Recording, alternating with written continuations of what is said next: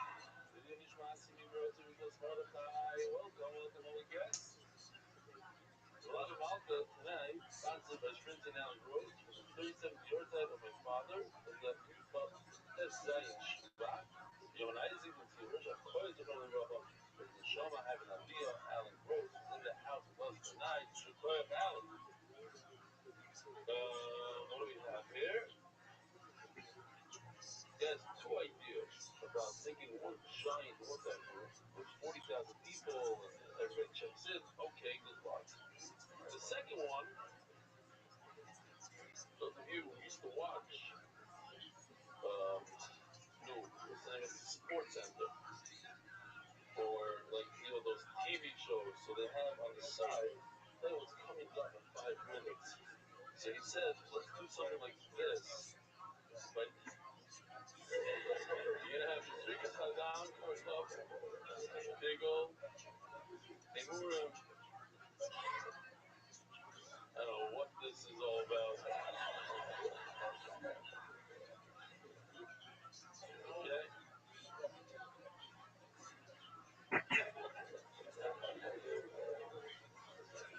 Just out of there and learning this out while on vacation in Plano, Texas.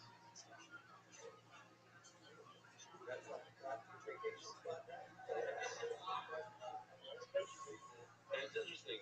This guy that sent the whole this thing is from Stanislav. I didn't read his name. What's his name here? Noam Gershel from Los Angeles. The Hospital helped tremendously to your attention and seeing what topic we're currently discussing. Listen, this guy needs to know what topic we're discussing now. What's going to help the topic we're discussing in the future? Okay, listen, some people need to know what we're talking about now. On the screen now. Then there's another guy here from Los Angeles, the same day. Nachum Ben Yossi, the son of the father of Yomi, from the office. They also follow even that morning and English at the evening. So interesting, a bunch of people in Los Angeles. We gotta get them all together. Is there that video I sent you? Oh, here. Donnie Fine's son. Check this out. In a mostly non-religious unit, gets up there in front of everybody and makes a seal on the book.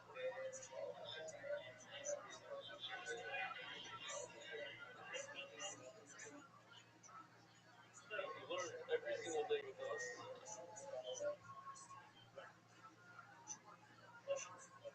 Huh? No, you're gonna see soon. Did it go? The camera pan? They're doing, so a lot of them are doing other stuff. Not wearing yarmulkes.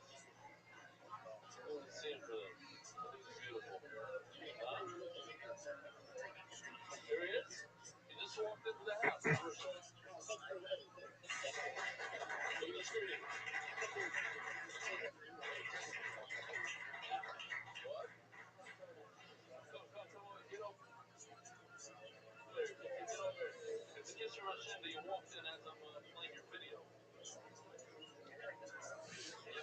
Well, what do you do with those cameras over there? Wait a minute. Just tell us real quick what's going on over here.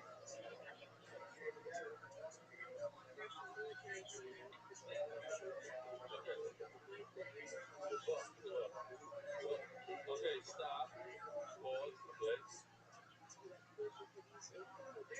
Your unit is mostly non-religious? No one. What's it called? Not from Piloni?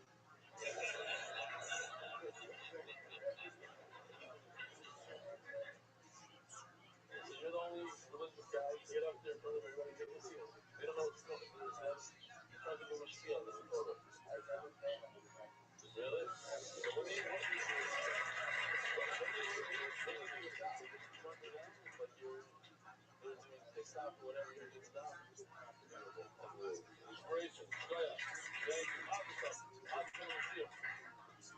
Okay. The official edition of War Shots was accepted by the Iranian Levi family's Perik Anonymous. The edition was hired by Moshe. Official edition of the War Shots. The Daf, Anonymous. The edition was Ochi. Rabbi Paul Yosef Shlomo Ben Rachaim Lifter Zaino Toshin Zayin. The second sponsor dates out.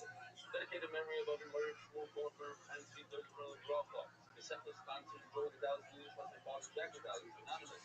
As well as the Rubens to the Gash the Policy Family Foundation with demonstrations are out of Goyer Fluent Politics. Vegetarian Elud.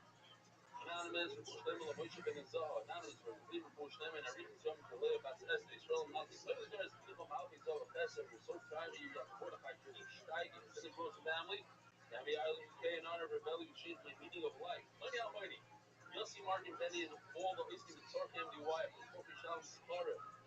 Monthly sponsors Ari Simon, Rufu Shem Avi Murray, Baruch and Miriam, Jimmy Azulai, Rufu Shem and Esther Pastunov, Moshe Aaron and Miriam Landy, Herzl Hashem Kitoi, Hilo, Oilo Chazdoy, anonymous, the Rufu Shem and a fuller husband, Henny Leila, hit his tzaddik in our generations.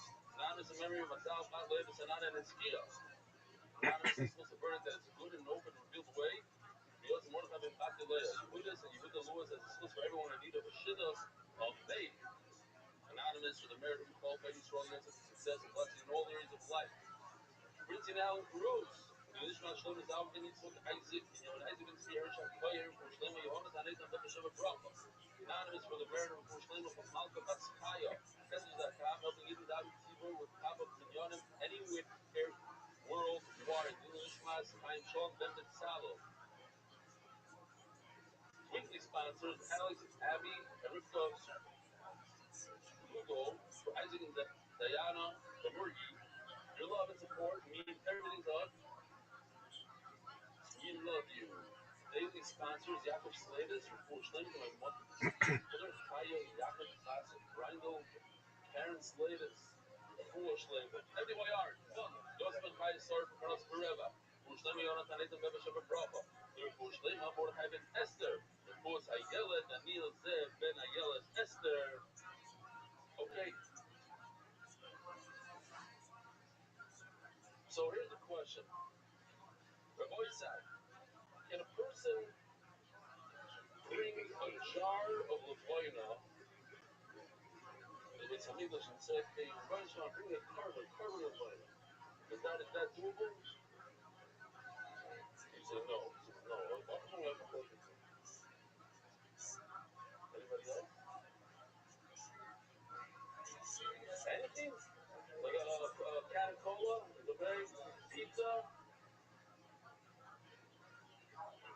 I'm talking about the Mizbeach. She's putting it on the Mizbeach. What about a pile of wood? You bring a pile of wood. Yeah. And how do you burn wood? Fire. So let's say you bring wood to the Mizbeach. Let's say you're right. You bring wood to the Mizbeach. You have to pour salt on it like you pour on a regular carbon. I don't know. This isn't a carbon. What about the vinyl? If you pour salt on the vinyl? Today's daf is a daf about salt. And we're going to have to see. Max Gevura, what has a question? You mentioned the bottom of your test on the base over in the bottom. Harinella. We were discussing yesterday the things that are in the middle of the Ma'akev, not Ma'akev. Are they, how do you say Ma'akev again? What is the word? It's something wrong is the better one. Mandatory. Mandatory is the better word. Yeah. Mandatory. Harinella. Loitanabe.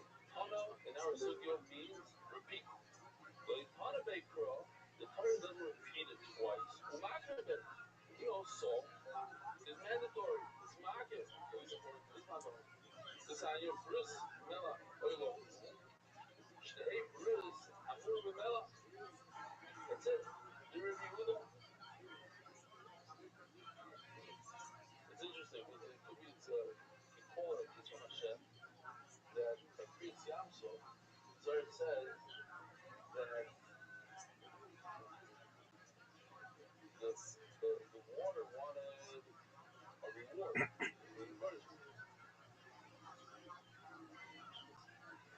So Hashem said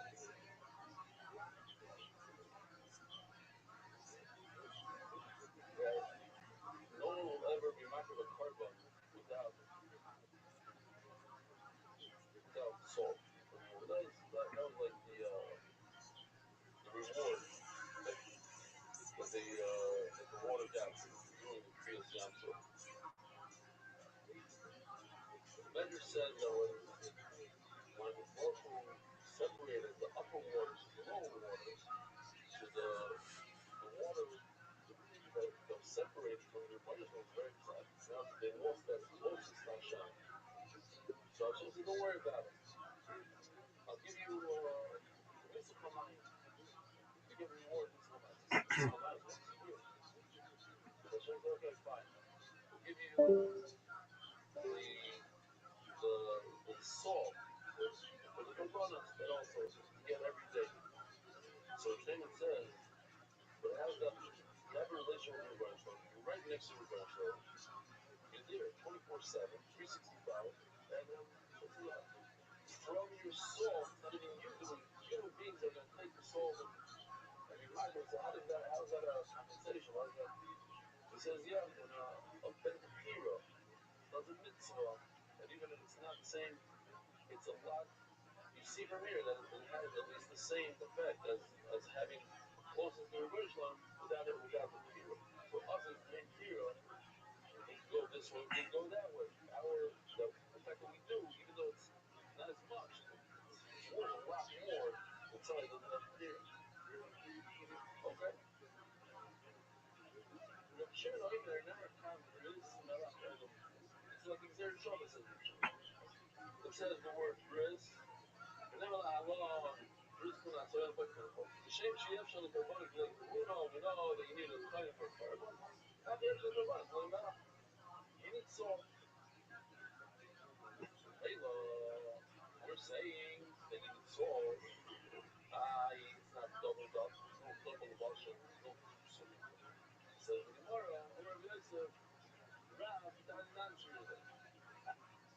Our Mishnah, we look in our Mishnah, it says that if you do Ukimitza, he didn't do Gevila, below Malach, the fourth thing in the Mishnah, he didn't do Melicha. It's okay.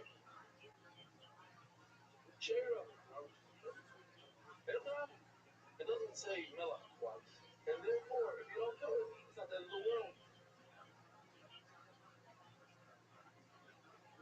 Why do we dip our challah in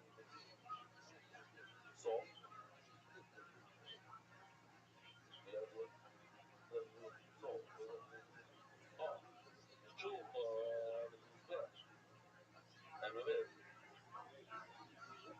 So why do we dip it? That I don't get. I thought we can't pour it. Like, you should pour on this couch. Dip it in the couch. But I think I should pour it.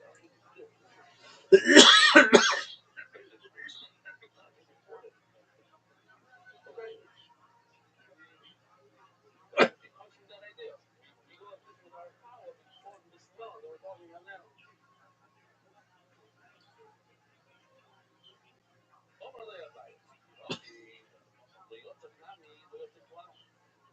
Going back to the Mishnah. The Mishnah starts off. He didn't do tzika, he didn't do the third oil.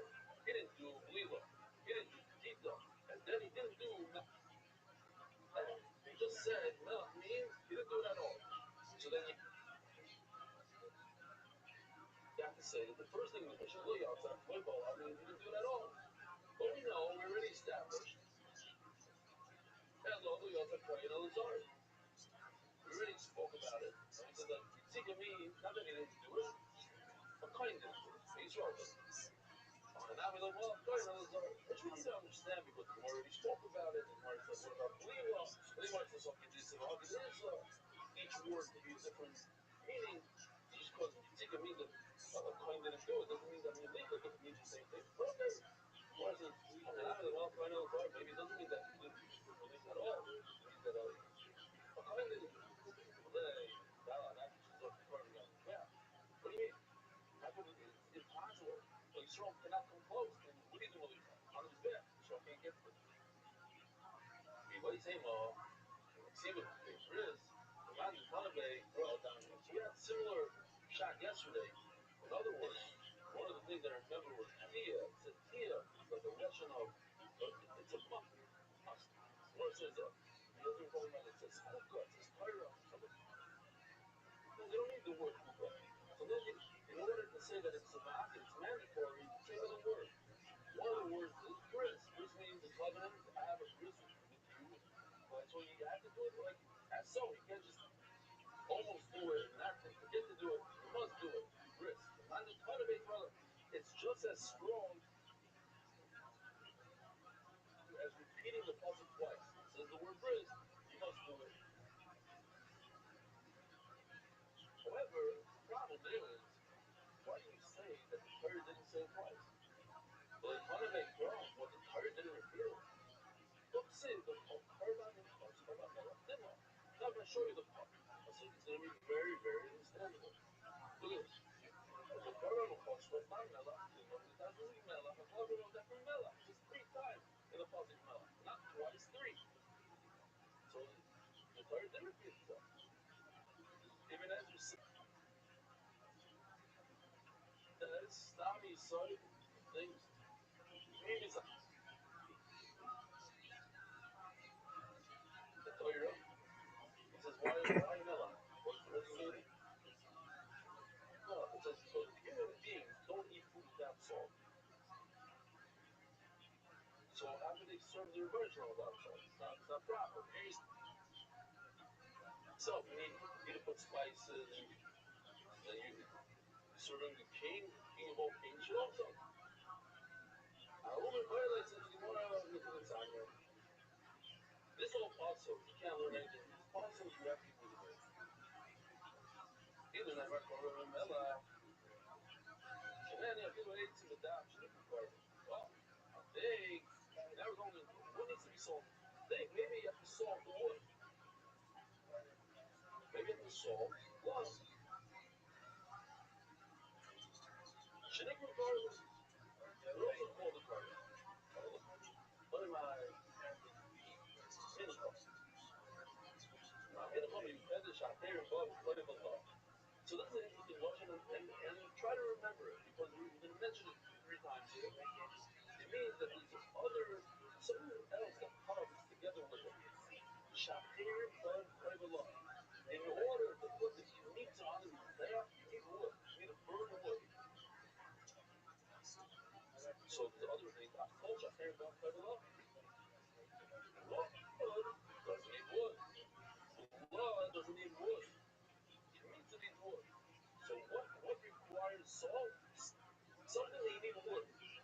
So when I put the meat on the Mizbeach, I have to salt it. Blood on the Mizbeach, I don't have to salt it. But blood on the Mizbeach, I have to salt it.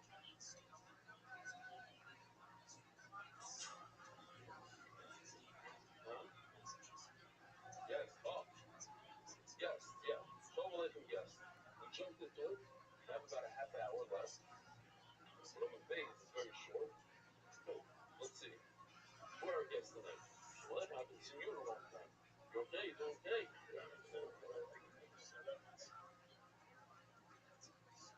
Dallas. Ah. I don't associate you with Dallas. I associate you with South Africa. Okay. Welcome back. Shalom Aleichem. Yes. What's your name? Oh, yeah.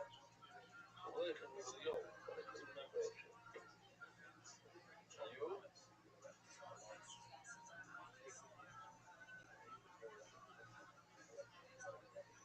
Shaddai.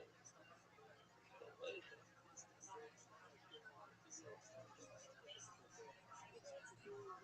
You know, we do Hebrew later. You want to speak Hebrew also? English is good. Well, you?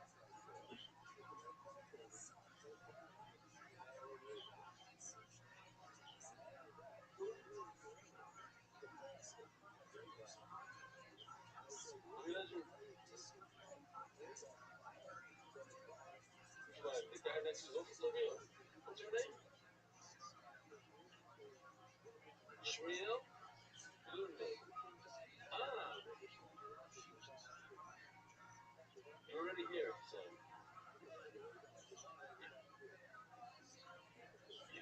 When are you guys leaving to America? I'm not pushing you out.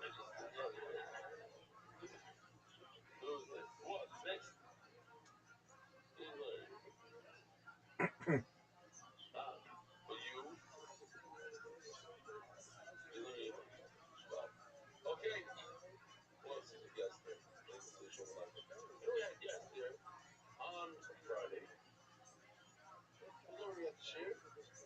Stockholm, Sweden. And I do this shit with you for years, and we have 8 guys that do this shit with you. I said, what? You freaked off when I said yes. Comes to me after the share. You better come back, that guy. He said he's gonna come back. He's not here today?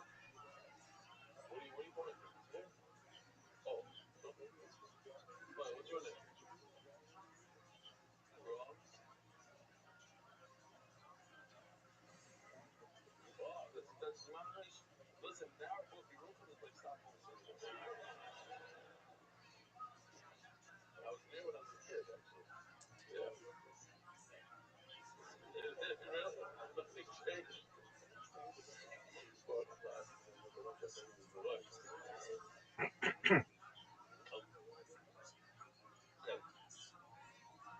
Weiter.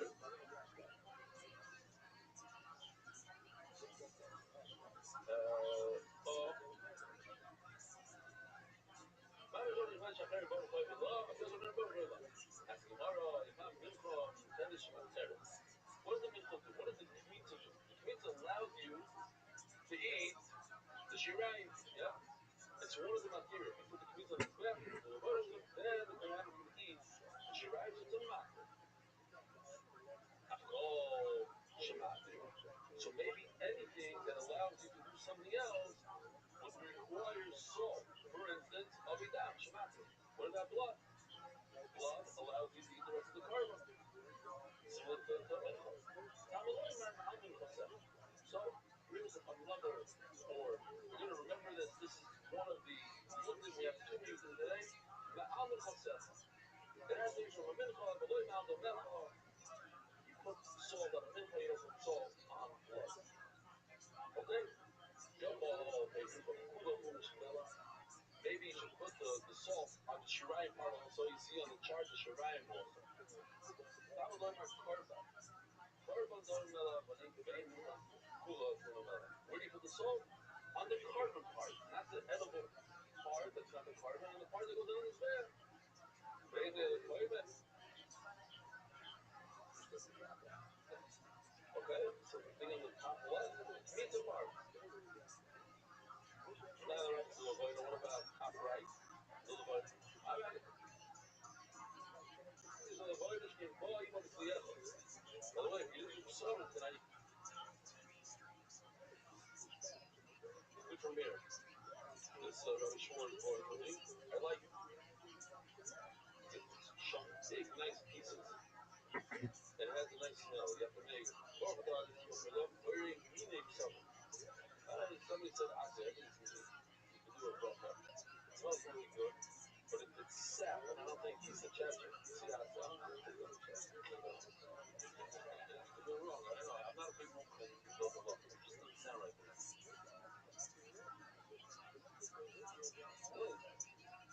Who's that? Oh, Sanford Hill. Wow, so nice. Bad. But I just filter or something. Right there. Says you should have a filter. What about it? Bueno. Chingó, íbamos a cuidar. Yeah. I just made a whole bunch. So, bueno, and the flour coming in one vessel. Right? You compare. So yeah, so that's why. That's why you need salt. So here, that's the question I asked in the beginning. Can you bring the bueno by itself? And the answer is yes. I can bring a carbon, a regular light carbon, the bueno. It's interesting, but it's done. Bring the whole fleet full of lavoina. How do I know that if it comes by itself without any flour, it also requires salt? Well, lavoina from what about the lavoina that comes in the 2 spoons on the shoulder of the leftovers? And how do you know if the itself needs salt? And if that's koyane, so pizza by the koyane goes straight up. Yeah, that's koyane.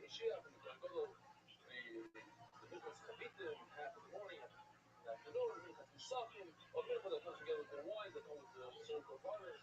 A muri happens, a muri asham, and a muri, the here, muri, like this, muri, happens, the asham.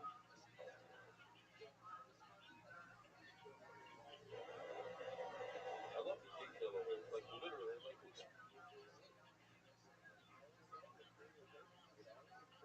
real.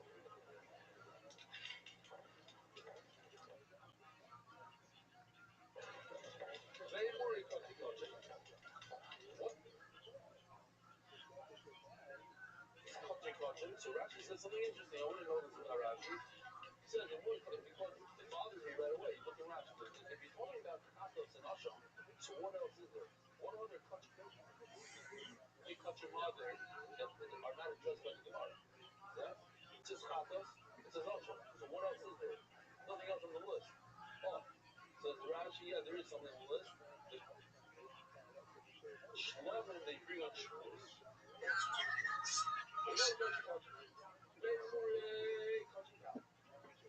And also, you have regular Shlomo, they all require salt. Memory, oil, you have the every oil, sorry, all the limbs of the oil, so all require. Midnight that they need salt, I'm a loymar. I'm cold, carbon, tacker, and that's the pasuk and somebody screamed out, maybe it was Iron, that even when you read wood, I call for love for no, you always need, we're going to see some. Oh, no, red, correct. There's no famous over here because it's not.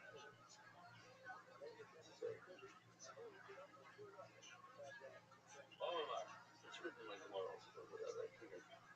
Oh, my. Any other claimants? You can see them. So I say, well, look,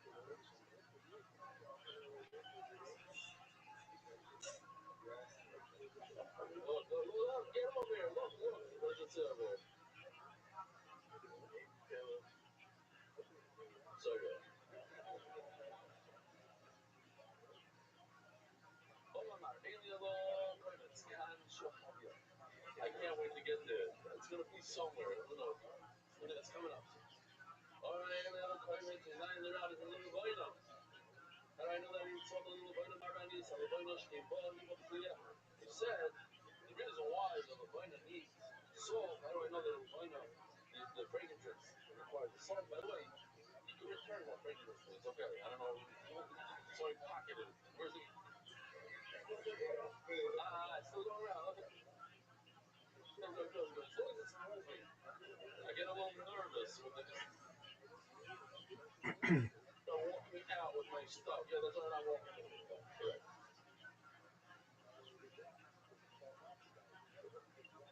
It's okay. It's okay. Don't worry.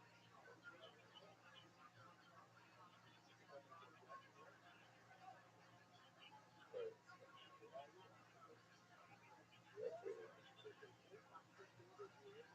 Yeah. So that. All right, the boys are still going on. Marvin is the boy that she gave all you up to the airport. That's the Marvin. Why do I have to say this is smart? Because that comes from Cleve. I'm ready to be better. The shocking the idea that if there's wood that burns it, that requires salt. So the vina is burnt by the wood, which requires salt. Oh my god. Ema carbon cloud. Oh, so Baruch Hashem, we don't have to say that there's zero trauma when it comes to the cloud by the cloud this year. When the Torah says a generalization, the Torah says carbon. Carbon can mean all these things that you see over here. It can mean meat, it can mean wood, vina, bird, it can mean everything. So that's a very generalized Muslim. But then the Torah says the Mikasa, a Mikasa. All have a variation of soul, so that's practical. So anytime you have a generalization and then specification of craft, then what we are doing is saying, forget the cloud. It's not cloud. It's not generalized. Okay? It's very, very exact to practice. But if the Torah adds another cloud afterwards, then it opens it up again. But the reason why it's a trap is because now I have where to focus. It has to be very similar to the trap. So that would be if it's only a cloud and a trap. So right now we're at a cloud and a trap. Oh yeah, we have a carbon cloud. Or carbon is general. Or trap. Cloud trap. Hey, but cloud doesn't much of a trap. So what? So that's being exact. No generalization. It's very specified. Mincha in. You got rid of love. We remove the whole list of carbonic that we saw before. All these different things. And that's being only a mincha. And that's the only thing that requires it. On the other hand, whoa. So no. You got to continue the process. It says the body on Kolko Bonko. Here we go. So it's carbon, mincha, carbon. All carbon. All the types of carbon. So now it brings everything back there. Just what? Let's see something similar to the has a carbon similar to the crab, which is the milk. So what do you do? Of course, you all know these sites when you say carbonates over there. Okay.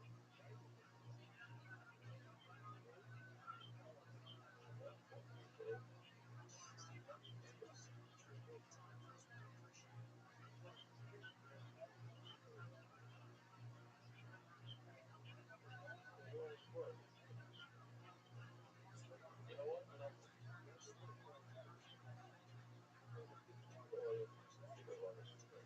I'm not joking. And then it stopped. At some point, show your ass.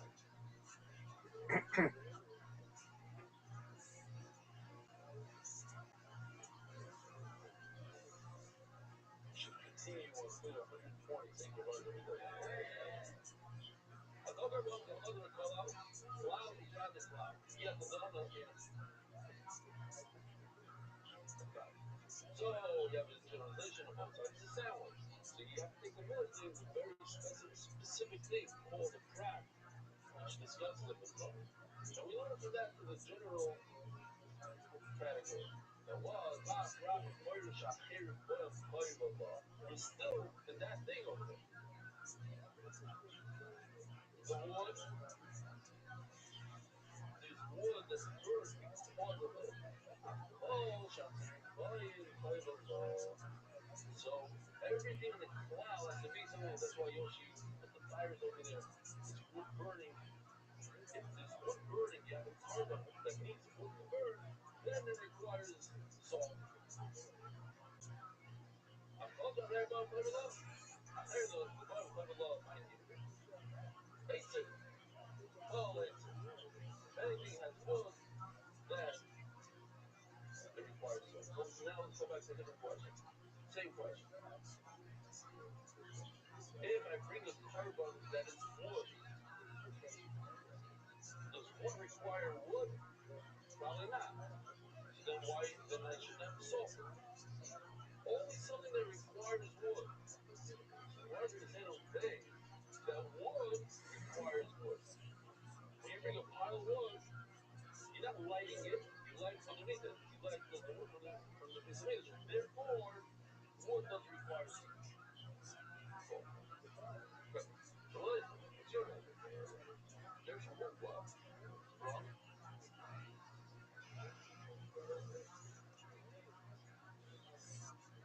Real? First time ever. That's crazy. How old are you, Claire? That's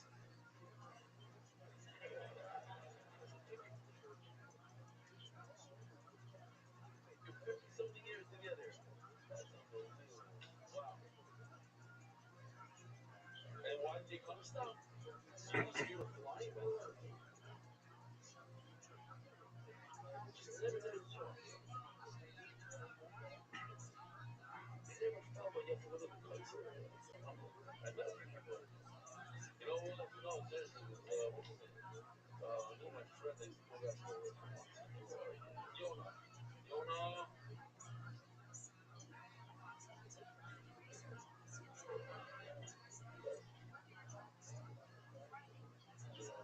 Okay, fine. His father, like 7 years old, named him.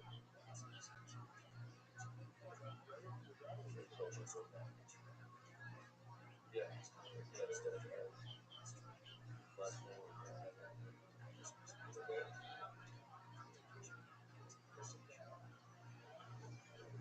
Oh, that is Renata. So that's Renata. Very cool. What are the guys in the top? Oh, that's cool. I thought it was like a. No, so I'm not.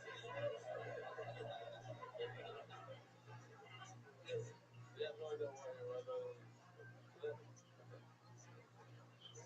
Talk to you tomorrow. Oh boy. We're running out of time. Hey, Ma. Look, going on. Guys, sit down. Thinking of something. So it's an interesting thing what's going on here. The Gemara says that since blood comes together with something else, blood comes together with the something. That the Nesachim come because of the blood. So Layla, they go together, and therefore it should require salt. Just like Levina comes because of a mikvah. The Levina comes because of the mikvah, and that's why it requires salt. So too, this Sachin that comes because of the blood should also, the blood should need salt. No, no, no, no. The salt about the water was up. Some of them don't come. The wine doesn't come because of the blood. The wine comes together with the same water. My typo? It says achilu shtir. There's wine and there's meat. Like that's what we eat on Shabbos. Right? The achilu and the shtir. For whatever reason, I said this on the cruise ships. I'll say it now. Like, not like a guy. I just thought it was funny. This guy, he was going shopping. Like, yeah, let's say some little, store during that night. He went shopping in the morning. He went to the bakery, bought a ton of cookies and cakes and stuff. He put it in a box. He went to the and he steals the box. So some lead decided to get him good. So he took a bottle of something and put it right into the box. So other people came and said, "Oh, it's a box of cakes. Typically, it's a closed box." So we're not, but since it's a bottle of liquor, they figured there's a ticker. And they opened it up. Run, and they partied there. And the guy finishes for that. There's nothing left in his box. Because also, people like to take home. So they asked Zurstein, not Joe, Roma, not Roma, but okay. Right?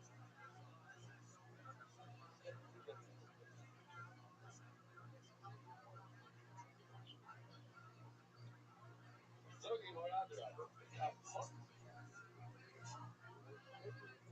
what of a simcha? Simcha meaning the wine. The wine is the end of the. You have enough Mara through the blood, and you have the simcha that you got the Mara.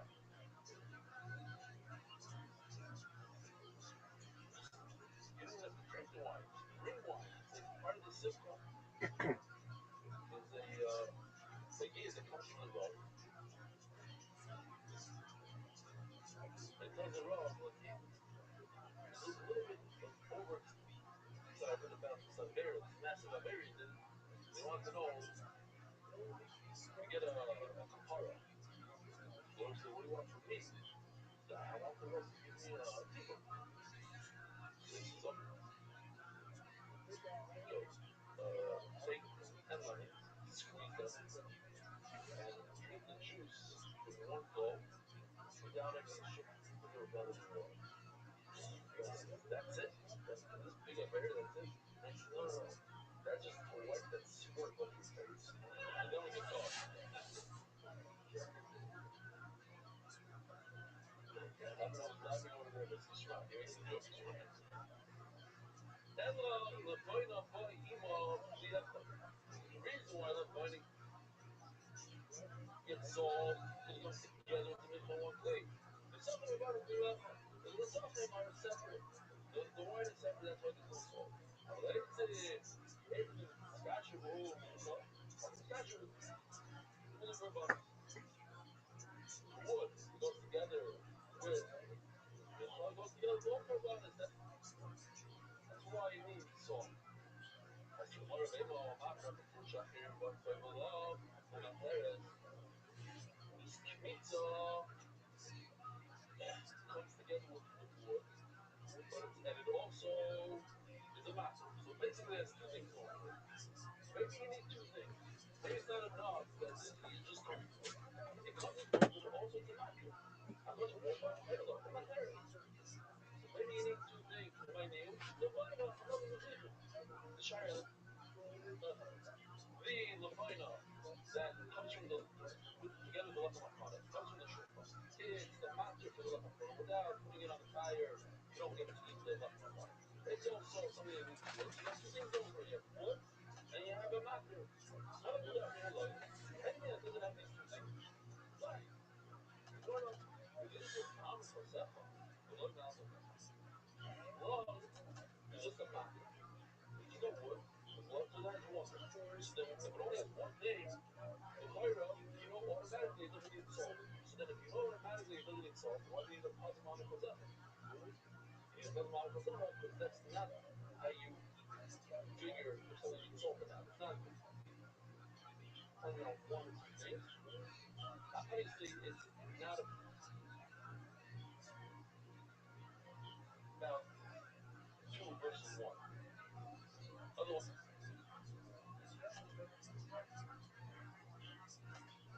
you wouldn't need a Pazman specifically in the mind.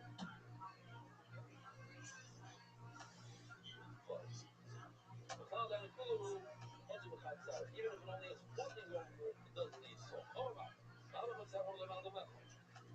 You learn from the Pazman Kosecha, that's the meal and exclude. It's only a mincha, but not blood.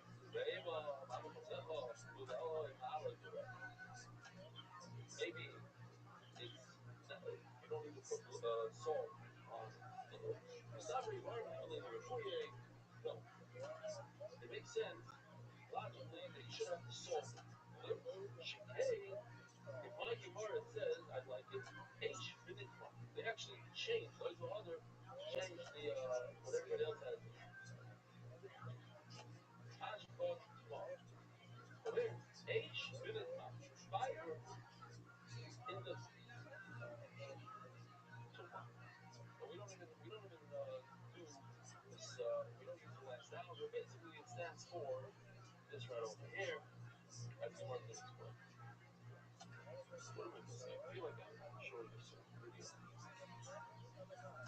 Oh, this? No, the guy agreed to a wooden carpet. No, I think it's later. It's later also.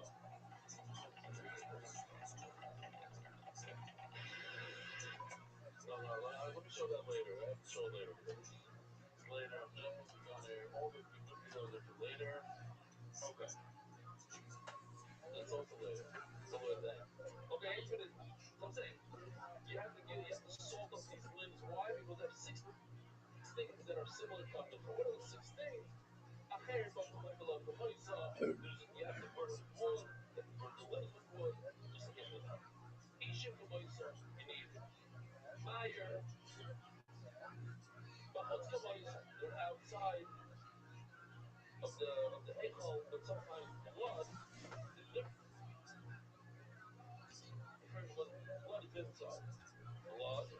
You don't put on the fire. You throw it on the wall. You don't have wood underneath it.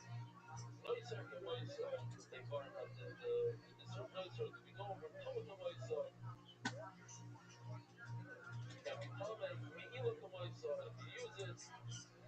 praise of it's something that you use blood. Now, so the Gemara, the Rabbi, oh, we're gonna pause it for our sponsors. Earning it down, Adash Global, your one-stop shop for all your financial needs. Isaac Castle, in honor of all the NY Diamonds in South Florida, which are all the Zoyfot, the Ruby from Dash, Anonymous. In memory of Moshe and parents from first garden site of Zaich, Azaraba, Dahaba, Flavor of Way.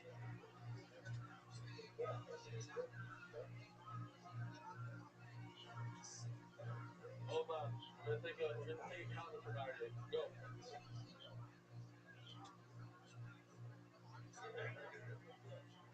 Go. Dahaba, Yay. Wait, no, that's yeah, there's a chance I'm kosher here. Yeah, I'm looking at the clock, 7 minutes, 6 live. Blood is similar to milk, and blood required salt. She gave matter to us, the blood is a matter. The blood is definitely script. Take the blood, drink the blood, eat a lot, eat the carbon. First of all, it's matter to us. Second of all, the nifsal, the shkia is a common kavaisa. It's a muscle where the shkia goes along. Over here is the massive placement where he discussed on the tzvachim, the famous shita of Rabbi Tan, that shkia says is not what we think is when the sun goes below the horizon. Rather, it's 58 and a half minutes later, and then you have 13 and a half minutes of Guinness muscles, a total of 72 minutes. That's shita to Rabbi Tan. On it, you have two things that are similar. Blood is similar to milk. Two things. Or half the vision. There's six. You had six things that a farm are similar. That's why I'm going to take the pencil and purified blood. Oh my. Man, if you go into the down, how deep that wood and blood require salting. Why do we call chicken garlic? But when I thought that, that's why I have a meal. I'm the muscle and not blood. My chance I don't rate to make a garlic. Who said that what is this? Garlic? Rabbi. The Rabbi Bible, you're right. According to Rabbi, you can need salt. You have to salt the water. Lasagna, carbon milcha, which is extra, lame, is not activates. The lighter club and donate water. Now, we in the Shemesh and New York, you don't know what it is, but many places around the world, you go to Switzerland, you go there, when you're in a hike, it was all about water. You ever have wood piled up? Well, you don't have to talk about that. Side of the houses, they have all over Europe. You take the water, you throw it into the ocean. What is the thing? Who needs to sell wood? Fireplace. That wood to go fireplace. So a guy said, listen, give me instead of valuable water, give it. This is a bit English. It's a nice garden. Big cow. How much is it considered a carbon? Snakes, you really like cookies. The hand whatever, my girl, it's a album.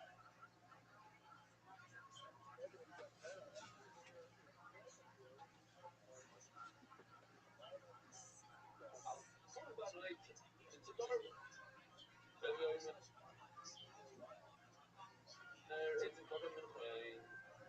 Wood is in fact a mineral. It's a type. We call it the carbon. It's not a carbon oil. It's a carbon mineral.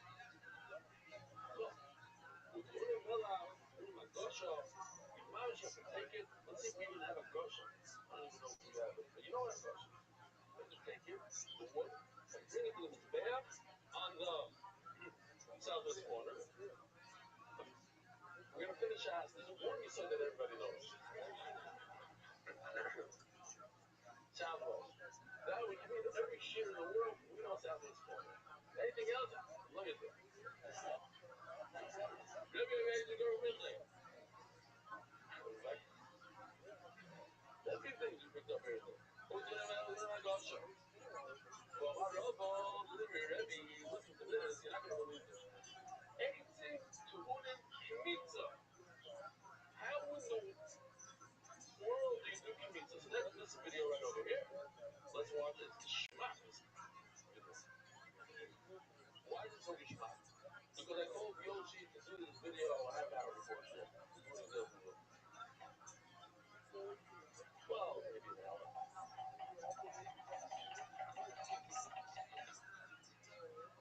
It's just, you have to have that feel. It's a ninja. Oh my god.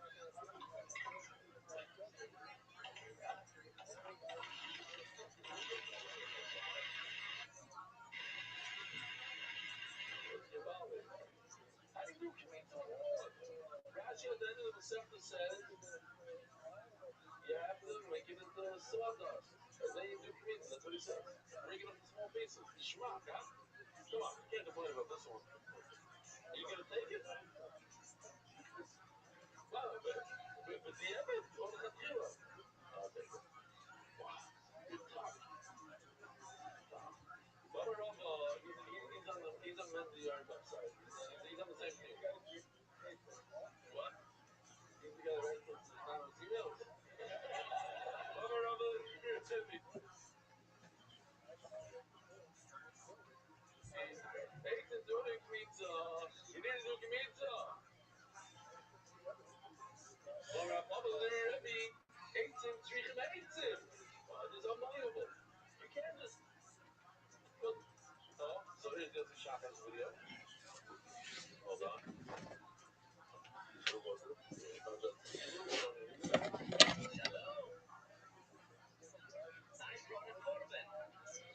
I didn't like this one. That one. Forget this one.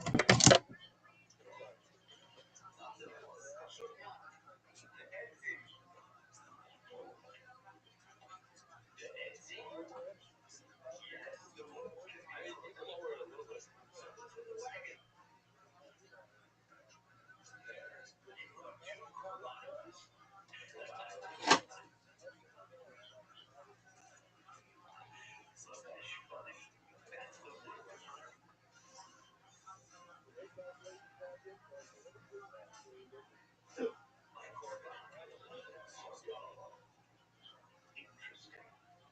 Yes, sir. You need wood to burn the wood. You can't just bring wood. Oh, the problem is, how do we deal with the prices? And the prices is like, wood doesn't need salt. And over here, Rebbe says the first wood needs salt. Says tomorrow, okay, so maybe can't 18, you're right. If so, you have to take the word 18 out, because 18 does need wood, salt. The Ella Pro, the Mudim. Now we have the Etzem, so that is a whole long Rashi. And there's two Niyutim that we have. We have Alma Koch, I told you guys to remember. We have this one, you know, the cloud of Brat and Cloud. That's a deal. But if you're going to remove wood, which requires salt, so what's the second year? One year, okay, we're saying blood doesn't need salt. What's the second one for? My either will be the that already took out from Mamuchasecha. So now what do I do with the cloud of Brat and Cloud? The Gemara applicates violence on them. Okay. The sucker, wine doesn't need salt. How do I know that from the second year? Besides, I'm like, I got that base, my third is 8 minutes. We're going to start over here tomorrow. We can just read it. There are four things that don't require salt: wine, blood, wood, and thirst. Says Gemara Nani, Rebbe actually hates it. Rebbe just says that wood does require salt. Thirst. They do require salt for thirst. And the Gemara goes on to say it's different. Tana, it says it's different.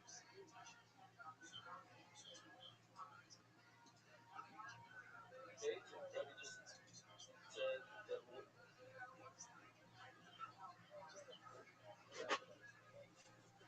Applicates violence on it. Okay. The sucker, wine doesn't need salt. How do I know that from the second year? Besides, I'm like, I got that base, my third is 8 minutes.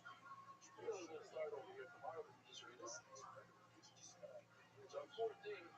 requires salt, wine, blood, wood, and third.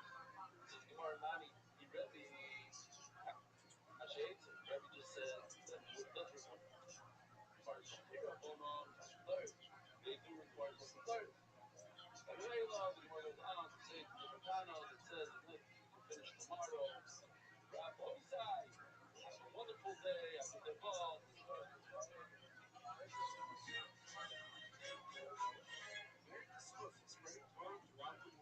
Sponsor a share today.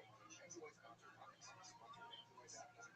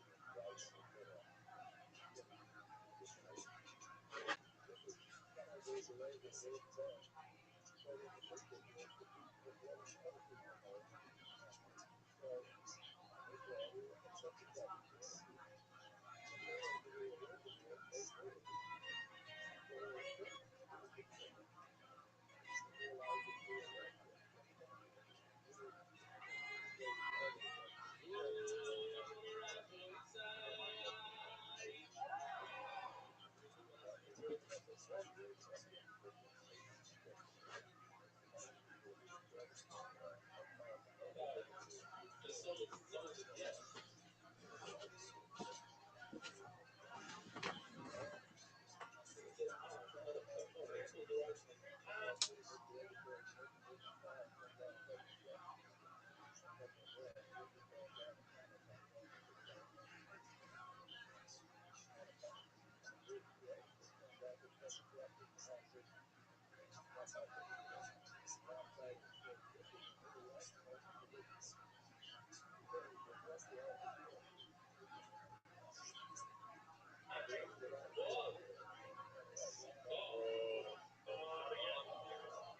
No, we got it.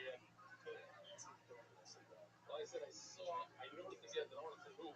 Came up and she said it kept going. I was like, shaking Lula for the first time. Oh, I didn't make a broth, or I didn't make a broth yet. Baruch atah Adonai Eloheinu melech haolam, שהכל נהיה בדברו. It even tastes better in this cup. Glass. Different. Wow. I have to apologize to the buyer. I'm taking this home. So I was the glass. Yesterday, somebody knocked over my cup of coffee, my half cup. It come out 2-3 times a week. Somebody knocks over my cup. This is not gonna last more than 3 days.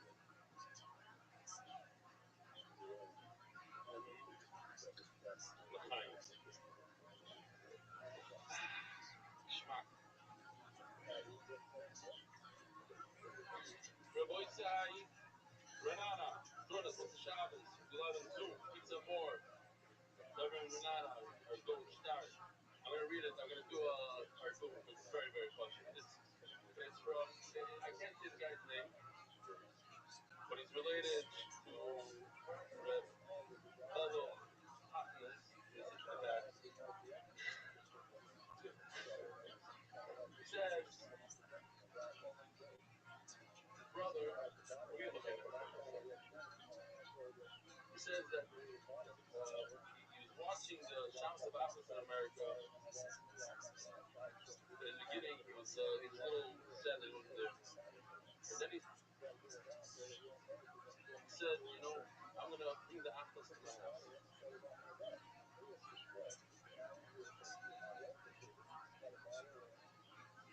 That's what he did. It's a beautiful, he writes so beautifully. And I thought that I'm watching it up here, but it's so fresh. I gotta read it.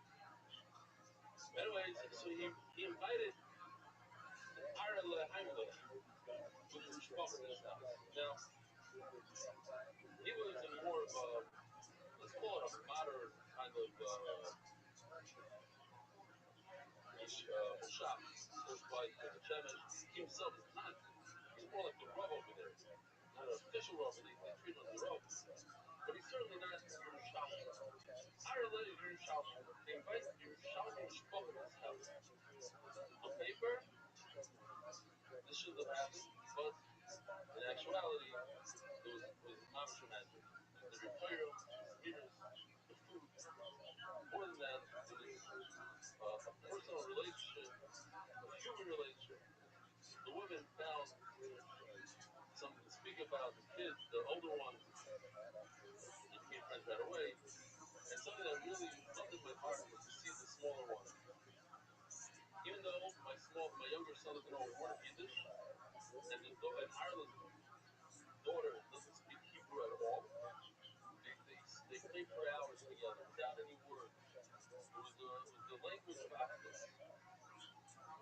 And you always talk about how the daf brings people together. This exact thing that we learned yesterday with Yosef Havli that sat in front of his Rebbe.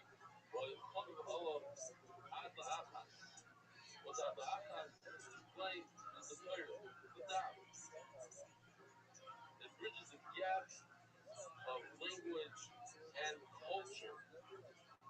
They're not relevant. We're all Jews and we're all connected to Hakadosh Baruch Hu. So, to finish off, you don't need to fly to New York. This has to be recorded with him. You need to fly to New York.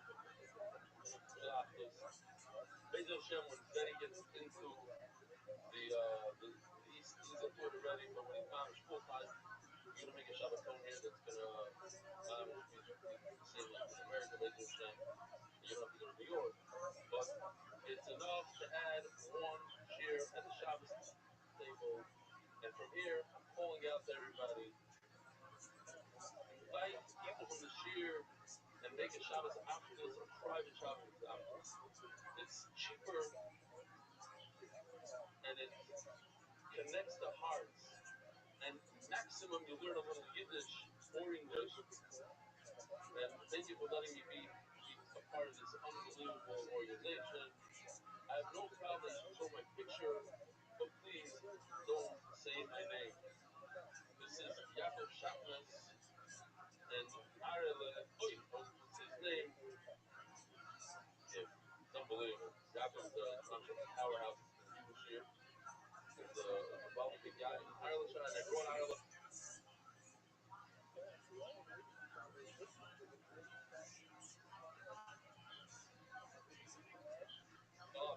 Shir, the new Hawashis is unbelievable. And he says at the end of the day, we're all the same.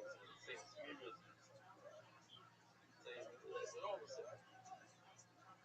Like the Shmuel Shmuel making the best of his time as he sourced through heights. If not, when I thought yesterday they should make him tzaddikim. All custom and custom. No, it's not bad. You have to figure out how to do it again. All custom, learn them as well. I don't know if that fits.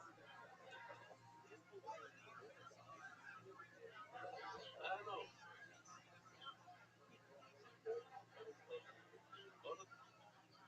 Talk about custom.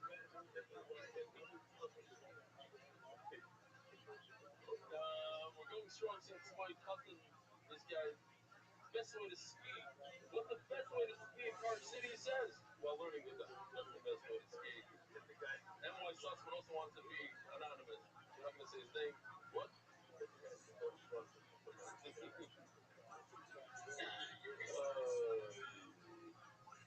Check this out. Personal story of Kislev. Message against all odds from the Jewish community in Ecuador.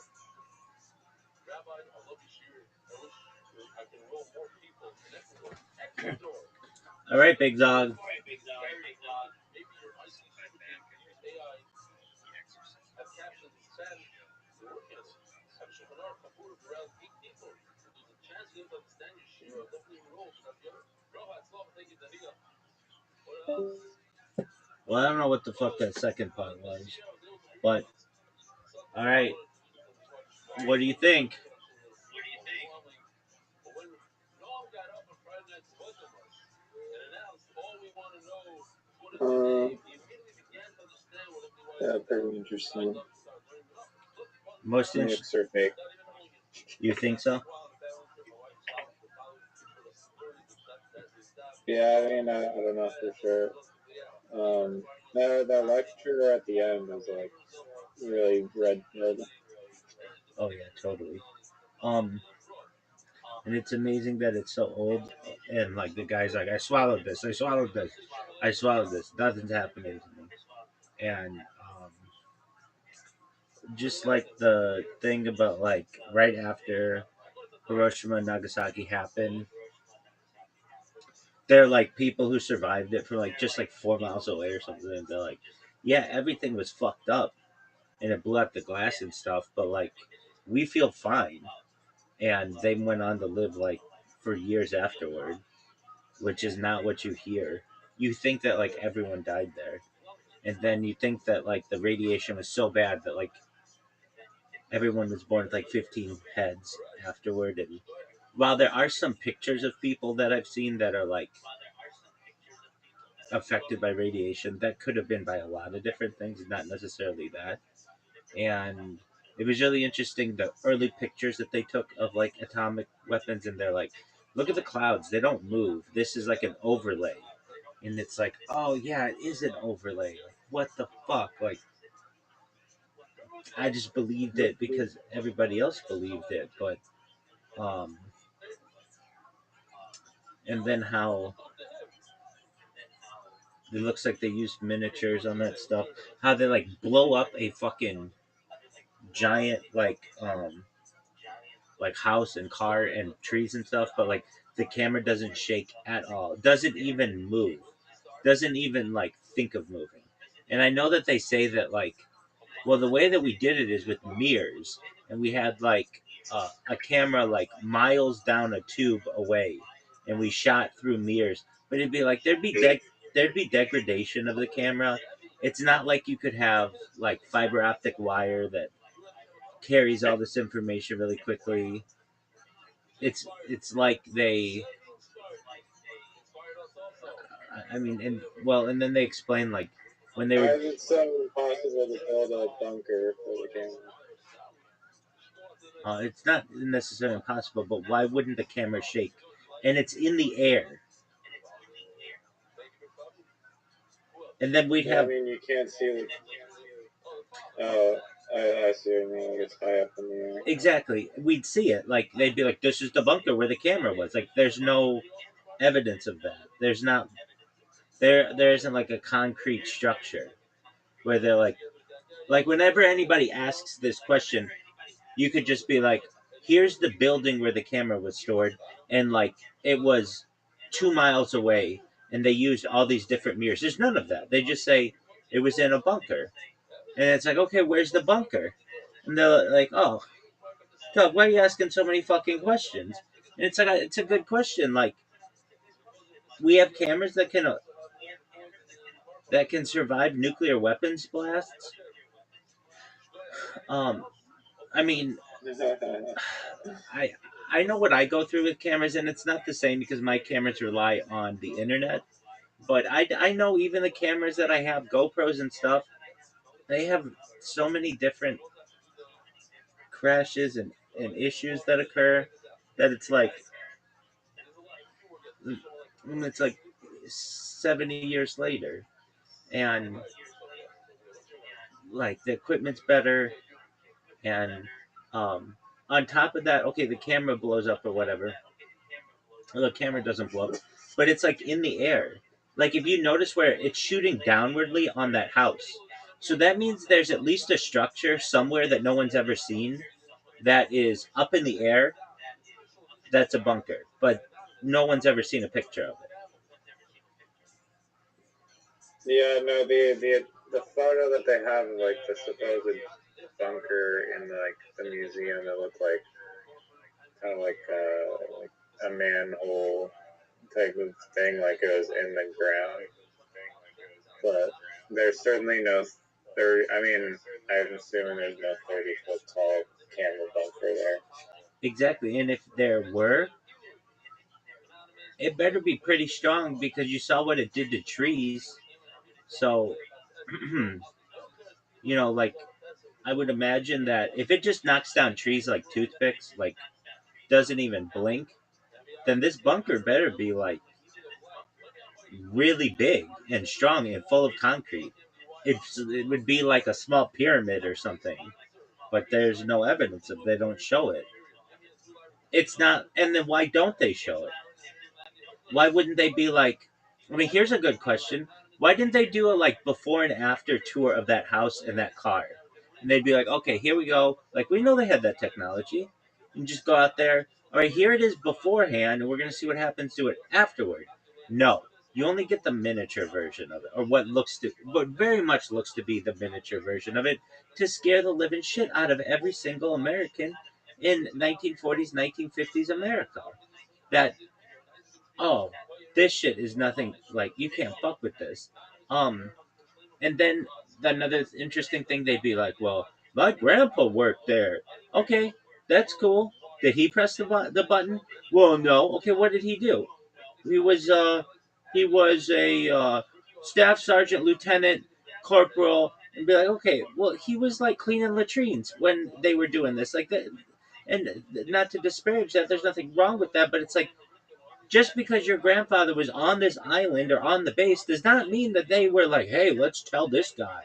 And that type of logic breaks down. Like, oh, I would know because someone with whom I have a relation was there. And it's like, not necessarily.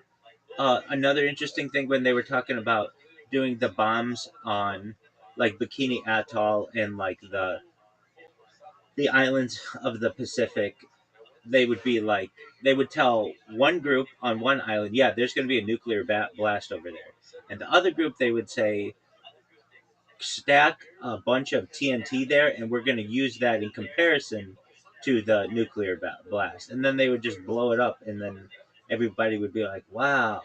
But and another interesting thing is like TNT when it blows up, it creates a mushroom cloud, which a lot of people don't know. When you just create tons and tons of dynamite, it just creates a mushroom cloud, just like a nuclear weapon. And questions that I always had of like Hiroshima and Nagasaki when they dropped the bombs, like um, they they you mean they were like video like taping this, and there there's no like blast wave, like when you blow something up there's a shock wave that goes through that would affect the air, and there's no like it doesn't like like move the plane at all. um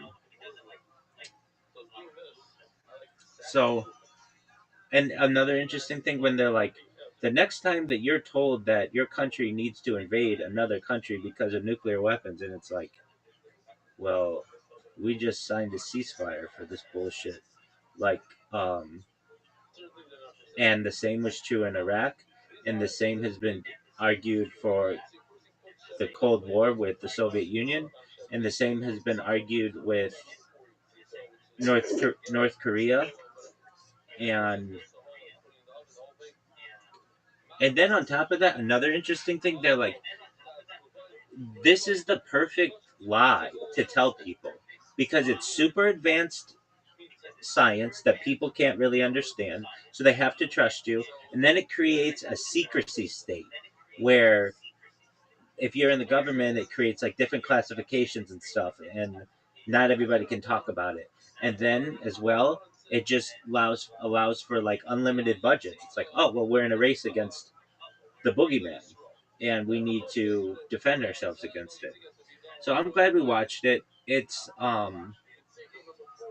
wasn't like a perfectly edited, or it's not a professional documentary, but that's okay. Some of the coolest shit is just somebody who was just like sitting in front of a computer, just just putting stuff together, and they just make good points, and there were good points in this.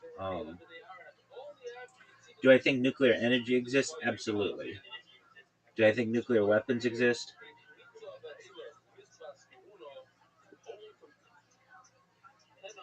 I still think they exist, but not in the same way that is traditionally thought. Like, I still think it's possible, but um, at least for Nagasaki and Hiroshima, there are some questions there. There are also questions why they haven't been used since then. That's another question. Oh yeah. Well, because they're so devastating. Apparently. But I Yeah, mean, if they're saying that they like carpet bomb Tokyo. Hiroshima or like wherever, like I mean, I guess everyone that would be a witness would be too dead, but like to report it maybe. But And how do you know the I don't know. difference? How do you know the difference? When they bombed Dresden in World War II, they bombed it with so much, so much, so many explosions, so much TNT that a first of its kind, at least witnessed event occurred, which is fire tornadoes. Like basically, when you have enough fire and shit, a tornado can occur from fire. And like, if you're involved in that, how are you gonna know the difference between that and a nuclear weapon? You just aren't. And even if you, Because like one, the nuke is like a singular explosion, but like the carpet bombs, I imagine you have 10 minutes of explosion, so you would think or at so, least a bunch of airplanes you and would think shit. so, but when something blows up like a nuclear weapon, there it's gonna start other stuff on fire that might not have blown up, like gas tanks, propane tanks, car tanks.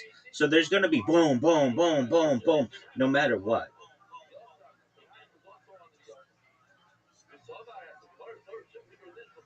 I guess, yeah. I mean, I don't know what happened. It was just an alternative take, and but do I think nuclear energy is a thing? Yeah, absolutely.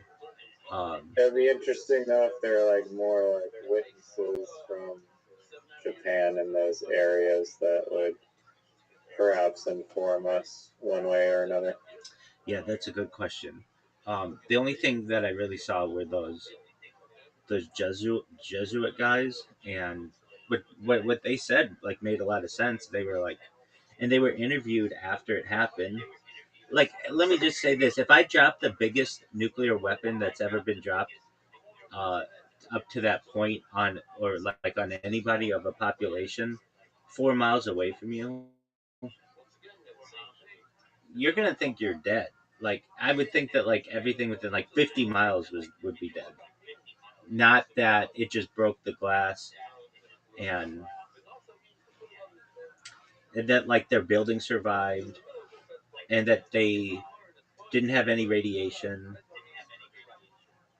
Um, and then they talk about just dropping huge amounts of or like detonating a big amount of um, TNT makes the same um, makes the same reaction. Another thing that was interesting were the pictures, how they had these overlays where it would be like, hey, we just took a bunch of TNT, exploded it, and then put it over like the clouds in the sky, or we just showed people like literally the camera pointed at the sun, just something really really bright, and another interesting thing they have these people who are like looking at a nuclear blast and they just have sunglasses on.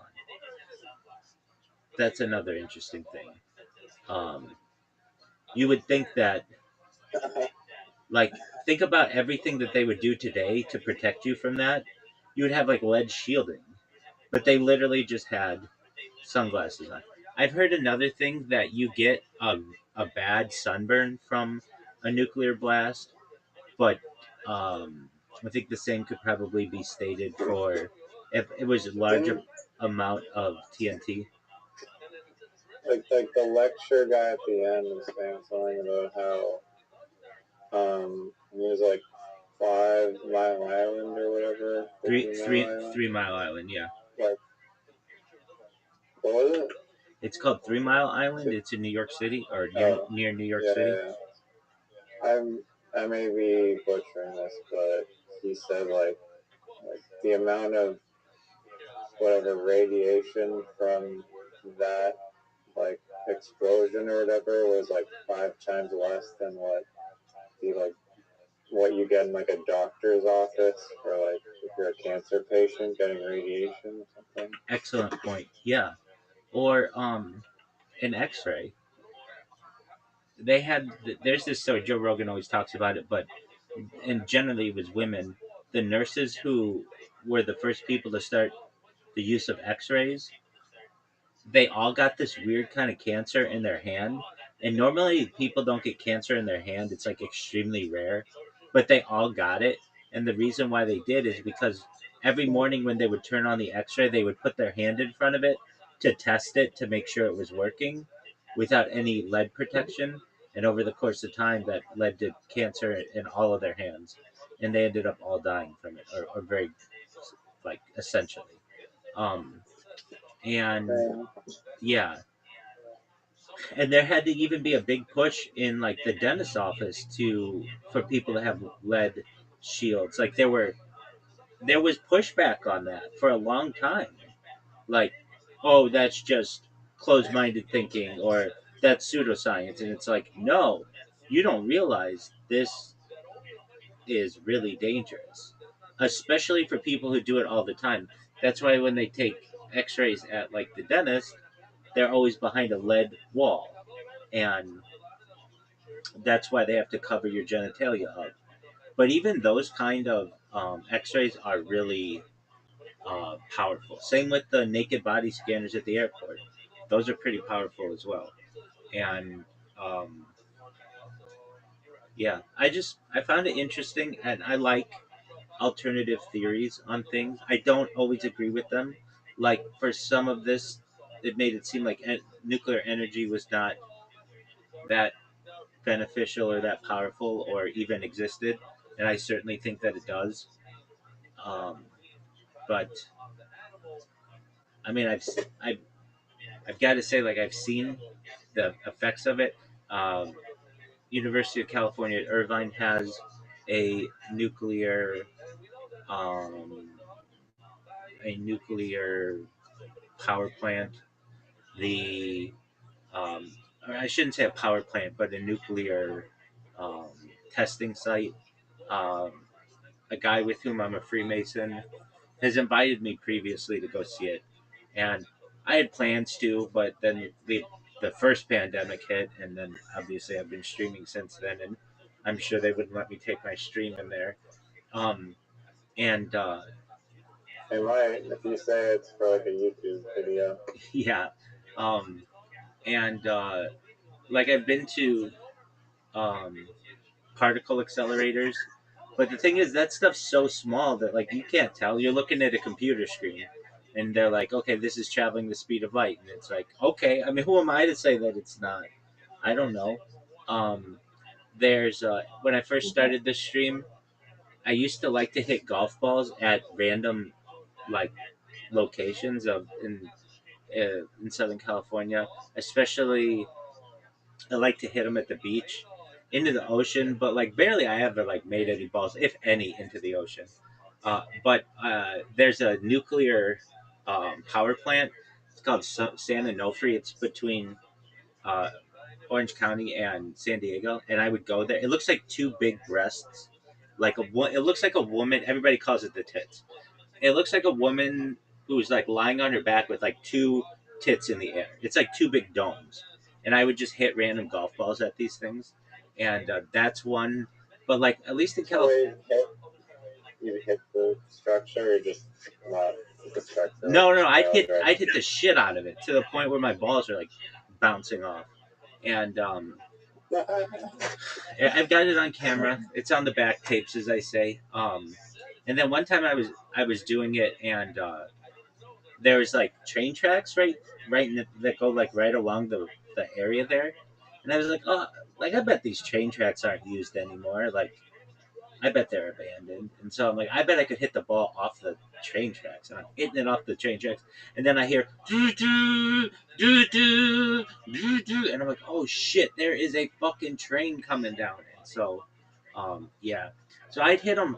one of my favorite Instagram channels is this guy called like We Golf Everywhere, I think it's called, and the guy just goes like golfing in like urban areas, and he'll wait till it's like 2 a.m. in some like city, and he'll just tee up a ball in like the middle of the street in like the city, and you'll hear like and it'll just make like this incredible like whiplash, and then like sparks too from him hitting it, and he just playing like urban golf, and sometimes it's like I've also heard videos or saw a video of like I believe the guy was like in Vancouver, and he set up like a driver in like the middle of the street in Vancouver and just hit a drive at like 3 a.m.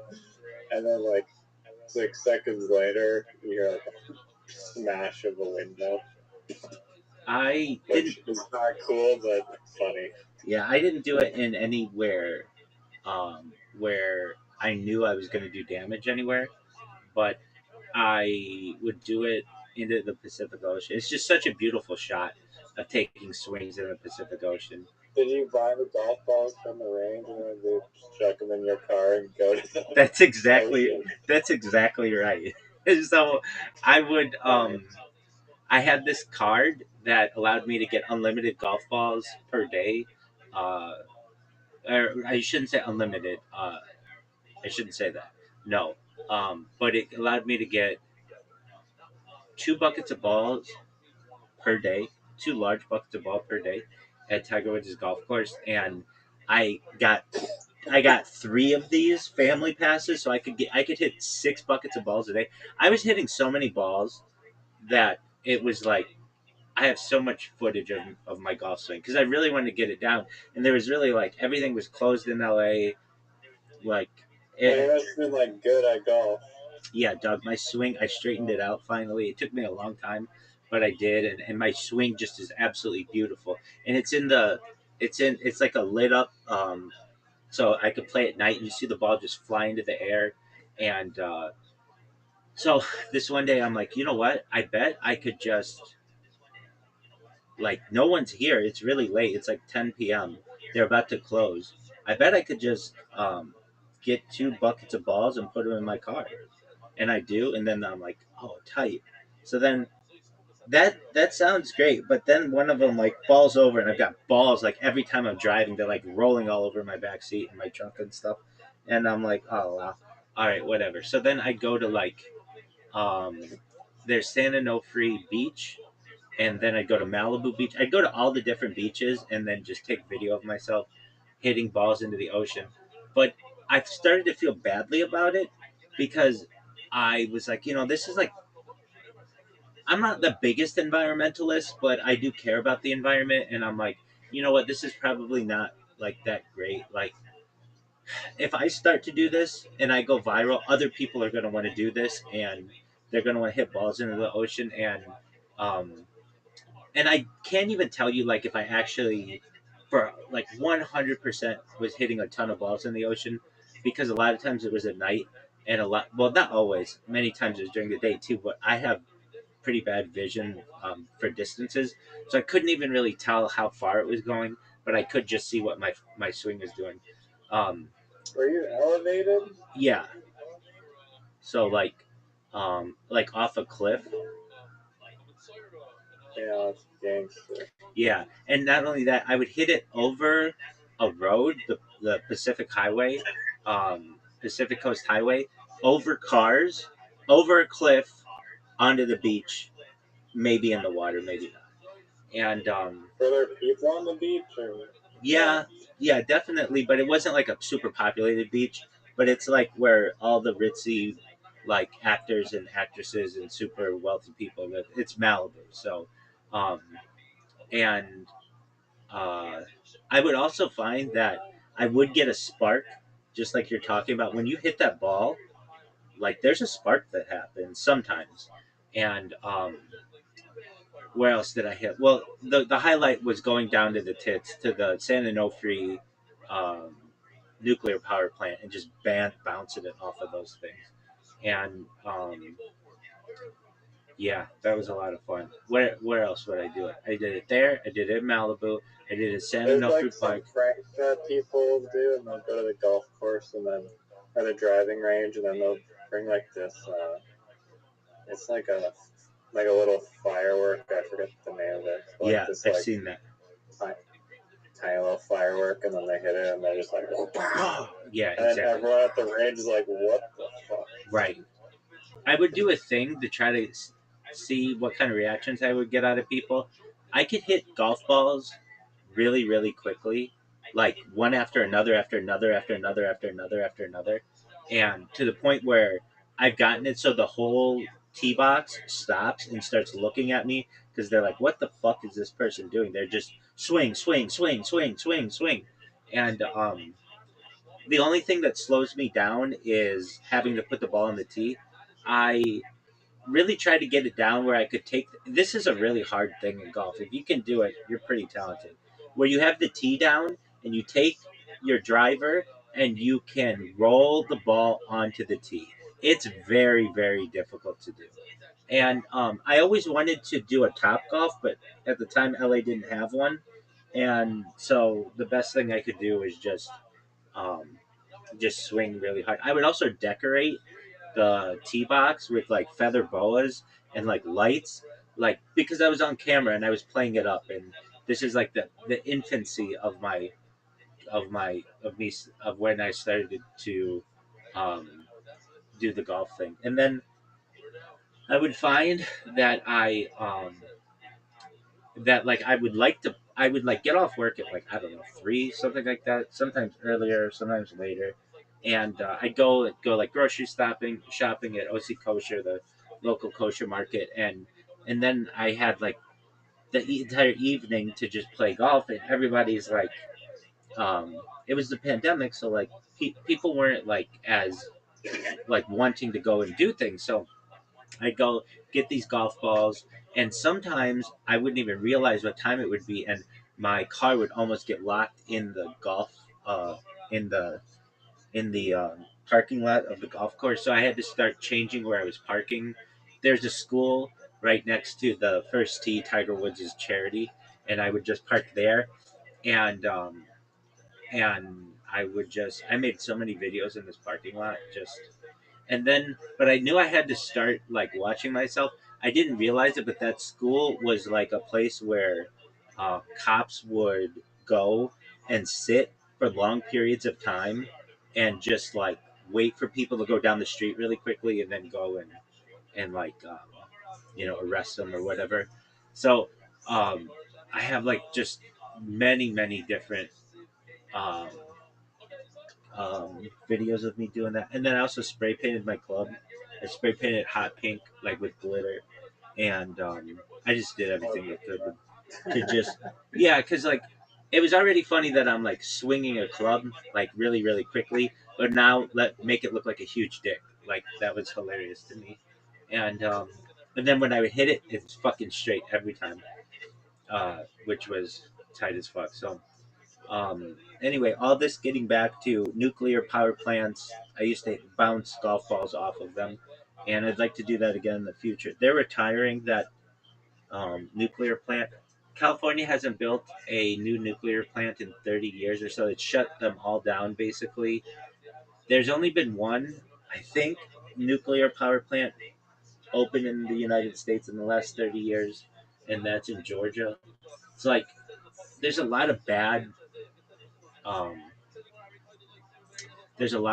juju or whatever, like bad um, bad. Like a lot of people get scared Is when you mention nuclear. China building nuclear? Oh yeah, Nu- dude, they're building like 50 a year. Yeah, huge amounts. I think right now in the United States has the most amount of nuclear plant. Last time I checked, and this is actually a couple of years ago. Let's just get the statistics. But yeah, China outpaced the United States. It was like the United States had like 300 and China had 250, but China was aiming for flat 500 by 2030 or something. How many nuclear power plants does China have in comparison to the United States, and how many were built recently in both countries?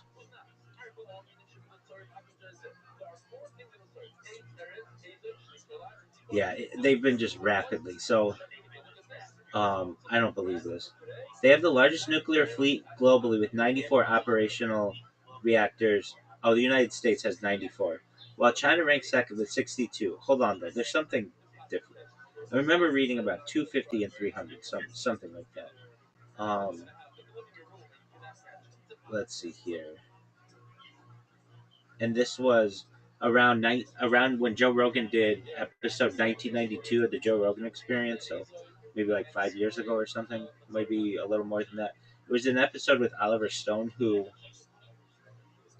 is a director. He did JFK, and he did like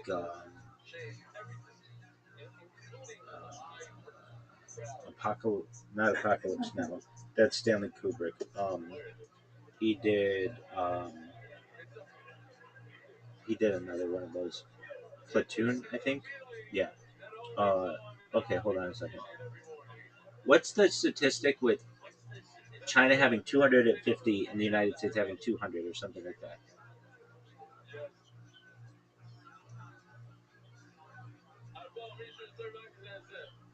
The statistic that you're referring to, yeah, this is China's ambitious new plans. Um, so, oh yeah, okay. So China aims to build dozens of new reactions to raise the installed capacity to 200 by 2030. China's long-term strategy includes plans to build a total of 150 new reactors within the next 10 years. So pretty close to 250. And the United States has like, but there's something more to this too. Um, what about nuclear facilities in general? Maybe China has like 300, the United States 250. There's something like this. Um, Perhaps that's future capacity goals. China has 30. Let me just look at right now. How many nuclear plants are being built in the United States versus China?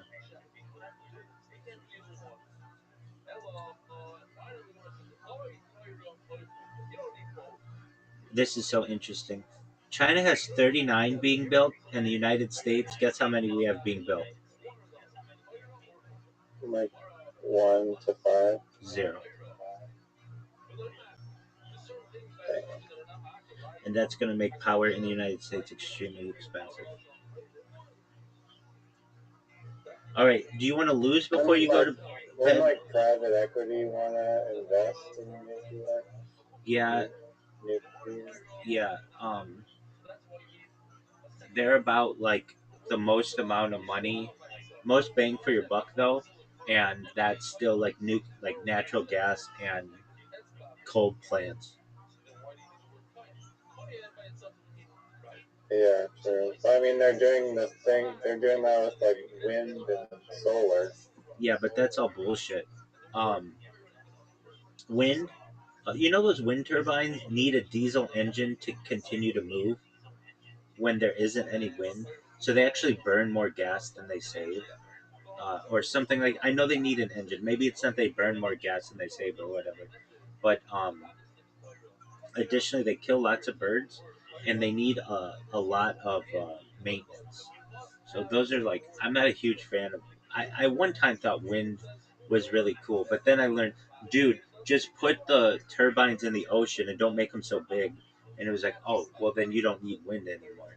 But when I'd first see them, I would drive through the Central Californian um, It's called the it's just the Central California Valley.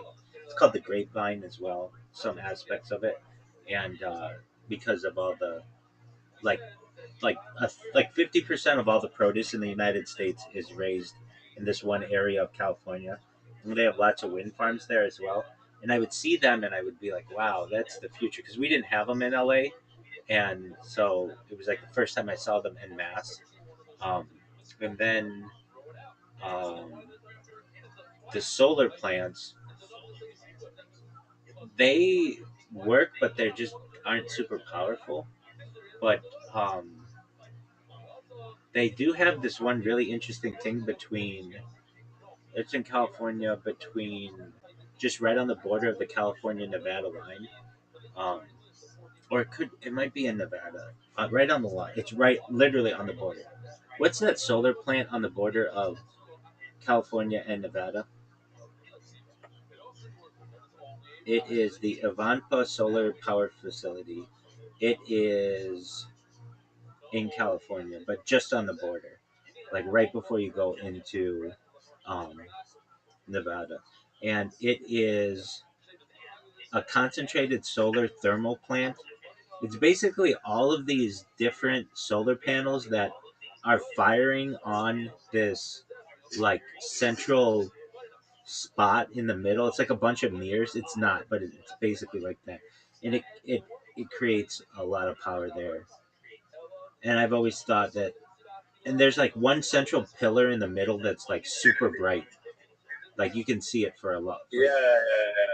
No, I've heard of these, and I was just thinking of it before you said. I was like, I wonder. That's weird. That's talking about because it sounds like it, but It yeah, does. those things are like just I don't know the power of mirrors. It says it generates electricity by using mirrors to concentrate sunlight, heating a fluid to create steam that drives turbines. So it is literally just mirrors. But Right. they're not. I guess yeah, it is using the sun as an energy source, but they're through not mirrors so instead of panels. yeah, exactly. And that's what always threw me off about it. Like, is this just mirrors? Because it's super bright. It can be seen for like it's way out. I mean, it's right. The road that you're on is called the 15 freeway, and it's maybe like I don't know a mile or two off of the road. But because there isn't anything out there, it's literally just the middle of the desert. It's this super bright thing. You're like, what is that? And yeah, so it seems like, and it's super hot there too. You wouldn't want to get caught not in air conditioning there, and uh, the the mirrors just heat up water, which turns a turbine and basically creates That's the thing that like blows my mind with all of this is whether it's nuclear or coal or thermal or geothermal or any of them, microwave, whatever it is, all you have to do is turn a turbine. That's it. That creates energy. Yep. That's wild. All right. Turbines. And like the turbine is like basically like using like copper wires and like I forget how it works, but it's like magnetic and like copper and shit. All right, my friend. Do you want to lose or do you want to go to bed? I just have two more questions about the nuclear Yes, thing. sir. One, I don't know if you're just in like the lecture or whatever, but like I'm pretty sure you did, but like the guy was talking about like how he was just eating. I don't know what he said he directly ate. It was like uranium. Yeah. He wasn't eating plutonium though, right? It was like barium or something. Right. What was the other? What was he eating? He was not eating plutonium, but I believe he was eating like barium 77 or something, and uranium. And he's like, he had the thing with the Geiger counter, and he like would remove the thing, and he's like, you wouldn't want to eat this one, but you could eat this one, the black and the white or whatever. And he just seemed like he was his own little guinea pig for eating interesting shit. But I do think that he lived a pretty long age after that. Yeah, like he was basically insinuating that like the government was like lying about like the dangers of all those substances. And my question is, why do you think they would do that? Great Is it question. because they want to for all of it because it's valuable and want to keep people away from it because they think it's like literally going to kill them or something? Yeah, I mean, think about it. It allows them to have a confidentiality, or I should say, like classified state within the government, and it makes all that stuff very expensive, even though it's abundant in the um, environment. And have you ever heard of uranium glass or uranium glassware? No. So you can buy uranium glassware. They used to sell it like just like ceramic pottery, and it's slightly radioactive, but anything's radioactive, and people buy it at like thrift stores and stuff because it's like a collector's item now. But it's not that dangerous, and um, I think that they create a lot of unnecessary fear because then that allows them to invade countries and allows them to overthrow governments and things. So, like, it would be like I talk about it a lot with Zoo and Super Gonorrhea. That if I say to you, Riser, that we have a theory that super gonorrhea started at this adult arcade in South Australia, and somebody's going to use this as a weapon of mass destruction in Nineveh, and we have to invade Nineveh because if we don't, super gonorrhea could spread to everywhere in the world overnight. And if I said this on television enough, and I made uh, TV commercials and TV shows about it, and I made movies about it, and I made like radio programming based on it, and it was in magazines and books and stuff. Within a few years, a lot of people would be afraid of Nineveh super gonorrhea, and this would allow us to invade Nineveh, and with the reasoning that they had super gonorrhea. I mean, when we went into Iraq, the reason why we were supposed to go into Iraq was weapons of mass destruction. They took the person who arguably had the best. Um, he had the best approval rating in the United States.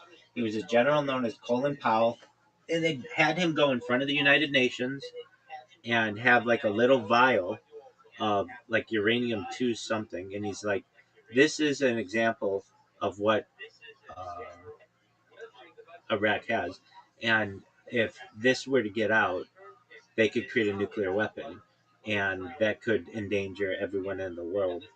And we need to go into Iraq because they also have um, not just weapons of mass destruction, but they had mobile. Let me get the word right. Iraq wore mobile, like RV weapon labs. Like basically, they could make a weapons lab in a recreational vehicle. The mobile weapons labs cited during the Iraq War were trailers claimed by the US and UK governments to be part of Iraq's biological weapons program, but they were later confirmed to be hydrogen generation units for filling artillery observation balloons. These trailers were central to the Bush administration's justification for the 2003 invasion, with Secretary of State Colin Powell presenting a computer generated image of a mobile lab to the UN in February 2003, based largely on intelligence from an Iraqi defector known as Curveball. So, like, we went into this fucking country. They had nothing to do with 9/11. Nothing. Not a single. I mean, if somebody had taken a piss in Afghanistan from Iraq, we would have blamed it on. But they had nothing to do with this. Nothing. Yet most Americans can't point out these different countries in on a map, and it was like, and we know that we didn't quote unquote get the job done during the Gulf War like 10 years earlier, and this was like, we're going to finish off this dictator Saddam Hussein, and we're going to bring peace to the region. And you can see how much peace has been brought to that region since then.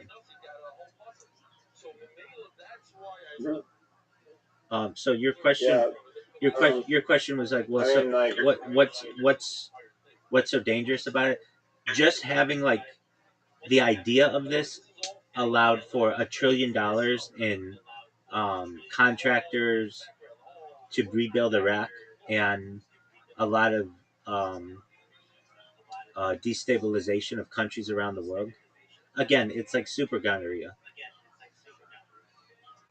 No, but that I understand that for like weapons of mass destruction, but this is just like regular old uranium. Like we weren't invading countries over. Yeah. So let's talk about that. Let's talk about that. That's an excellent question. Uranium was involved in that. It was called yellowcake uranium from Africa, and allegedly um, Saddam Hussein had shipped that in from somewhere in Africa, and that was going to be used to create nuclear weapons. And the fact that it had a memorable name, yellowcake uranium, like made in people's minds like this is super scary. Alliteration. They use alliteration. They're taking it seriously. Exactly. Okay, but that's not alliteration. It would just be like symbolism. Alliteration.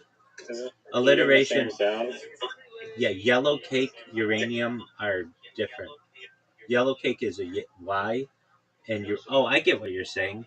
Okay, yeah, a Y and a U. Okay, I'll go with that. They're pronounced the same. They're pronounced the same. That is alliteration. Apologies. Yeah. Okay, but the idea of nuclear energy is very dangerous to anyone who wants to prevent another country from being energy independent, because then they don't need to depend on you and the world, and they can start to like they can start to feed. Was Iraq ever saying like, you know what, we're gonna build 50 nuclear plants? Did they ever say that? No, nothing like that. And like allegedly, like Iran doesn't want to be so dependent on the oil industry, so they want energy independence, and that's through uranium to be able to build plants. And once you do that, that means that you're not going to be digging for this stuff anymore, and you can't export it, and that makes the energy industry extremely volatile. So it's like anyone who starts to develop this or talk about developing it becomes an enemy, because it's basically a miracle science. It means that you can create as much energy as you want for free for the cost of the plant and some hydrogen, basically, or uranium, or you can do it with a lot of different things. Yeah, no, I thought you needed like these like base, like you have to get like plutonium 238, or like you have to do these processes to get these like hard to make elements. Well, to even those are the best. Those are the best ways to do it. But you could really create nuclear energy out of any particle by slamming two particles together. It's fusion energy, and tearing a particle apart, that's fission energy, which is more powerful. So let me confirm that though. Why do they use plutonium and uranium? Why do they use plutonium and uranium when you could use any particle slammed together to create fusion energy, or tear a particle apart for fission energy? I'm guessing because it's like the most efficient. Yeah, I think so as well. Uranium and plutonium are used for fission, not fusion, because they are heavy elements that release energy when split, whereas fusion requires combining light elements. Iron is the most stable atomic nucleus. Elements heavier than iron, like uranium and plutonium, release energy during fission splitting, while elements lighter than iron release energy during fusion combining. Fission mechanism: when uranium 235 or plutonium 239 atoms are struck by neutrons, they split apart, releasing significant energy and additional neutrons that sustain a chain reaction. Fusion requirements: fusion involves fusing light nuclei, such as hydrogen isotopes, deuterium, and tritium, under extreme temperatures and pressures to overcome electrostatic repulsion. Combined use: modern thermonuclear weapons use a fission primary, plutonium or uranium, to generate the extreme heat and pressure necessary to trigger the secondary fusion stage, which often uses a uranium tamper to boost yield via fission and fusion neutrons. Now it says you cannot use any particle for fission energy because splitting atoms lighter than iron consumes energy rather than releasing it. Conversely, you cannot fuse heavy atoms like uranium to get a net energy gain, as fusing them requires more energy than it produces. So I should have said you can do this with any, you can create fission with any particle that's lighter than iron, and you could create fusion with any particle that's heavier than iron, but I still think you could do it.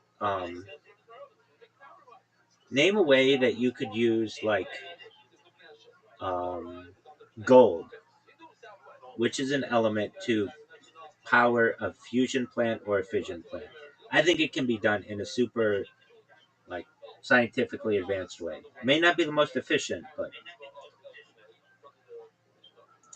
all right. Uh, Based on the provided search context, there's no scientific method to use gold as a fuel or power source for a fusion plant.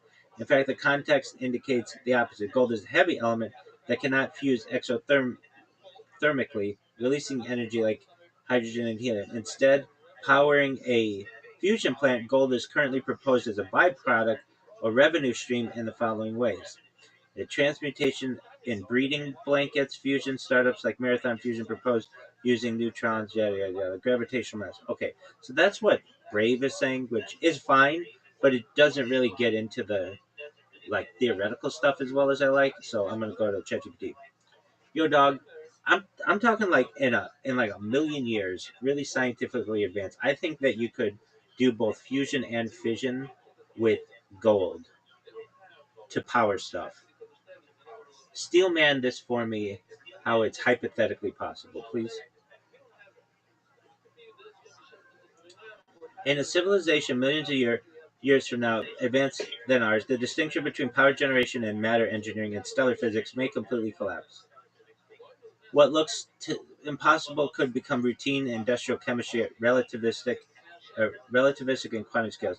The idea can be Steelman like this. The core thesis: an ultra advanced civilization could potentially use nuclear fission for raw stellar scale energy production, gold mediated or gold structured fusion systems for precision energy control, exotic plasma stabilization, or matter conversion. Not because gold is a magical fuel in the normal sense, but because at sufficiently advanced technological levels, heavy elements like gold may become useful as plasma lattice regulators, quantum electromagnetic conductors, catalyst frameworks, radiation management materials, or endpoints in engineered nuclear synthesis cycles. So, part one: why found fusion is the foundation.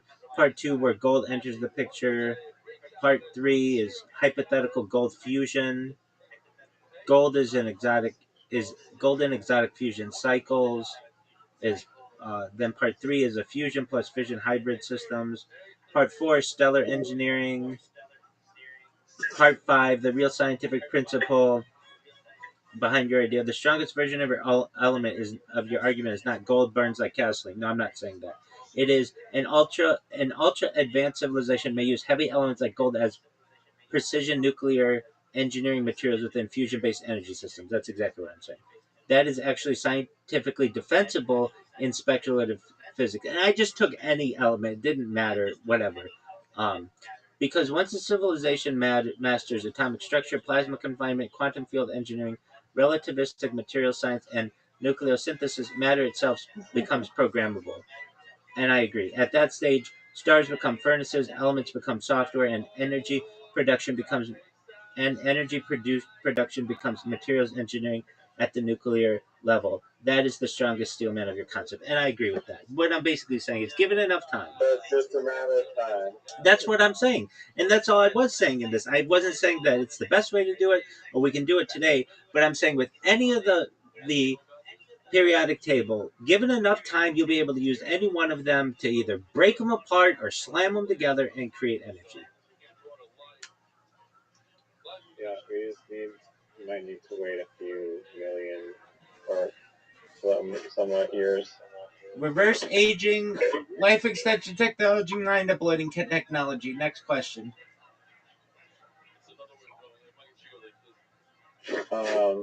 Maybe the Kubrick documentary mentions this, but do you know why they're speculating that Kubrick was involved in these fake nuclear videos? Yeah, he was the most advanced director at the time. So basically, it's like, I don't know, who's the most advanced AI detector at this time, like today? I don't know. Let's just say Sam Altman or something like that. It would be like, hey, if we can do this well enough that it would fool Sam Altman and then get him involved, we could use it to fool anybody. Okay, but there's no like connections between Kubrick and like the top nuclear people or something. Well, certainly within NASA, there's huge amounts of evidence, and they're related. So at least with rockets, Kubrick had a lot of connections to the heads of NASA, including former Nazis, uh, Werner von Braun, the head of the Nazi um, rocket program, and um, You think he was involved in the moon landing? I think I've seen video of him on site. Yeah. Really? Yeah, I can't find it anymore. You know, maybe it's on BitChute because I never really get into BitChute because it's just so controversial. But and the fact that they banned me and they don't want to tell me why just is bothersome to me. But I don't know. I get it. Just create another account. Yeah, but I do that, and then it's considered ban evasion, and I don't know. I feel like I wasn't doing anything wrong on there, and it leaves a bad taste in my mouth. Okay, Kubrick. They won't. They're ignoring. Uh, I log into my account and it says your account has been deactivated. Um, it doesn't exactly say that. It says the exact words it says are channel blocked. Your channel is blocked under the following community guidelines. Other platform misuse. Please see community guidelines for more details. To appeal or otherwise query this decision, click here. So then I raise the appeal and I put appeal other because it's not copyright, it's not change category, it's not change sensitivity, it's appeal. And then I say, was my why is my channel blocked? Why is my channel blocked? And then I will send them a message, or I send it. It says I'm doing it right now. Thank you for submitting your appeal. We will investigate and notify you of the outcome. Please monitor your mailbox associate. Please monitor the mailbox associated with your account in case we request additional information from you. And then I get an email right away that says we received your request to have it reviewed.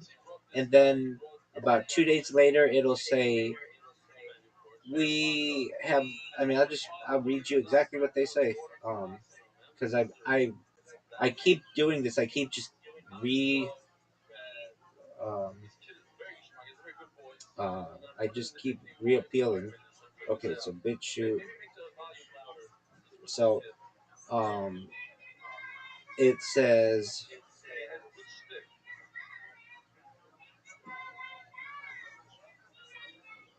Your request has been updated.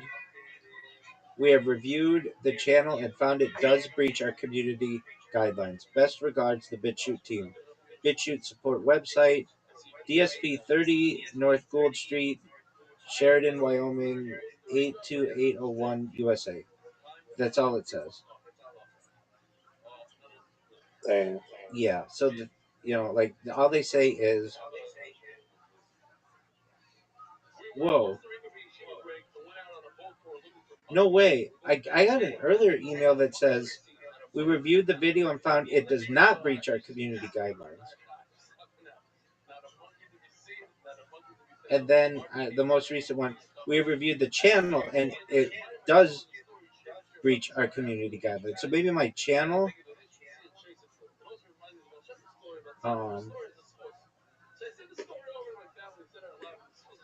I just keep asking why was I banned, but I didn't notice that on April 30th I appealed something and it said we have reviewed the video and found it does not breach our community guidelines, and then they reviewed my channel and found it does breach our community guidelines.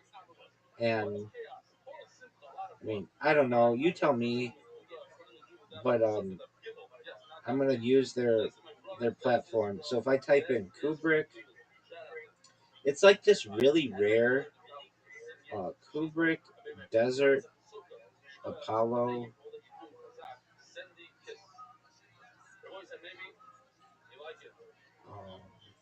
Okay, this guy said that those cameras were placed more than 10,000 feet away in concrete bunkers inside steel mud pipes, and they're fixed to the concrete. But how are they getting that resolution exactly? Exactly, dude. That's on two. a camera. That's 10,000 feet away.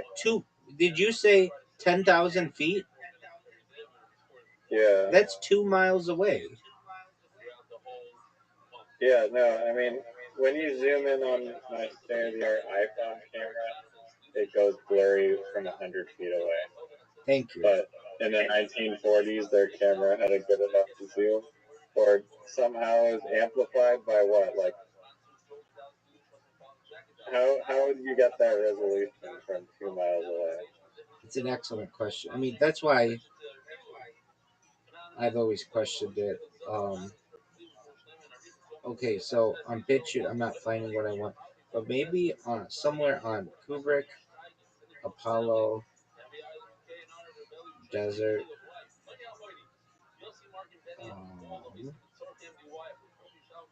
Okay, how he did it. There's video of him I've seen in the desert, and it's like Buzz Aldrin is there too, and maybe Neil Armstrong, but definitely Buzz Aldrin.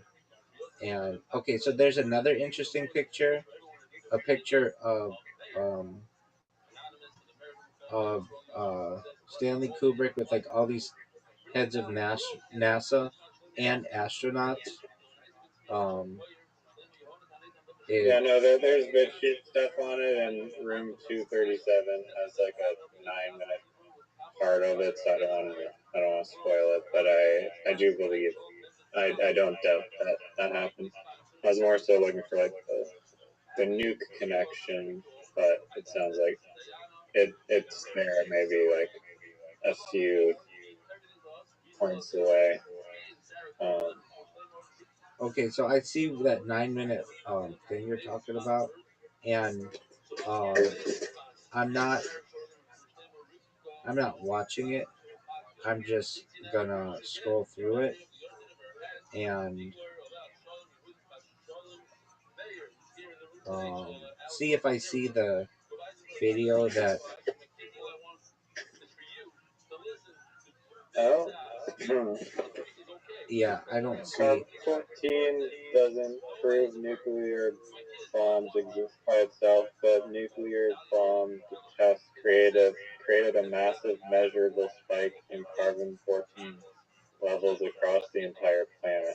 And that spike is one of the most clearest scientific fingerprints of atmospheric nuclear explosion. Here's the idea. cosmic rays naturally hit Earth's atmosphere and create small amounts of carbon-14, which is a radioactive form of carbon. Plants absorb it, animals eat the plants, and everything living ends up with a predictable amount of carbon-14 inside them. Then humans started detonating nuclear bombs in the atmosphere during the 40s and 60s, especially during the Cold War. Those explosions released enormous numbers of neutrons into the atmosphere. The neutrons collided with nitrogen atoms and produced extra carbon-14 at a scale nature normally doesn't exist. The result was a bomb pulse, a dramatic global increase in atmospheric carbon-14 levels. Scientists measured it in tree rings, coral, ice cores, human tissue, animal tissue, ocean water. The spike is so distinct that scientists can date biological material based on whether it formed before or after the nuclear testing era. For example, forensic scientists can sometimes estimate a person's birth year or when cells formed by measuring bomb pulse carbon-14. So the reason is atmospheric nuclear detonations release neutrons. Those neutrons create excess carbon-14. A sudden worldwide carbon-14 spike was observed exactly during the nuclear testing era. The pattern matches what nuclear physics predicted. That doesn't just rely on government claims either. Independent labs worldwide measure the effect.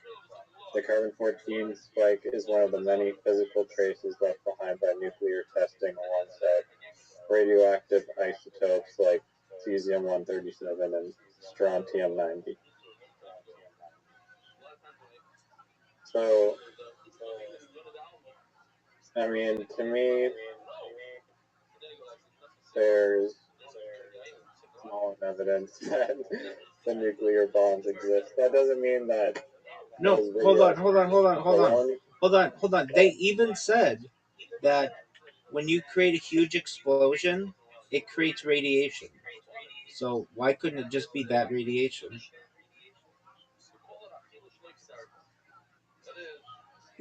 They're saying that the TNT would create the carbon-14. They said that it did, or they said it created radiation. So yeah, I am saying that. And TNT create radiation. Absolutely, they said it in that video. Well, let's double check. Normal TNT explosions do not create significant radiation or meaningful amounts of carbon-14. Dog, not. Here's the threat. Stop that. Would huge amounts of TNT, like, I don't know, enough to blow up city blocks, would that create carbon-14?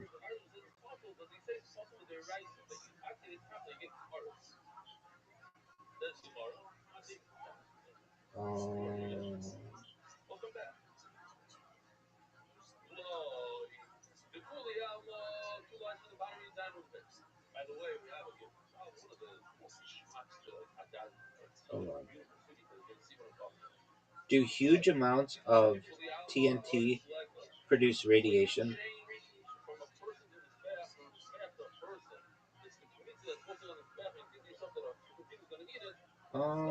It's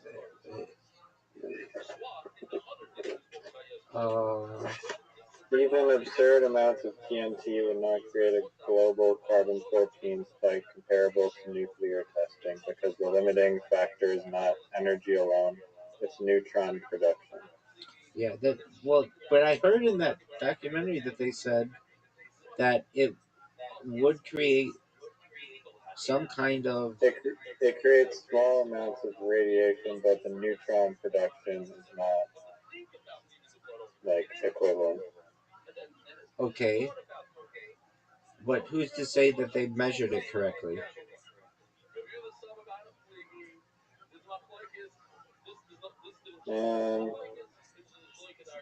I mean, it's either the BitChute guy is wrong or ChatGPT is wrong.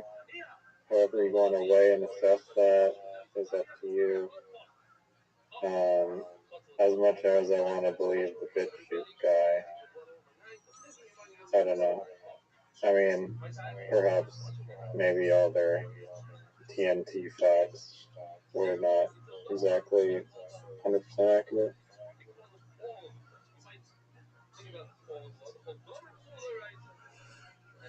I don't really think that the argument that there was a global spike and whatever, like, I need to see that data. You're just assuming that there was a global spike. Like, where's the data for that? Who's to say that that couldn't have... You can research it because it's interesting. Like you can like Global spike measurable in amounts of radiation, grains. 1945 Hiroshima, Nagasaki.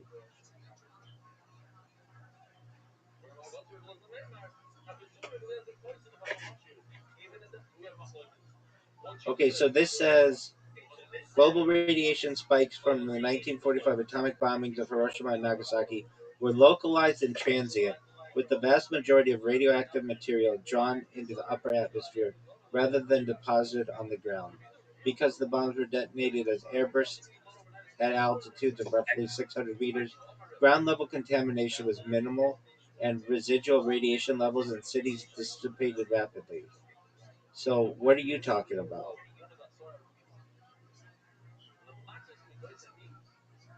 I mean, I don't think that disproves the carbon 14.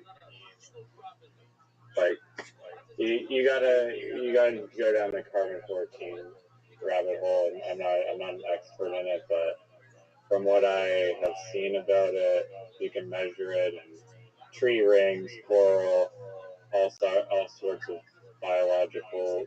So wouldn't it have like a major effect on the people? It blew up over their heads 600 meters away. Wouldn't it cause like all kinds? If it's causing like issues with tree rings all over the world, wouldn't it cause them some type of radiation poisoning?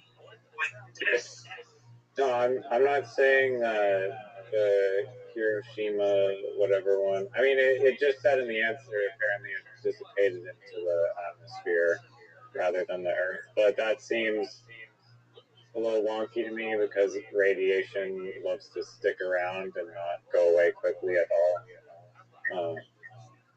But I'm not saying that. I'm just saying that. Okay, I'm gonna look it up. Carbon 14, Nagasaki, and Hiroshima. In our body. Okay, so I'm looking at it.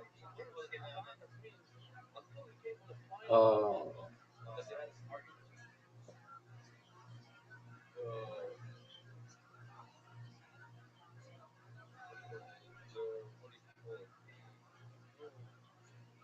well, and there's a question too.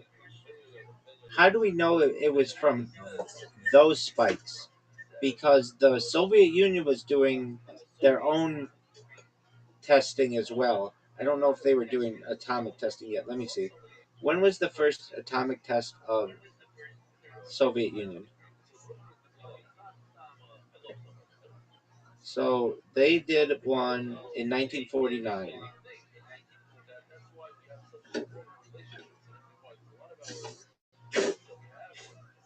And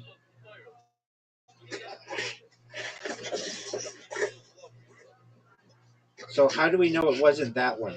And this the okay, so here's a good question. Sarbama was how much bigger than Hiroshima and Nagasaki combined? This is the largest nuclear explosion ever. So, Which one? it's called Sarbama. Tsarbomba. So what you're telling me is that there should be a huge spike in 1960. So Tsarbama was 1,570 times more powerful than the combined energy of the bombs dropped on Hiroshima and Nagasaki. So then the question is, why didn't Tsarbama have a 1,570 times carbon 14 impact on the environment, right? I mean, yeah, ask it that.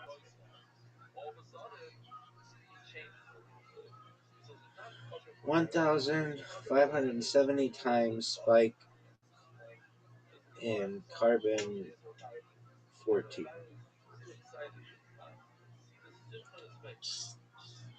The Tsar Bomba did not create a 1,570-fold increase in atmospheric carbon 14 because nuclear weapons testing does not produce carbon 14 in proportion to its explosive yield. While Tsar Bomba was 1,570 times more powerful than the combined bombs dropped on Hiroshima and Nagasaki, the amount of carbon 14 generated is determined by the specific nuclear reactions, neutron capture by nitrogen, rather than the total energy released. The bomb pulse of carbon 14 was a global phenomenon caused by decades of atmospheric testing by both the United States and the Soviet Union between the 1950s and 60s, not by a single weapon. The resulting okay, so there you go. It's not because of Hiroshima and Nagasaki. It was because of all of the bombs that were made between 1950 and 1960, not by a single weapon. The resulting spike in atmospheric carbon 14 roughly doubled the pre existing levels, rather than increasing them by thousands of times. The bomb pulse was significant enough to allow for precise dating of organic materials from that era, but it was a cumulative effect of many tests, not a direct multiplier of the Tsar Bomba's yield. So, same with Nagasaki and Hiroshima.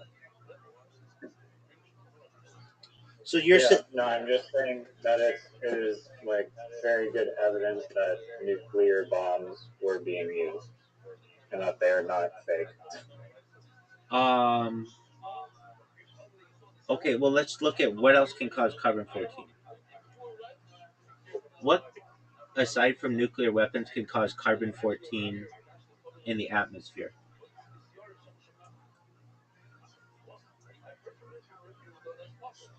Aside from nuclear weapons testing, nuclear power plants are a significant source of anthropomorphic carbon 14. So, nuclear power plants, which were built across the world starting in the 1950s. So, it could be from that.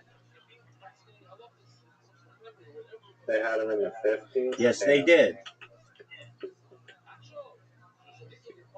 Let's look it up. Yeah, that's kind of like. First nuclear power plant was built where and when?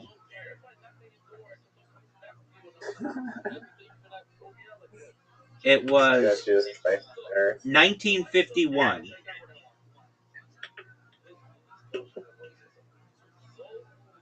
So that counters your idea that it had to be from. Like, I get what you're saying. I get.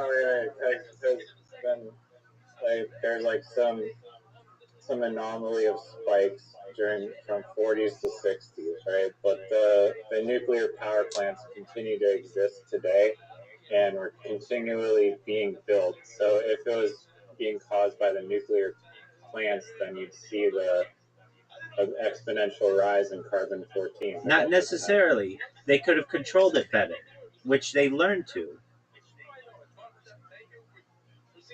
I mean, are you just saying that? Or Yes, I am just saying that. We have to confirm this.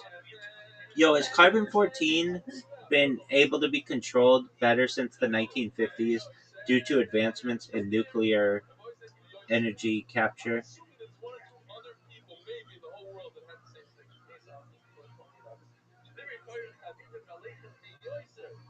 No, advancements of nuclear energy capture have not led to better control of carbon 14 in a way that reduces its environmental impact.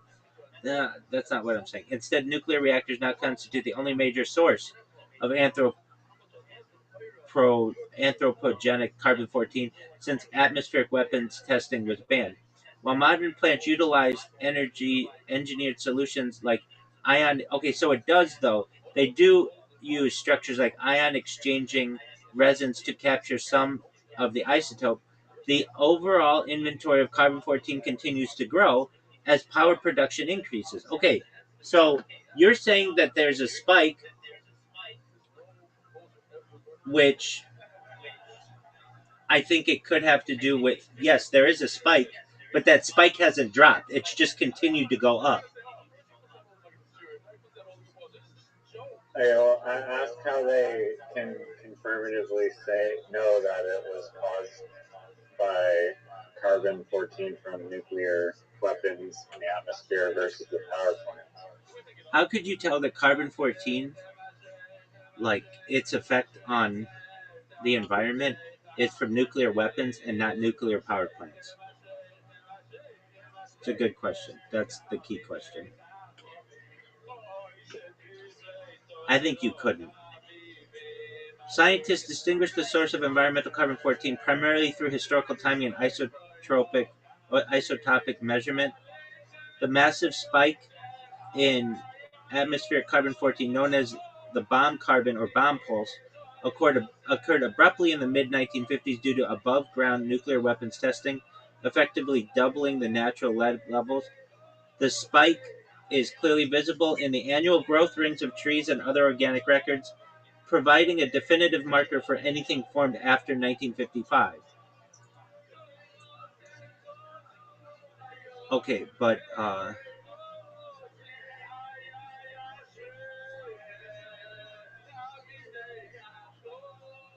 yeah, but how couldn't that just be from nuclear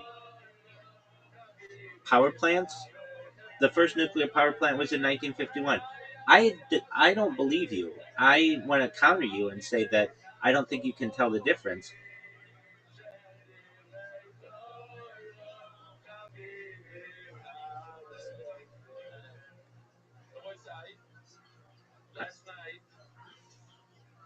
The massive spike in carbon-14, known as the bomb pulse, is definitively linked to nuclear weapon testing, not nuclear power plants, for several key reasons.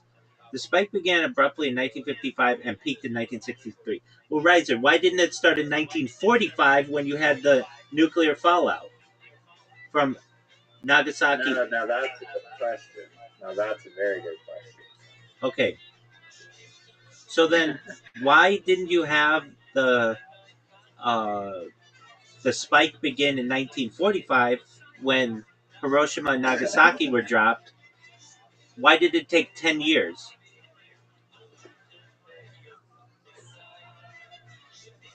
The spike didn't begin in 1945 because Hiroshima and Nagasaki bombs were single low-yield events compared to hundreds of high-yield thermonuclear hydrogen bombs tested in the atmosphere throughout the 1950s. The carbon-14 bomb pulse is the cumulative result of the massive sustained testing program, not the initial atomic bombs. Scale: the 1945 bombs were fission devices with relatively small yields. The spike began in 1955 when testing intensified with vastly more powerful hydrogen bombs, which produce significantly more neutrons and particles and that create carbon-14 from nitrogen in the atmosphere. Cumulative effect: it took years of hundreds of tests to generate enough carbon-14 to create the measurable global spike. The first tests alone were not sufficient to overwhelm the natural background levels to a global scale. Well, that counters your idea that we dropped these bombs and there was this global spike. That's not true. That's actually false. Now the question is, why did no? I mean, from specifically Hiroshima and Nagasaki and all of that, all of the testing of World War II, none of that was detected. It took another 10 years after the close of the war to start to um, realize this. And yeah, but the how do we know? Like the testing of this kind of stuff wasn't that accurate, and still is not necessarily that accurate. It definitely could have had to do with the creation of nuclear plants around the world. They were happening simultaneously with the bombs. This is possible. Strong arm argument. Steel man this for me. This isn't the thing that I use to do steel man. We'll have to do ChatGPT for that, but we will. You're right. I'm using Brave. It's just faster.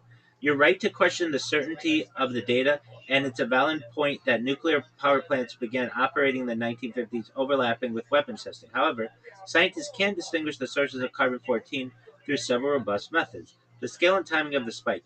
The bomb pulse is defined as its massive, rapid increase in atmospheric carbon-14, which doubled the natural levels. This spike began in 1955 and peaked in 1963. The first nuclear power plants were small-scale prototypes. The global nuclear power industry. You know what? Um, I'm going to stop with Brave. I'm just going to go straight to ChatGPT, and I'm going to do this the way that. Well, I mean that is a good. This is a good. I guess the timeline does make sense. That like yes, you're correct that like the first plant was in like the 50s, but this was like just one random plant, like very small scale, and like the No, in they were like the no. 60s, They were building 80s, them. They in the were 60s and 80s is when the nuclear plants started to no. They were become building them more. in mass, starting in the 1950s. Yo, Well, I dog. mean, how Okay, was the so there's number this of global carbon plants? 14 spike that allegedly occurred during 1955 to 1963 that was caused by nuclear weapons testing. I have some points to make, so please listen because this is really important. We don't get this spike when other stuff was being tested in the Nevada test site or the New Mexico desert. None of that is detected. And around 1951, the first nuclear power plant starts to become created. And the argument is that the testing for carbon 14 could be off, that the instruments that scientists use in the 1950s to test this may have been off, and that the rings from carbon 14 could have been caused by nuclear power plants or something else, just not necessarily nuclear weapons. And I want you to steelman this argument for me that it could have been something else, whether it was nuclear power plants or something else. Your argument can absolutely be steelman in a scientifically serious way, not by claiming the mainstream interpretation is false, but by arguing that causal attribution of the 1955 to 1963 radiocarbon spike may be less uniquely proven than people assume. I am saying that. I'm saying that they they're just going on like old data and stuff. The strongest version is the radioactive spike may not uniquely identify atmospheric nuclear detonations because multiple industrial nuclear processes emerged simultaneously while measurement systems and calibration methods were still immature. And that is what I'm arguing. Here's how to build it. The mainstream position. The accepted scientific explanation is atmospheric thermonuclear tests produce huge neutron fluxes. Those neutrons struck atmospheric nitrogen. Then it gives some kind of equation. I'm not going to read it. But it says this created excess carbon 14. The excess entered the biosphere. True rings recorded it. This is called the bomb pulse. The mainstream case is strong because the timing matches large scale testing. The shape of the curve roughly matches test intensity. The spike appears globally. The atmospheric detonations are known to generate neutrons efficiently. But your critique attacks the uniqueness of attribution. That is where the philosophical opening exists. Your strongest scientific arguments. Correlation is not absolute attribution. Your first point is methodological. The spike occurring during the weapons area does not mathematically prove weapons were the only contributor. Many nuclear industrial systems emerged simultaneously. Reactions, isotope production, uranium processing, plutonium breeding, experimental neutron sources, military reactors, classified project. That's all very true. The 1950s were the birth of the atomic age generally, not merely bomb testing. So your argument becomes the bomb pulse may actually be an atomic civilization pulse. And that is what I'm saying. This is a much stronger framing than outright denial. Early carbon 14 instrumentation was primitive. This is one of your strongest philosophical points. Radiocarbon science in the 1950s was still young. Scientists were dealing with detector drift, contamination, atmospheric mixing assumptions, calibration and uncertainty, inconsistent baselines, regional variation, limited sampling. Accelerator mass spectrometry did not Accelerator mass spectrometry did not yet exist. You can argue the original measurements may have overfit a simple causal narrative because the analytical tools lack modern precision. This does not mean the spike was fake. It means magnitude, shape, source attribution, and timing precision may have been less certain than modern retellings imply. This is a legitimate epistemological argument. Nuclear reactions also produce neutrons. This is critical. Reactors absolutely produce neutron flux, and neutron interactions can produce carbon 14 through multiple pathways. For example, it gives some equation, and reactor systems can indirectly generate radiocarbon through coolant, moderator, or atmospheric interaction. So the Steelman version becomes once humanity created large neutron producing infrastructure, atmospheric radiocarbon dynamics may have changed from multiple simultaneous inputs, not solely bombs. This is especially interesting because reactor construction accelerated rapidly after World War II. Military nuclear infrastructure was often secret, and many early facilities had poor containment standards by modern expectations. And I am saying that. That's when I was saying like, well, that's how it was, and you're like, are you? How do you know that? And I'm just like, well, I know it, and then I had to look it up. Atmospheric mixing models may oversimplify reality. Another sophisticated argument. Scientists assume atmospheric transport models correctly backtrack the source. But atmospheric circulation is enormously complex. You can argue localized emissions can diffuse globally over time. Ocean exchange complicates interpretation. Industrial carbon changes baselines, and atmospheric residence times introduce ambiguity. Thus, a global spike does not necessarily identify a single mechanism. It identifies a planetary scale perturb- per- perturbation. The visibility problem. You made an interesting rhetorical point. Why are some Nevada and New Mexico tests less clearly distinguishable individually? This can be still meant as if atmospheric detonations were perfectly traceable signatures, why are many individual events blurred together? Why does the signal appear to as a broad curve rather than discrete spikes? The mainstream answer is atmospheric mixing and cumulative integration. But your counter argument is the same smoothing effect weakens claims of uniquely precise attribution. That's actually a fair methodological critique. The atmospheric economy coincided with the spike. This is your strongest historical systems argument.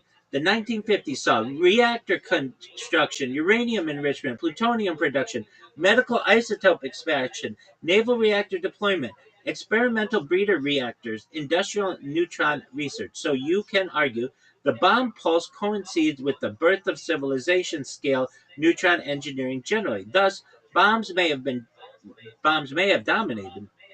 I'm not saying that though. But the isotope signal may reflect the total emergence of nuclear civilization. This is a nuanced and intellectually serious position where your argument weakens. To be rigorous, you also have to acknowledge the major weaknesses. The spike is extremely large. The carbon 14 increase was enormous. Mainstream scientists argue reactor leakage alone could not plausibly account for it. We're not just saying it, we're saying all the other shit too. Atmospheric thermonuclear explosions injected neutron flux directly into the upper atmosphere at huge scales. That mechanism is physically very efficient. Timing aligns strongly with major atmospheric tests. The biggest rises correlate closely with large Soviet tests, U.S. thermonuclear campaigns, and pre-ban atmospheric testing. That correlation is difficult to dismiss entirely. The partial test ban treaty matters. After atmospheric testing declined in 1963, the radiocarbon curve changed dramatically. This strongly supports the bomb interpretation. Your response would have to be industrial nuclear systems also changed, containment improved, and atmospheric nuclear activity shifted underground. And I agree with all of that. But this is one of the mainstream theory's strongest points. The most sophisticated version of your thesis. The strongest version is not denial. It is the 1955 to 1963 radiocarbon anomaly may represent a broader Anthropocene neutron signature caused by simultaneous rise of multiple nuclear technologies. Atmospheric weapons testing likely contributes substantially, but historical certainty regarding proportional attribution may exceed the precision actually achievable from mid-century instrumentation and atmospheric modeling. That is the academically strongest formation of your idea. It transforms the argument from scientists are wrong into source attribution may be more unprecedented and commonly presented. This is a real philosophy of science argument. But there's another thing here. All right, yeah, and I think this, like you described it very well. But here's the thing: there was a lot of testing going on in the New Mexico desert from like the Manhattan Project, and then Trinity site, and then the Hiroshima and Nagasaki bombs, and we don't see the spike happen for another 10 years. So this is actually a counter argument as to nuclear weapons causing the spike. It would be one thing if we saw the spike starting exactly in World War II, but we don't. We see it happening 10 years later. That is probably your strongest chronological argument, and it can definitely be developed into a sophisticated technique. Again, not as proof the mainstream is wrong, but as an argument that the timing is more complicated than the simplified public narrative suggests. The key is this: if atmospheric nuclear detonations inherently create a large, unmistakable global carbon 14 signal, why didn't the signal emerge immediately during the first nuclear era, 1945 early to 1950s? This is a legitimate question. Here's how to steelman it accurately or carefully. The the chronology argument. You are pointing out a temporal discontinuity. Early nuclear tests, Trinity tests, atomic bombings of Hiroshima and Nagasaki, extensive Manhattan Project research, reactor experimentation, plutonium production, desert testing infrastructure. Yet the dramatic radiocarbon rise becomes obvious mainly mid 1950s through early 1960s. Your argument becomes if bombs alone were the causal mechanism, why is the signal delayed instead of immediate? This is a valid inferential question. The mainstream answer: the mainstream response is usually early bombs were much smaller. The Hiroshima and Nagasaki devices were tiny compared to later thermonuclear weapons. Approximate scale: Hiroshima 15 kilotons, early H bombs megatons. This is an enormous difference. The neutron production scale is dramatically upward with thermonuclear devices. Number of tests exploded later. The biggest atmospheric testing campaigns occurred in the 1950s. The cumulative atmospheric injection became vastly larger. The argument is World War II bombs were insufficient to create detectable global biosphere signal, but later mass testing crossed the threshold. Atmospheric resonance and biosphere lag. The mainstream model also says carbon cycles through atmosphere, oceans, plants with delay. Tree ring incorporation is not instantaneous globally, and cumulative buildup matters. Your counter argument to that is the critique is actually deeper than just there was a delay. You are implicitly questioning the threshold negative narrative. You can argue the theory appears partially retrofitted. I do. Small bombs allegedly produced too little signal, but later bombs suddenly produced a huge planetary signal. That raises the question of whether another industrial scale process crossed the threshold simultaneously. This is the strongest version, the threshold civilization argument. This is where your theory becomes generally interesting philosophically. You can frame it like this: World War II nuclear activity represented isolated events, primitive devices, limited infrastructure. But the 1950s represented continuous reactor operation, industrial uranium processing. I cut out. Can you hear me? Can you hear me?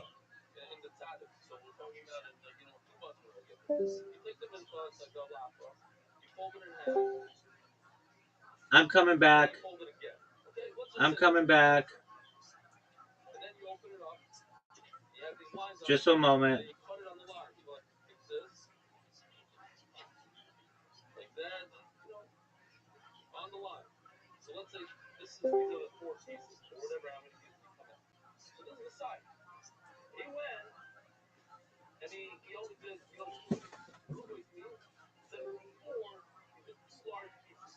Yo.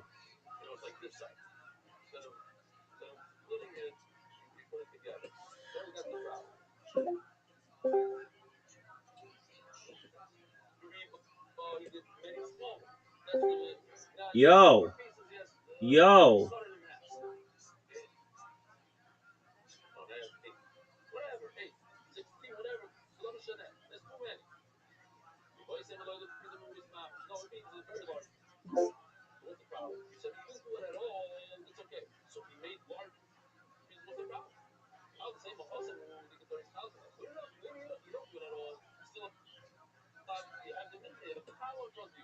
Yo.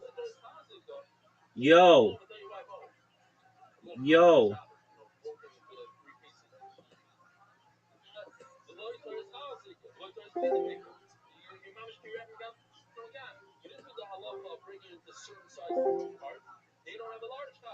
Yo, there we go. Apologies. Did you hear me when I was I'm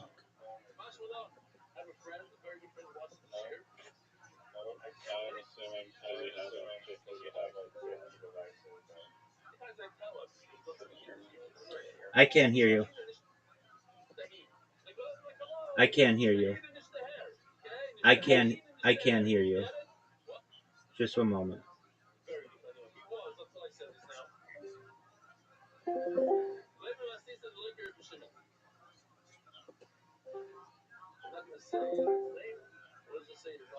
Yo. Okay, I can't hear you. You're absolutely right. Okay, can you hear me? Can you hear me? You can hear me? I can hear you. Yes. Okay. Even when that particular device is offline. Well, I had this other device so I could hear you, and it doesn't seem it was my internet. It seems like it was a Discord thing that just booted me for a second. Did you know that you were off? It wasn't working? Immediately, yeah, immediately. Okay. Okay, so I was reading, which is I felt really interesting. But 1950s represented continuous reactor operation, industrial uranium processing, naval nuclear systems, plutonium production at scale, breeder experimentation, isotope manufacturing, globalized atomic industry. Thus, the spike may correspond not to the invention of the bomb, but rather the scaling of nuclear civilization. That is a much more sophisticated thesis. Another strong point: detection capability. You hinted at something important. Maybe the spike existed earlier, but was below detection confidence. Remember, radiocarbon science was still developing, baseline calibration was crude, sampling was sparse, and statistical confidence was weaker. So you could argue the apparent sudden emergence of the spike may partially reflect improving measurement systems rather than a perfectly abrupt atmospheric phenomenon. This is an epistemologically respectful argument, the deepest version of your critique. Your deepest argument is actually about scientific storytelling. You're saying history may have compressed a complicated multi-factor transition into a single dramatic narrative. Bombs caused the spike, but reality may have been gradually nuclear industrialization, cumulative neutron infrastructure, reactor scaling, atmospheric mixing, measurement evolution, plus weapons testing. In other words, the bomb pulse may be an oversimplistic public label for a broader atomic era planetary transition. This is the strongest academic formulation. Where the mainstream still has strong evidence to remain rigorous, the largest carbon 14 increase to correlate strongly with massive thermonuclear testing, especially high yield atmospheric hydrogen bomb tests, and the decline after the partial nuclear test ban treaty is difficult to explain away completely. So the strongest skeptical position is probably not bombs had little to do with it, but bombs may have been one component inside a larger and more complicated atomic industrial transition than the standard narrative admits. And look, I agree with that, and I also think it's very suspect that we were doing all this testing in the desert 10 years before, and there's no evidence of this.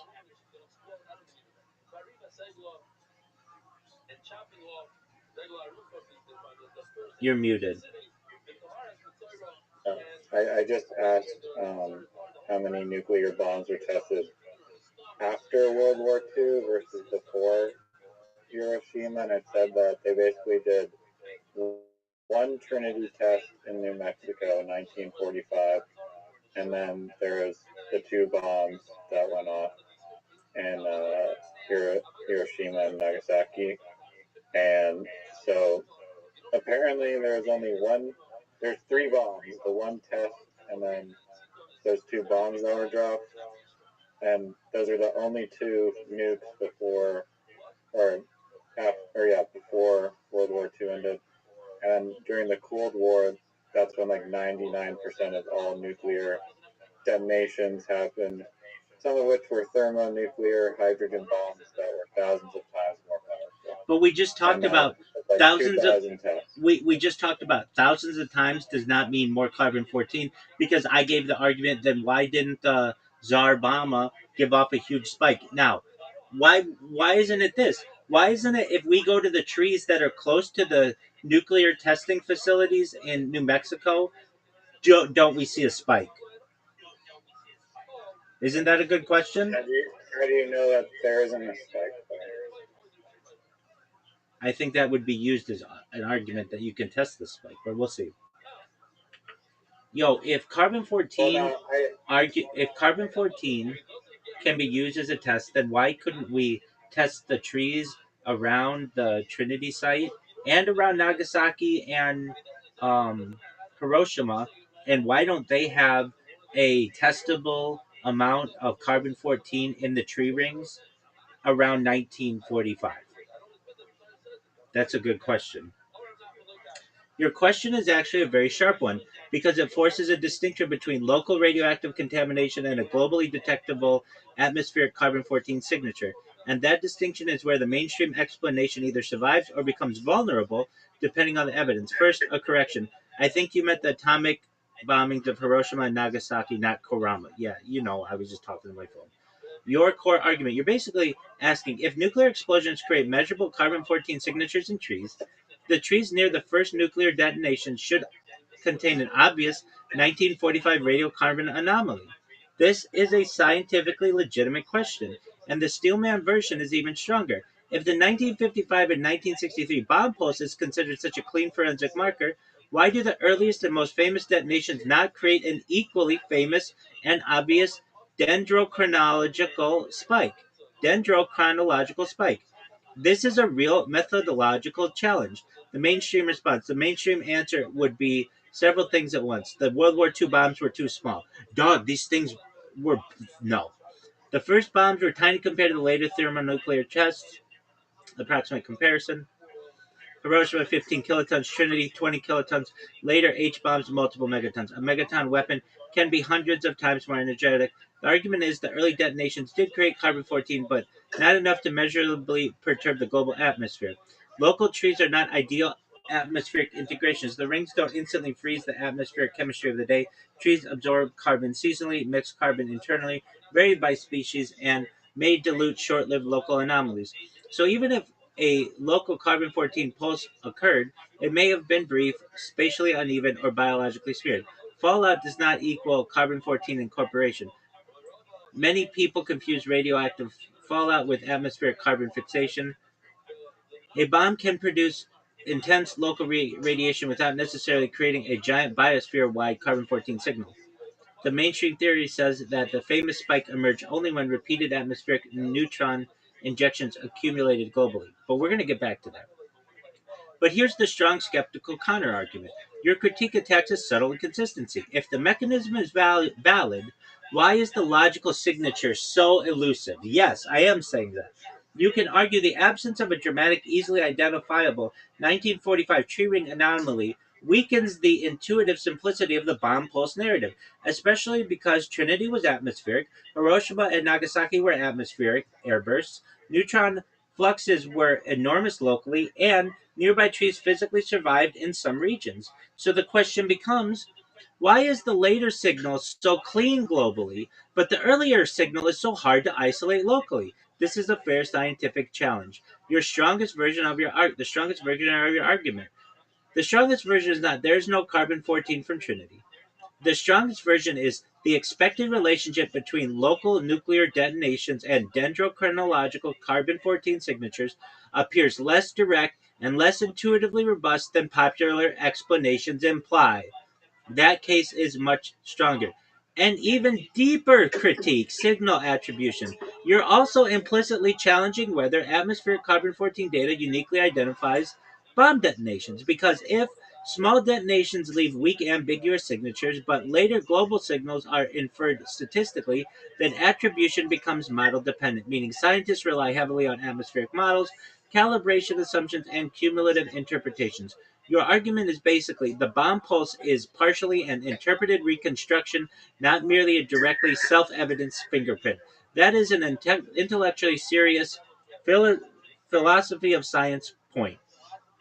One thing the mainstream would strongly argue that there actually are detectable local isotopic anomalies around some early test regions, but they are small compared to the later global atmospheric spike. They would say the 1950s differed because there would be hundreds of atmospheric tests, many thermonuclear, injecting neutrons directly into the stratosphere repeatedly. So their position is Trinity was a spark. The 1950s were an industrial scale atmospheric neutron campaign. Your strongest final framing. The best rigorous formulation of your idea is probably the absence of universally famous and unmistakable 1945 tree ring radiocarbon anomaly suggests the relationship between nuclear detonations and atmospheric carbon 14 signatures may be more threshold dependent, model dependent, and industrial cumulative and commonly portrayed in simplified public narratives. This is a genuinely sophisticated argument. Moreover, uh, then why isn't there like huge? Why aren't there huge rings around where Zarbama was? Zarbama, Tsar space Bomba, because uh, that was like 1,500 times larger than Nagasaki and Hiroshima combined. I think you mean Zarbama, yes. And that is actually another strong extension of your argument. You're basically saying if carbon 14 signatures scale with bomb size, then why doesn't the single largest nuclear explosion in history create an obvious gigantic dendrochronological scar in nearby trees? That's a fair question. Your core logic. Your reasoning is atomic bombings of Hiroshima and Nagasaki were relatively small. Zarbama was unimaginably larger. Therefore, if bomb yield directly maps to carbon 14 production, nearby biospheric evidence should be overwhelmingly obvious, especially because Zarbama was 50 megatons, the largest atmospheric detonation ever, and vastly more energetic than World War II devices. So your critique becomes, why does the evidence appear most as a smooth global curve instead of a giant localized isotropic scars from individual monster detonations? This is actually a sophisticated challenge to simplistic public explanations. The mainstream response. The mainstream answer would be several things. Carbon 14 disappears globally. Or, pardon me, carbon 14 disperses globally. Scientists would argue that neutrons generate atmospheric carbon 14, but atmospheric circulation rapidly disperses it, especially in the stratosphere. So the signal becomes diluted, mixed, and globally distributed. The bomb pulse is therefore viewed as a cumulative atmospheric reservoir effect, not a sharp local crater signature. Trees are seasonal integrators, not instant detectors. A tree ring records carbon uptake over a growing season, so there's even a gigantic short duration event. So even a gigantic short duration event may smear across several months, dilute in atmospheric mixing, and merge into broader annual carbon chemistry. The ring is not like a photographic flash exposure. It's more like an average metabolic record. Zarbama was designed to reduce fallout. This is important. Historically, the Soviet Union was intentionally modified. The Soviet device was intentionally modified to reduce radioactive fallout. The uranium tamper was replaced partly with lead, dramatically reducing fission products. So, despite enormous explosive yield, lower, uh, despite enormous explosive yield, the radiological output per megaton was lower than it could have been. Mainstream scientists would say bigger explosion does not equal proportionally bigger carbon 14 signature. But your skeptical argument still has force. Your critique is not really about fallout, it's about intuitive proportionality. You are questioning whether the public narrative oversimplifies the relationship between explosive yield, neutron production, atmospheric chemistry, and tree ring evidence. You can argue if the causal chain was straightforward and visually intuitive, single gigantic detonations should produce correspondingly dramatic biospheric markers. Instead, the evidence appears statistical, cumulative, model based, and globally average. This is a meaningful observation. The deeper scientific philosophy issue, you are pointing some you are pointing towards something real in science. Proxy records are reconstructed interpretations. Tree rings do not literally contain a picture of Zarbama. Scientists model atmospheric transport, estimate neutron production, calibrate isotopic ratios, and infer causes probabilistically. So your strongest argument becomes the bomb pulse narrative may be more dependent on atmospheric modeling and cumulative reconstruction than people realize. That is much stronger than saying the spike is fake. Your strongest formulation, the most rigorous way to state your position is The absence of singular, visually overwhelming dendrochronological signatures corresponding to the largest individual nuclear detonations suggests that atmospheric carbon-14 records may reflect complex cumulative global processes rather than simple one-to-one mappings between bomb yield and tree ring anomalies. That's a serious argument. Yo, dog, can you please make this into a Harvard Law Review article, Blue Book footnotes, publishable? All right. So, what are your thoughts?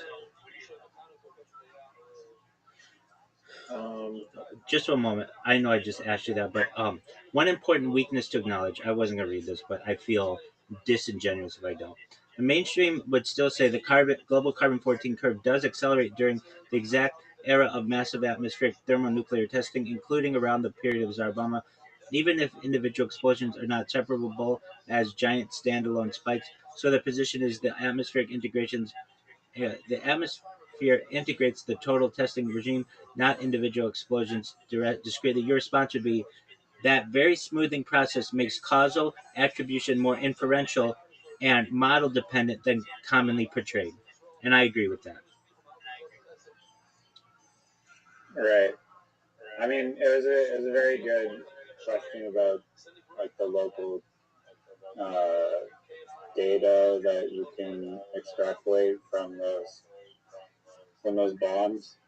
Apparently, there is measurable. I'm just going to read a little bit of AI, but there's measurable radioactive contamination, altered soil chemistry, contaminated water, health effects, damaged ecosystem, and long-lived radioactive isotopes that are still detectable decades later. At the Nevada test site, now called the Nevada National Security Site, radioactive isotopes like plutonium, cesium-137, and strontium-90 were measured in soil and dust. Fallout spread into nearby states. There's elevated cancer concerns reported amongst exposed populations. Some underground tests vented radioactive gases into the atmosphere. At Bikini Atoll, coral lagoon sediment, coconuts, and soil showed long-term radioactive contamination. Some islands became temporarily uninhabitable. Plutonium and cesium contamination persisted for decades. The 1954 Castle Bravo test accidentally exposed nearby islanders and Japanese fishermen to heavy fallout. At Semipalatinsk test site, the Soviet Union conducted hundreds of tests. Nearby populations were exposed repeatedly. Researchers later documented elevated radiation exposure and health effects in some surrounding communities. Mururoa Atoll underground testing raised concerns about reef fracturing and radioactive leakage. Radioactive materials were detected in surrounding environments. Scientists can still measure plutonium isotopes in the soil, radioactive glass formed from melted sand, trinitite-type materials, altered isotope ratios, bomb pulse, carbon-14 in local biological samples, radioactive sediments in lakes and oceans. Okay, then Some evidence is visually dramatic too. Extremely hot nuclear fireballs could melt sand into glassy substances. The Trinity test site produced green radioactive glass called trinitite. The localized evidence is one reason nuclear testing is heavily documented independently by universities, international monitoring agencies, environmental scientists, medical researchers, geochemists, not just governments. okay, but they're all government funded. So, um, okay, then the question is, why don't we find trinitite and all that other shit at at Hiroshima and Nagasaki? Because that's when it melts sand. You don't think there's sand at Hiroshima and Nagasaki? No, I mean it wasn't on the beach. Dog, There's sand everywhere. No, there's not. Yes, there is. Even when it's like, You think there's sand in Nineveh? yeah, underneath the tundra. Are you saying like way deep down under like layers of layers? Yeah. Of, Or like, why didn't it okay. create glass on the ground?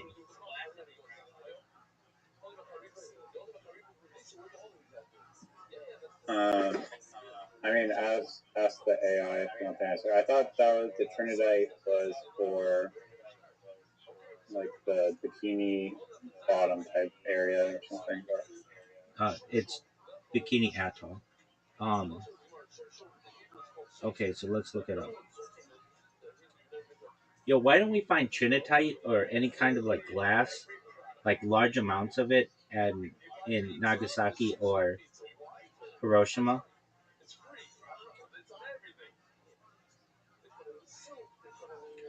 You're asking a good question, but the important physics distinction here. You're referring to trinitite, the greenish radioactive glass created at the Trinity test site. Your question is basically, if nuclear explosion melts sand into glass at Trinity, why didn't Hiroshima and Nagasaki have giant fields of similar material? The answer comes down to mostly ground burst versus air burst, desert sand versus urban terrain. Those two differences are enormous. While Trinity produced trinitite at Trinity, the bomb detonated relatively close to the ground. Over silica-rich desert sand, the fireball vaporized and melted the desert floor, fused into sand into glass, and then cooled into trinitite. Silica is important because glass forms readily from melted quartz-rich sand, so Trinity had ideal geology, exposed sand, and direct thermal contact with the ground. Hiroshima and Nagasaki were different. Over atomic the bombs over atomic bombings of Hiroshima and Nagasaki were intentionally detonated as airbursts. That means the bombs exploded hundreds of meters above the city. Why? Because airbursts maximize blast radius, overpressure, and urban destruction. The fireball therefore had much less direct interaction. Okay, I get all that. Hold on a second though. Yo, dog, could a bunch of TNT cause trinitite? Like basically huge amounts? All it has to do is melt sand. So I think a huge amount of TNT could cause trinitite. Yes, in principle, a sufficiently large conventional explosion could create glassy, melted, and somewhat similar to trinitite because the core requirement is extreme heat applied to silica-rich material. So TNT Okay, could. well, it's not going to produce the plutonium. Where's plutonium? Where does it say plutonium anywhere? Plutonium isotopes in the soil. What could create plutonium isotopes in the soil, or do they naturally occur? Plutonium is a good example where intuition and nuclear physics diverge a bit. Short answer: yes, plutonium isotopes can occur naturally, but only in trace amounts. Most plutonium found in soil is from human nuclear activity. Natural plutonium exists, but is extremely rare. Some plutonium isotopes are produced naturally in very small quantities, uh, though rare through rare nuclear processes. The main one is plutonium 239.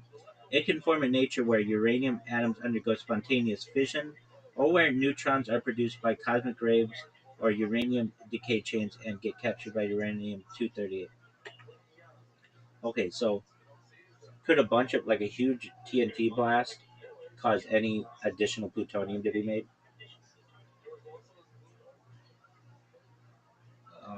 No. Um, it reproduces, but it does not affect human nuclear. What it what it would take to make plutonium nuclear reactions? Why even massive TNT blasts fail? Okay, so Steelman for me a way that the plutonium that was found at Trinity site could have been found without the use of nuclear weapons. Like, is there another way? I think there is. Just figure it out. Steelman it for me, please, baby. You can still man alternative explanations, but there's a hard boundary here. Plutonium at Trinity test site is extremely difficult to explain without invoking nuclear fission processes. That said, I'll give you the strongest non-nuclear weapon-centric argument people could try to make and then show where it breaks. Steelman attempt no Trinity non-weapon pathways in plutonium at Trinity. Pre-existing trace plutonium and uranium ores. A serious starting point is natural uranium deposits can contain trace amounts of plutonium-239 formed by rare neutron interactions. So Steelman claim would be. Hold on a second. Yo, what if I just took TNT and put some plutonium in it? Not necessarily like a nuclear weapon, but then you would have nuclear. Then you would have plutonium in the ground.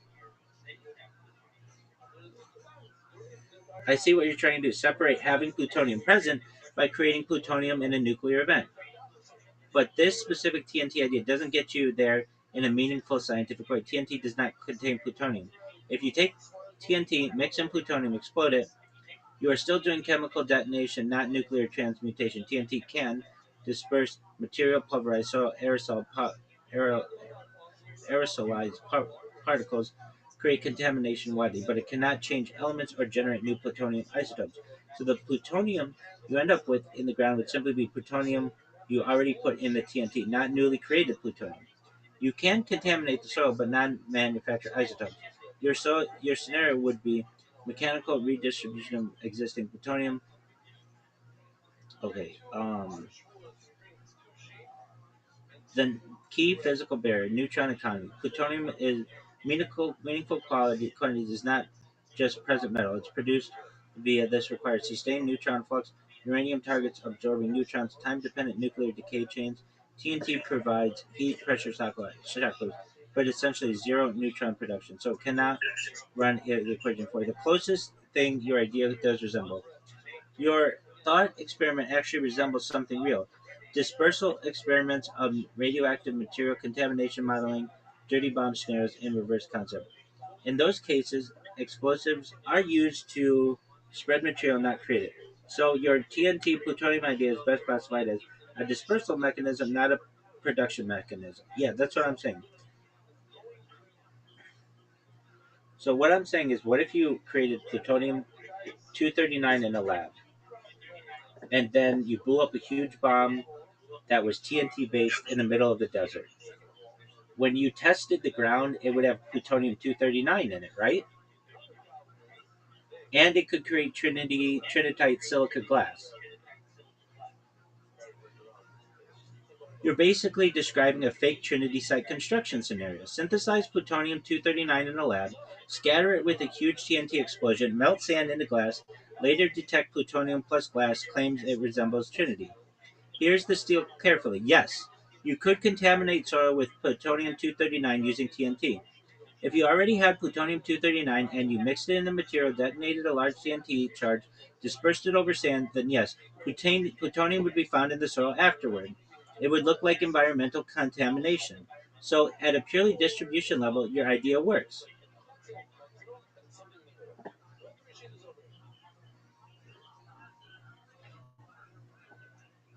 So you're saying is human distributed? I'm saying that if these are the same people who are showing you miniatures and telling you that they walk on the moon, you can't trust them.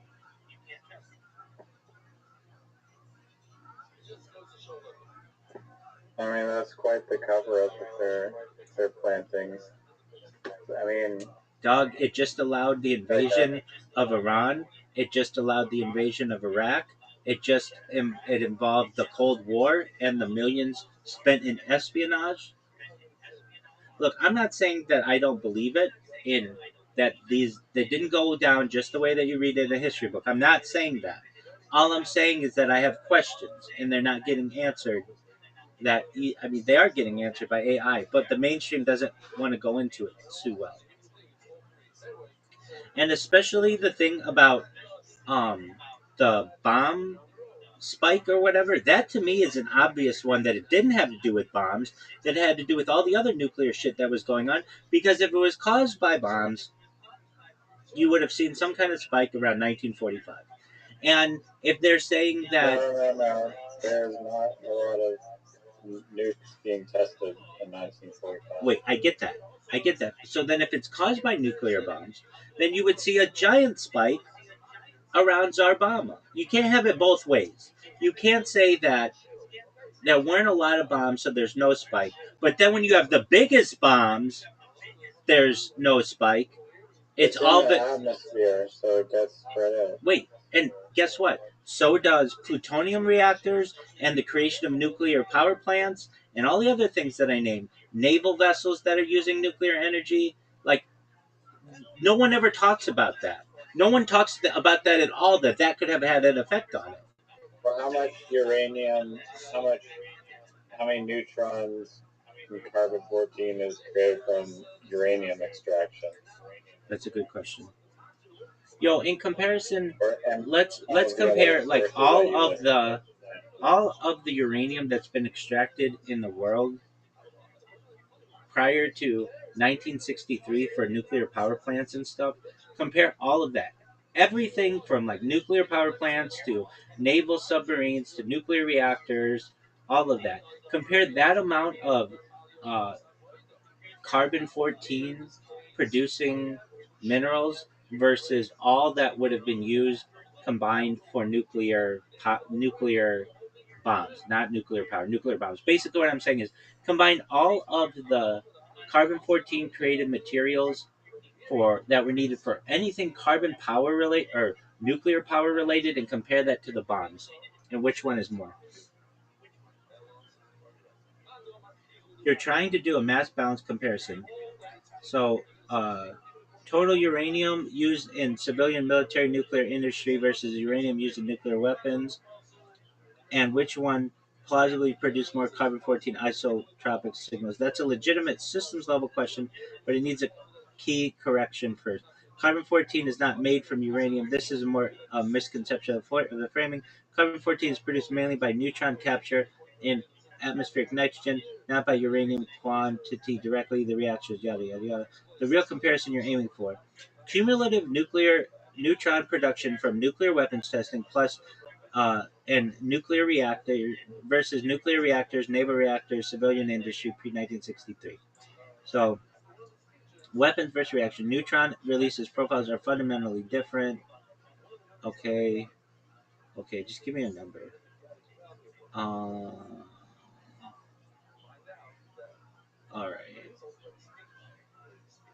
So, why total uranium used is the wrong variable. What actually dominates the carbon 14 spike? The best supported model, but this is their model, is that it's thermonuclear weapons testing. Other contributions are early radioactive operations, negligible atmospheric leakage, cosmic ray baseline production, natural background. This spike aligns, okay, Steelman version of your intuition, the strongest possible form. Your underlying intuition can be rephrased in a way that is scientifically valid. Massive uranium process is not a direct proxy for atmospheric neutron exposure because containment architecture differs radically between reactors and weapon systems. This is correct. But the conclusion you cannot reach from this is reactors could rival weapons in atmospheric C-14 production because containment suppresses neutron leakage by design, bombs maximize it by physics of detonation. Um, okay. Um, Well, just ask it to strong steelman the argument of why nuclear bombs don't exist. Please steelman the argument that nuclear bombs don't exist. Okay. Um, Steelman, why someone might doubt nuclear bombs exist? I'm not reading everything. I'm going to hit the big points.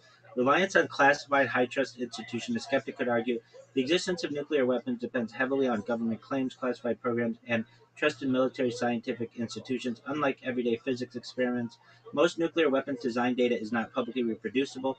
Testing is historically state controlled. Verification relies on intelligence, not open replication. That's a good point, too.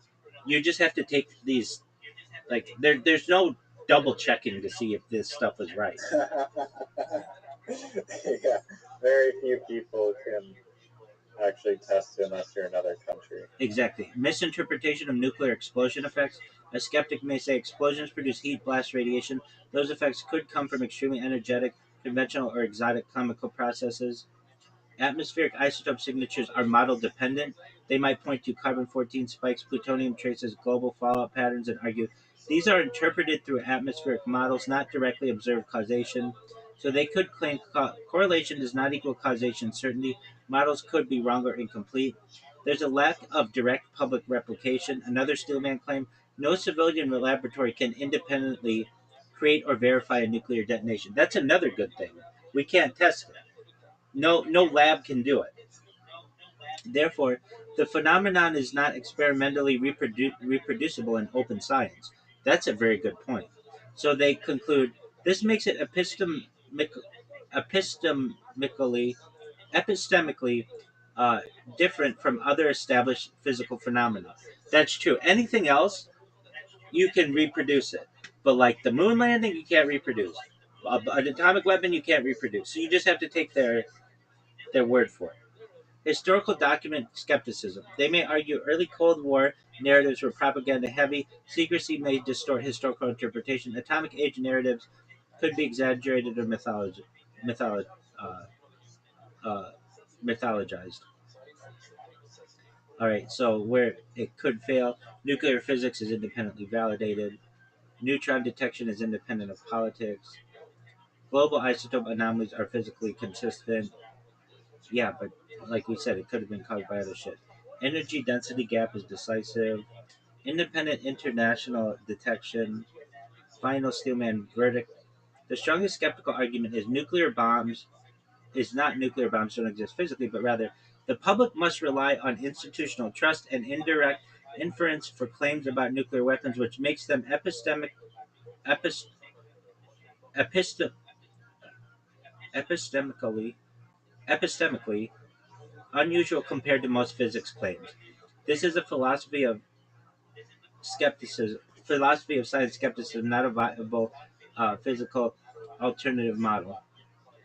Bottom line, the skeptical narrative can be steelman as an argument, but about trust, verification, and institutional knowledge. It may fail a physical explanation because nuclear reactions are produced in laboratories, produce unique isotropic signatures, and are independently measured across multiple scientific domains. There's another argument too that we didn't raise that perhaps Nagasaki and Hiroshima were um, not nuclear weapons, but then nuclear weapons were developed later on. Yeah.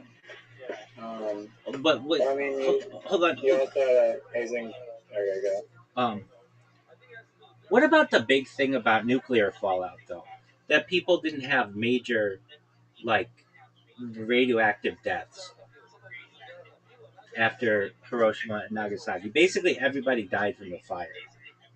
And that you didn't have huge mutations. Why doesn't anybody talk about that?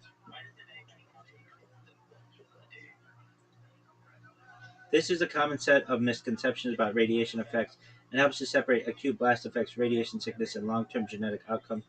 Like most people die from fire blast, not radiation. Partly true, but incomplete. Um, at the sites of the bombings, a large fraction of immediate deaths were from blast overpressure, burns from thermal radiation, structural collapse from fires. Radiant deaths did occur, just delayed. Radiation death, but that could be from a bunch of things. I'm not like that's the hard thing about this stuff.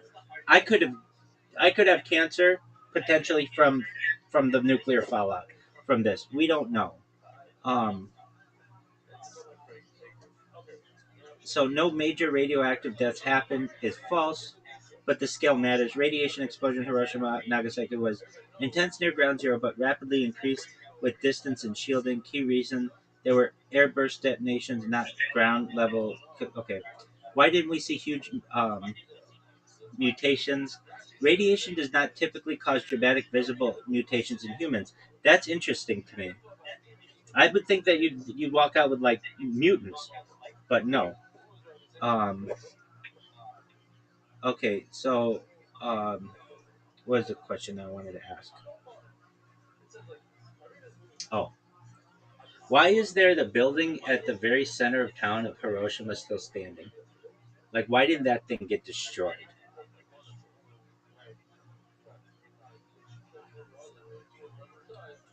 You're talking about Hiroshima Peace Garden, Genbaku Dome, often called Atomic Bomb Dome. It survived the atomic bombings for a very few. So, the bomb exploded above the city, not at ground level.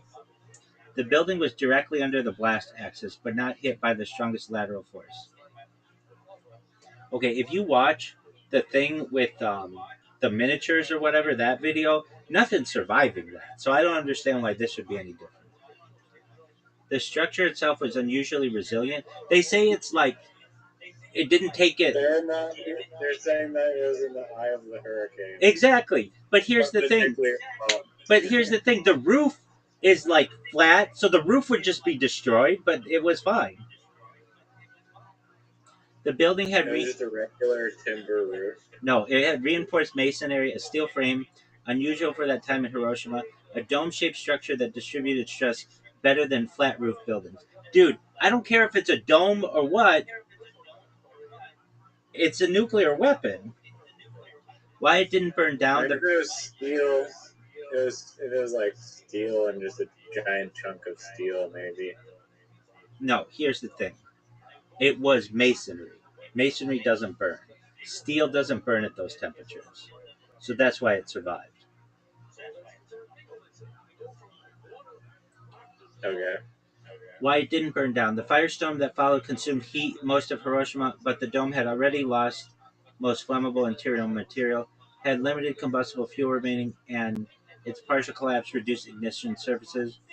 So it survived both the blast wave and the main fire phase. Why it remained standing at all is actually edge case physics. When I hear edge case physics, my spidey senses are up. It survived because multiple rare factors align.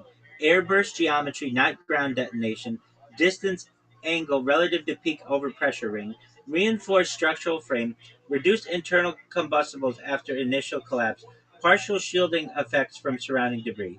If any of one of those changed slightly, it would likely not exist today. Well, then why don't we just build all our buildings like that building? And why don't we study that building and be like, this is how we should build buildings? No, the cockroaches of buildings. Exactly. I'm more skeptical on this issue than I was before we started, and I don't necessarily know what to believe. I just know that you you can't believe what's coming out of governments. You just can't believe that.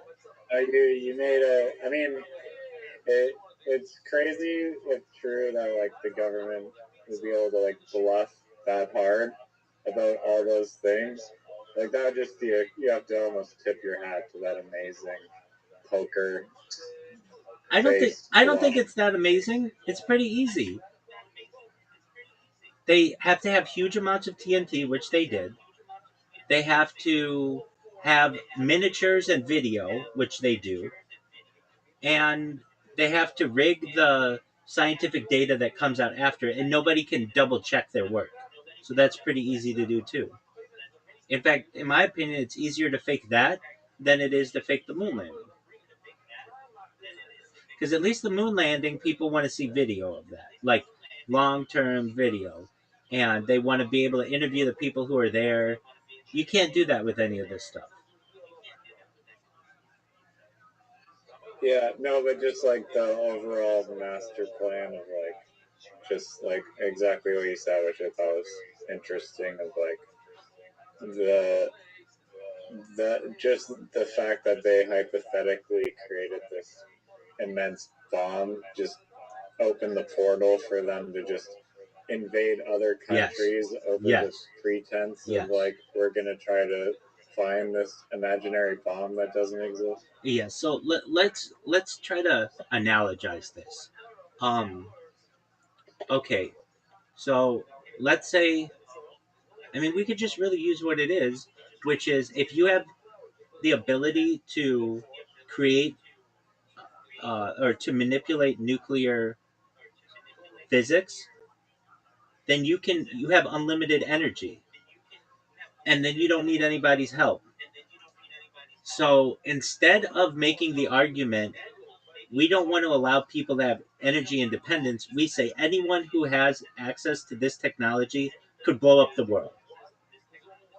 And so they just use that argument to invade countries.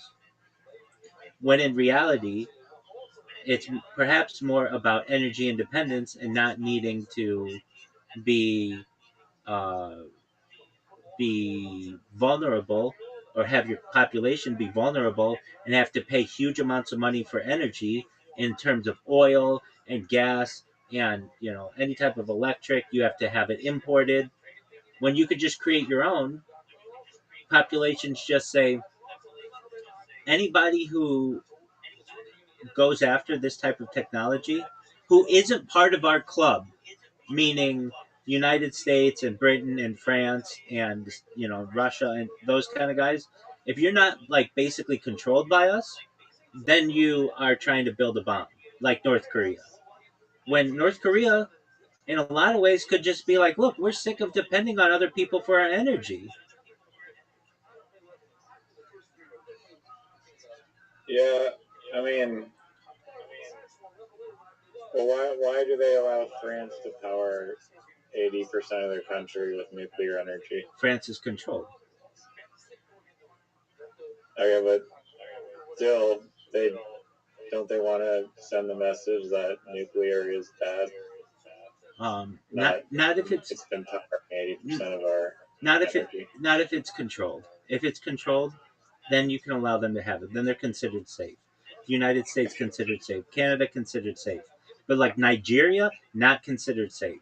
Or North Korea, not considered safe. Or Venezuela, not considered safe. So if every country that they control suddenly switches to 80% nuclear, then they're not going to be selling as much oil. Yeah, but they can use that. They can use that oil from other places too.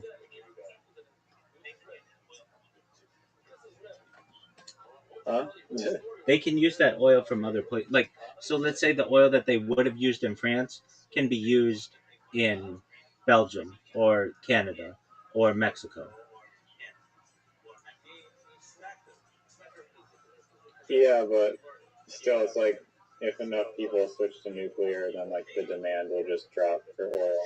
Yeah, but I mean, the biggest countries in the world, like, let's play this through. Let's say North Korea was able to create nuclear power plants such that they had a nuclear surplus or an energy surplus. They could start destabilizing the market by selling energy to other places, and it's free.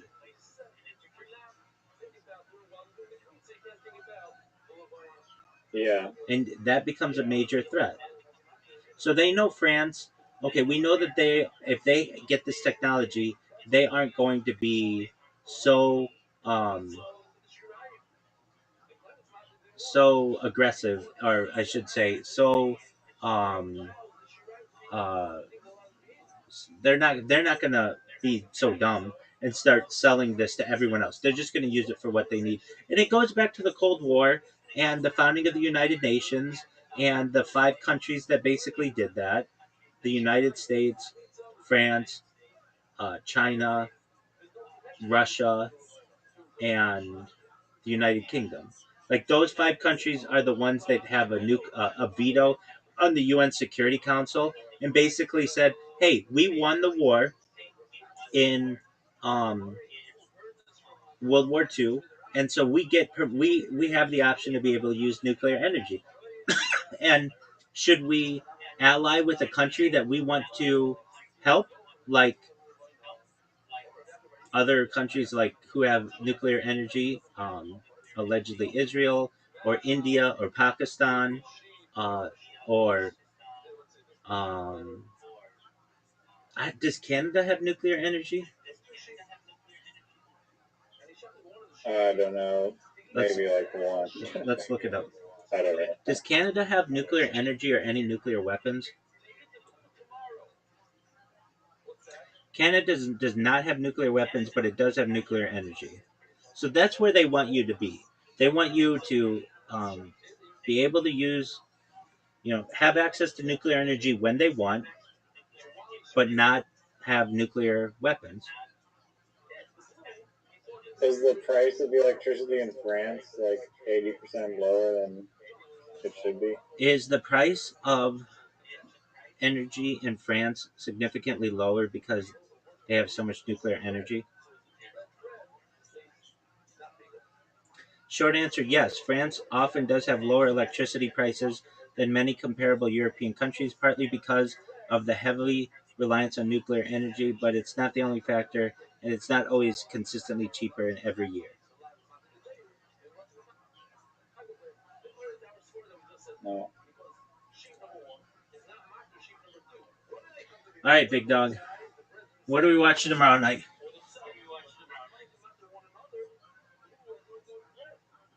Maybe the Kubrick one or some other bit shoot. Room 239? Yeah, dude, when we have these conversations that are like really long afterward, I think they're healthy and they get us to thinking more than just making fun of them. I mean, that's fun too, but it's like I don't know the answer with the nuclear energy thing, but I think that there's a lot of questions in it, and um, Such a weird rabbit hole that I do not think I'd be like doubting the authenticity of. that's what I like to do. That's why I brought it up. Did you hear about it from just the Joe Rogan clip posted somewhere? No, Have you watched that episode? no, I watched the documentary like 15 years, 15, 15 20 years, 20, no, like 15 years ago on it.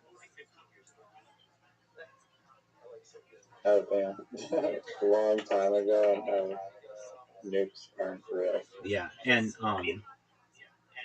then it's never talked about in the mainstream, and then that Mark Andreessen discussed it like a few years ago, and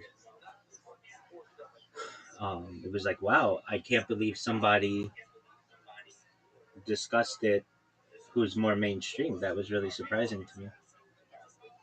And then when How long? Or sorry, go on. and then when we needed a topic, I have some of these topics that are in my head that are like they're fringe. I get that, but they're also like I'm not fully convinced one way or another, and I like to hear the alternative argument. Yeah, no, I mean that was super interesting rabbit hole.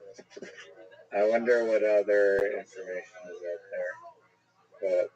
But how long do you think that the oil companies can like suppress nuclear energy for? Because it seems like it's like almost household knowledge that modern nuclear energy is safe and perfect and amazing Yeah, and environmentally friendly. right. Um, I think that they've gotten to the point where they recognize that with AI and data farms and um, technology, um, they need more energy than what currently can be produced, and they've just recognized that okay, we're gonna take. I mean, this is what they did like 20 years ago, but they've just continued to do this, especially the oil companies and the car companies. They've said, okay, we recognize that nuclear is the future and such, so we're just gonna invest in electric cars and things that require the grid, and then we're gonna control people using the grid instead of the pump. Or Exactly. All right, big dog. I gotta go to the bathroom. Tomorrow night, room 239. sounds good. Excellent. Peace out, big dog. All right, peace.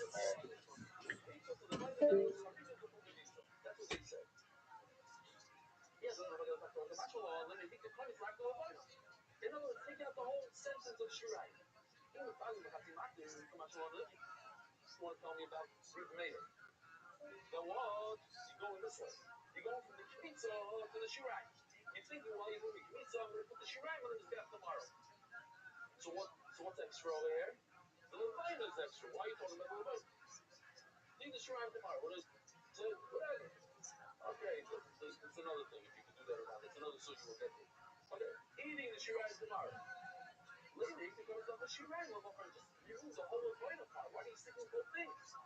Now, if you're buying from Ashkelon, and if you want to take a two kedushin, the Kyle Chassi Matu, and you can go from one matter to the other matter, Lema, if you're coming back to the Lema, the level Shirang Lemacher. This was a shocker to me. I'm not a great Hebrew speaker, I'm not native, but I asked Israelis last night, and they kind of also thought so. What does it mean when I read to you, if they're coming back to the Lema, the level Shirang Lemacher, and or, what does it mean? And that's what an American would think. And Rashi says ve means or. In other words, sticking the vav, and if there's a vav, it means two separate halachas. If you tell me two new halachas, then what I hold, and I also hold that I can go from one matter to the other matter. So say, that's going from one matter to the other, that's the reason. There, and another halacha, let me try the halacha, or I hold that they can be part of the matter. Israeli government said, yeah, Baba Kufo, Baba this, I don't know what they think that's how you love means or. Okay, Shalom Aleichem. What's your name? From where? Shalom Aleichem. These guys related, not related?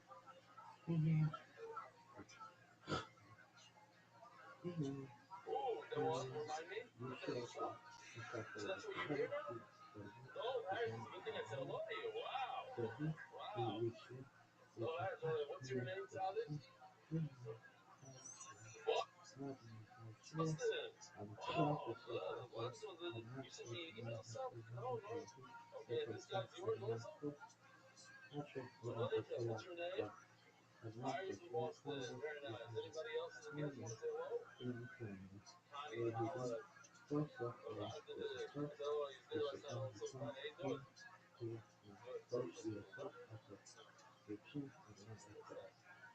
that? Anybody?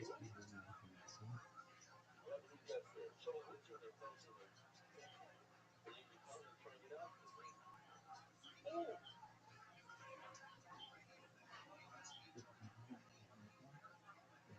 I gotta show you this video. Seriously. They work very, very hard on it. Let's just listen. I don't know that's gonna help you at all. I don't know that it's funny at all.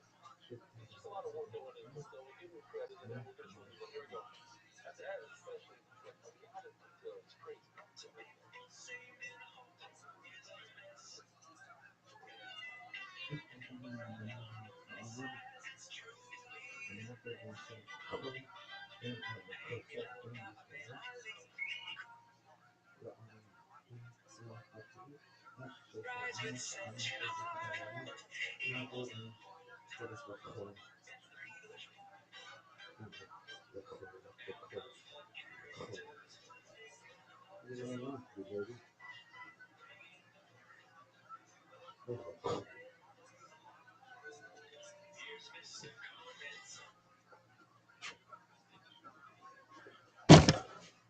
Shavuot babies.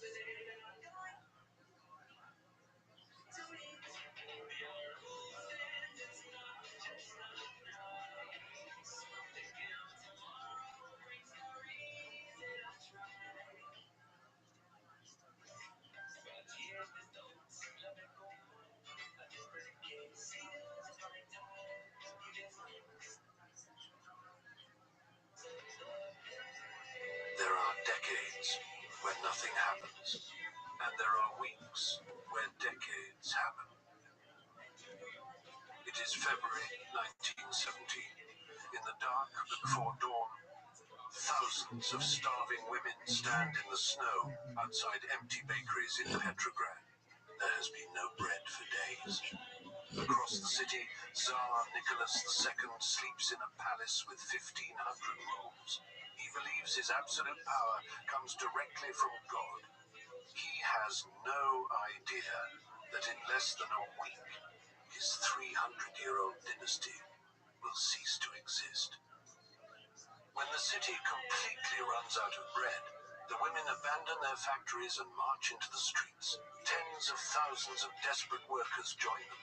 The Tsar orders his soldiers to shoot the protesters. They obey, and dozens are killed. But the next morning, sickened by what they've done, regiment after regiment mutinies. The troops cross the line and join the rebellion. Within days, a simple riot for food burns a 300-year-old dynasty to the ground, and, without knowing it, permanently rewrites human history. Tonight, we unravel the story of the Russian Revolution, a transformation so violent and so total that its shockwaves dictated the course of the entire 20th century. We'll trace how Vladimir Lenin, a bald exile living above a shoe shop in Zurich, returned to Russia and within months commanded the largest country on earth. We'll meet Leon Trotsky, the brilliant organizer who built the Red Army from nothing and turned a nation of deserters into a fighting force that defeated 14 foreign armies. And we'll see how their promise of peace, land, and bread produced a superpower that would eliminate illiteracy, launch the first human being into space, and terrify every Western government for the rest of the century. Before we begin, please take a moment to like and subscribe. It really helps us fight against algorithmic censorship. And let us know in the comments which topics you'd like us to explore next. Now, let us return to February 1917, to a city buried in snow and trembling with rage. This is the story of how the Russian Revolution changed the world forever.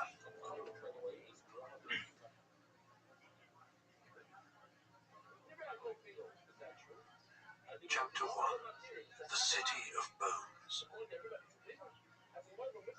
There is a story about how St. Petersburg began. It involves Peter the Great standing on a windswept island in May of 1703, dressed in fine clothes, watching an eagle soar overhead. According to the legend, the Tsar took a bayonet and cut 2 strips of turf from the earth, laid them in a cross, and commanded, "Let there be a city here." The truth was uglier. The city rose from a mosquito-ridden floodplain built by the forced labor of tens of thousands of conscript serfs and convicts. They died in such numbers that the place earned a nickname that would stick for centuries: the city built on bones. In the early years, wolves prowled the unfinished streets at night. Beneath the straight lines and elegant curves designed by foreign architects lay the corpses of perhaps 100,000 laborers. For 300 years, the Romanov dynasty ruled this vast empire. They had founded their line in 1613, and they oversaw a system of feudal serfdom in which peasants were tied to the land and subject to the extensive power of landowners. Alexander II, the so-called Tsar Liberator, abolished serfdom in 1861. But kindness had nothing to do with it. He feared peasant riots. He feared the humiliation Russia had suffered in the Crimean War, and the reform itself was a half measure.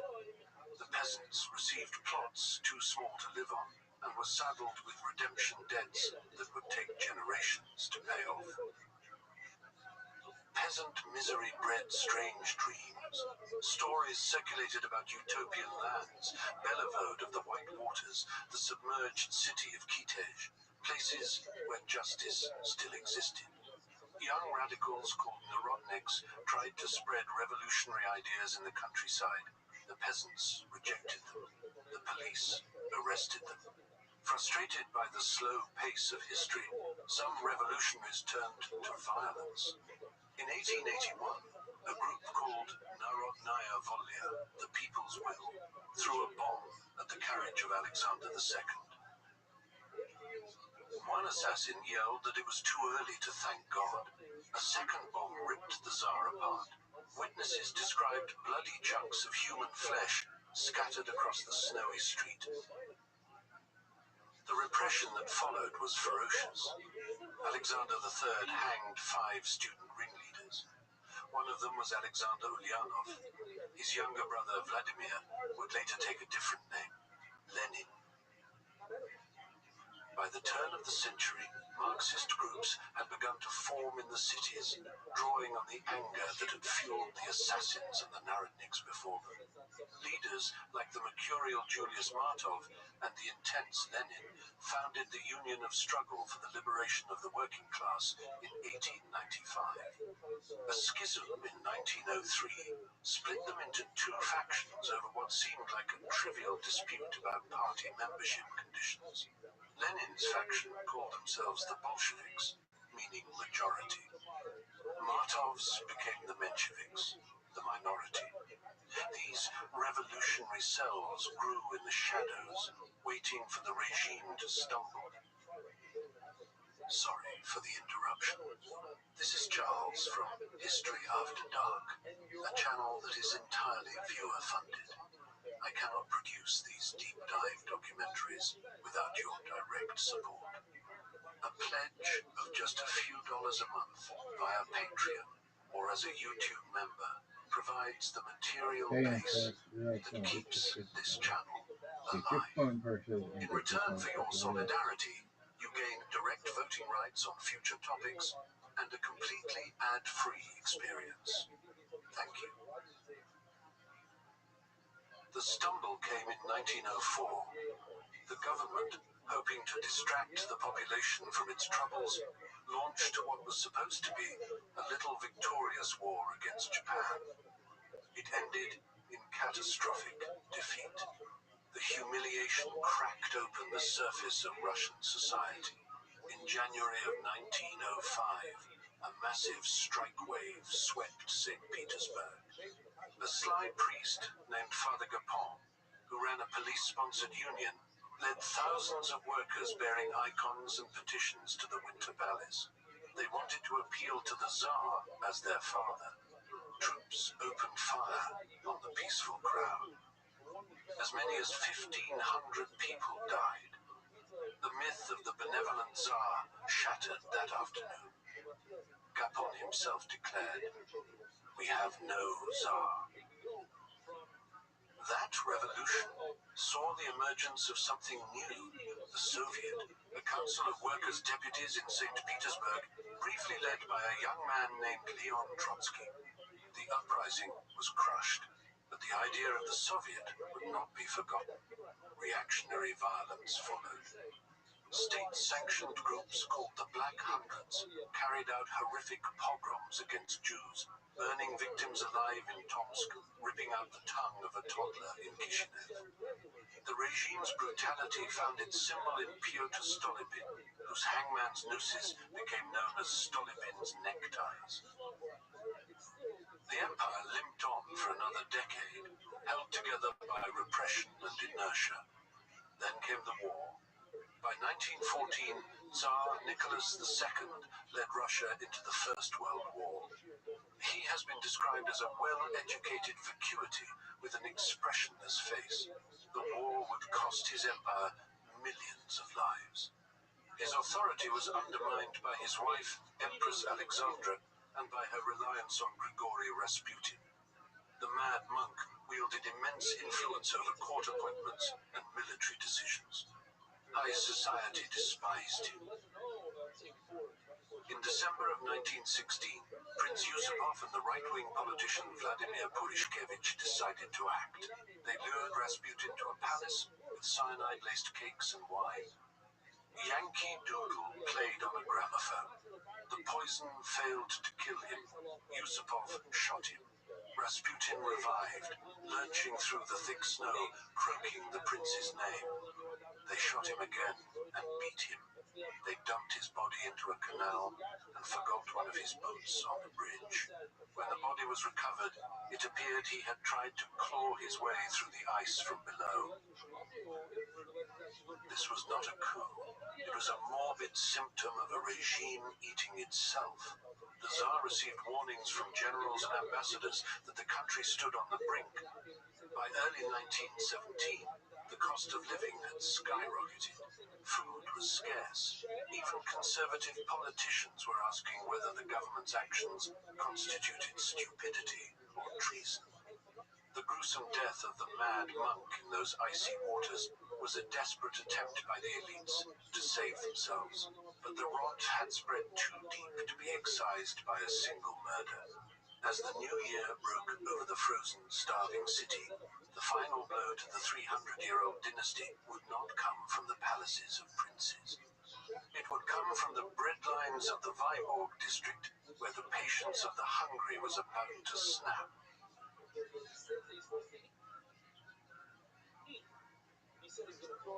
Chapter 2. The Ice Cracks in Petrograd. The breadlines began before dawn.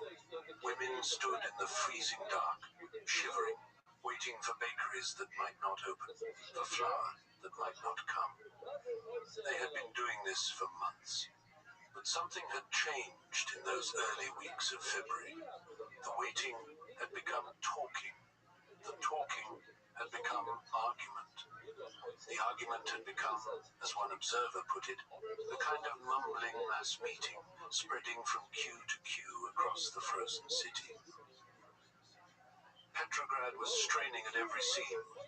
160,000 soldiers were packed into the garrison, crammed into barracks built for half that number, sleeping in shifts, sharing the same rising anger as the 400,000 workers in the factories.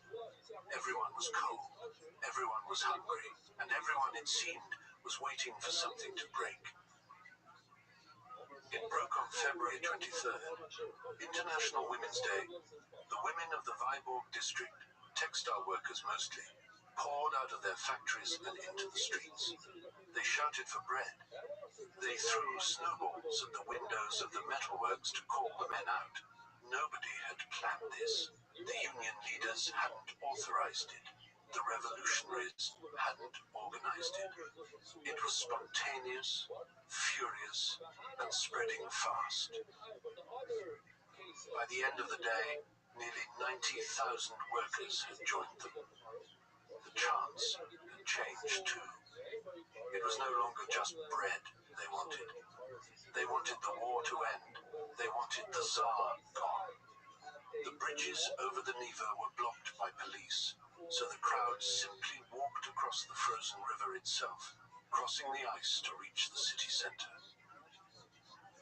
And then came the Cossacks. These were the regime's enforcers, the men on horseback who had broken strikes and scattered protests for generations. The crowd braced for the charge, but the Cossacks hesitated. They rode in single file through the demonstrators, carefully, slowly, as if threading through a market crowd. Some winked at the workers. One bowed from his saddle, and the crowd burst into applause. 2 days later, a police lieutenant was beating demonstrators with his whip when a Cossack drew his saber and cut him down. The officer fell dead in the street. The crowd roared. Something fundamental had cracked. The Tsar was hundreds of miles away at military headquarters in Mogilev. He received reports of the unrest and dismissed them. He telegraphed General Khabalov with instructions to suppress the disorders by tomorrow, as if he were scheduling a minor repair. On Sunday, February 26th, loyalist troops opened fire on the crowds. 40 people died. The demonstrators scattered, and for a moment it seemed the government had won. But that night, the soldiers who had done the shooting could not sleep. They lay in their barracks, thinking about the people they had killed. By morning, the Volinsky regiment had made its decision. When their commander, Captain Lashkevich, appeared before them, a shot rang out. He fell dead. The soldiers rushed into the streets, calling to the other regiments to join them. Within hours, the garrison had mutinied. The city descended into a kind of ecstatic chaos. Soldiers burned the district court and stood around the bonfire like revelers at a winter festival. Crowds stormed the Cresty prison and threw open the cells. The hated police, the pharaohs, were hunted through the streets, forced to strip off their uniforms or be shot where they stood. General Kabalov tried to assemble a loyal force to restore order, but his men simply melted away, disappearing into the crowds as if they had never been soldiers at all. In the Tauride Palace, two rival bodies were forming in the same building almost the same afternoon. In one wing, members of the Duma created a provisional committee to restore order. In another, socialist intellectuals and factory delegates proclaimed themselves the Soviet of Workers' and Soldiers' Deputies. They began organizing food supplies, coordinating militias, issuing proclamations. Alexander Kerensky, a young lawyer with a flair for theatrical speeches, managed to get himself elected to both bodies, bridging the gap between them with sheer energy and nerve. The revolution spread. At the Kronstadt naval base, sailors rose against their officers. Admiral Viren was dragged out into Anchor Square in his white undershirt and bayoneted in the snow. In the Astoria Hotel, revolutionaries stormed the building hunting for snipers, and dozens of officers died in a chaos of broken glass and gunfire. In Moscow, the old order collapsed almost without resistance. Workers and soldiers tore down the imperial eagles and pinned red ribbons to their coats. Ribbons so large, one witness said they were the size of table napkins. The Tsar finally tried to return to his capital. His train was diverted, blocked, shunted onto sidings by revolutionary railway workers who refused to let him pass. He ended up stranded at Pskov, alone in his private carriage, while his empire dissolved around him. In Petrograd, the streets were full of singing, embracing, weeping with what seemed like joy. The 300-year-old Romanov dynasty had fallen in a matter of days. The prisons were empty now. The police stations were burned shells. But the Tsar still sat in his train at Pskov, seemingly unaware that his empire had already evaporated. And while the streets celebrated with red ribbons and revolutionary songs, a tense negotiation was beginning in the corridors of the Tauride Palace. Someone would have to pick up the crown that had fallen into the gutter. The question was, who?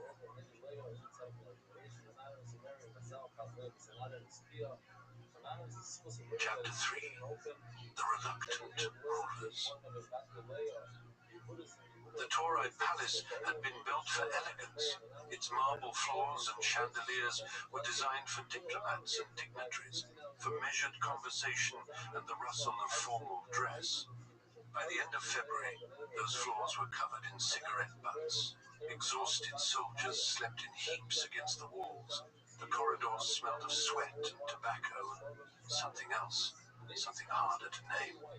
The old order had cracked open, and what poured through the doors was a revolution, still figuring out what it wanted to be. The Soviet Executive Committee met in a haze of smoke and sleeplessness. They were trying to decide what kind of power they actually held when the door would burst open and another group of soldiers would push through, rifles still warm, demanding answers. Should they give up their weapons? Should they obey their officers?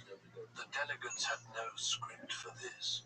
They were improvising a new world in real time. Shabbos that phase.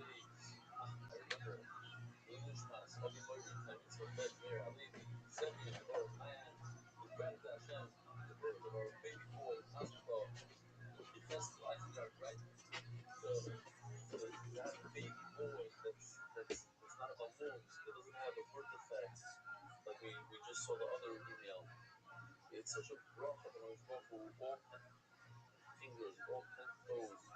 Can't say it enough. Yecheskel Isengard, bracha batzlocha to everybody learning Daf Yomi. MDYR. Yosef and Chai Sarv, the Parnas of the Rebbe, Yishlam Yonat and Ethan Bebeshav, bracha l'fu Shlema.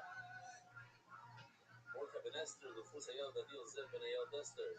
Mark, are you able to put yourself on the screen? I wonder if I can do this. Maybe that was not a good idea.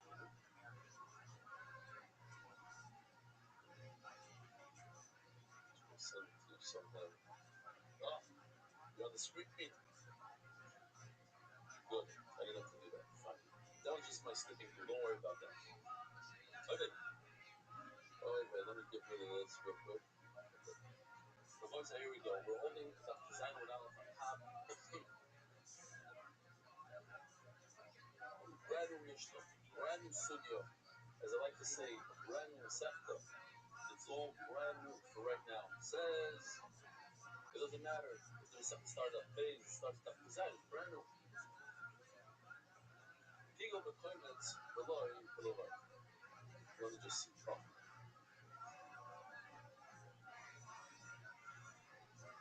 Now, we know, talking about Menachos, you want to bring a flower carbon to the Rothschild. So, the quite sticks his hand in, takes 3 fingers worth, and that's for the feet. That will be in this bag right over. In addition to that, most other Menachos have something called Lavoina. You have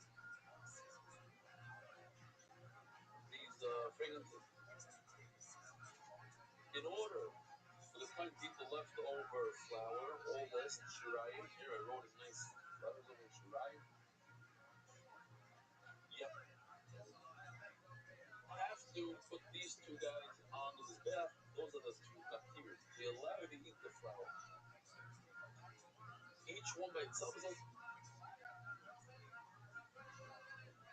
50%. You need to put both of them on.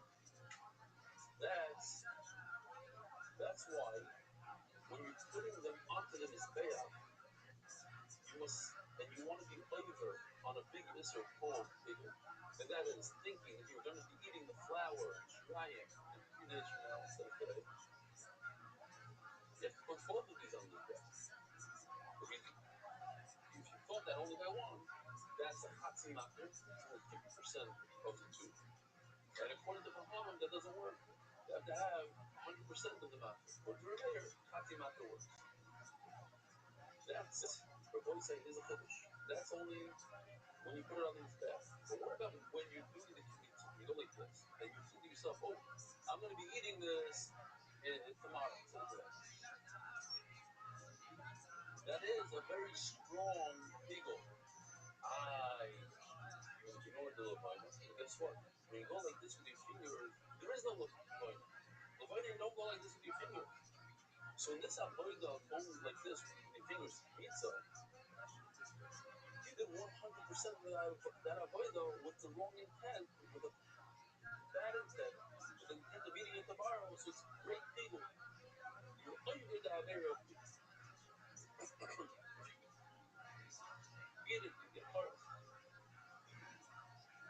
You hear what's going on here? This which we said that you need to do both, it's only on that Torah because both are possible by that Torah.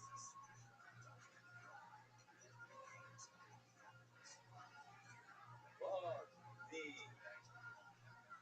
Kmitza doesn't apply. So now let's see this. Pigel Bachkoimus Beloy Beloy. Now it says Rashi going back that Torah pulling up the end.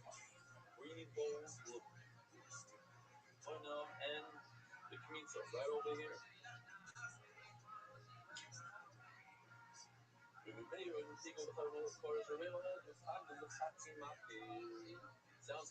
complicated, but it's super easy. You could do Pigel on 50%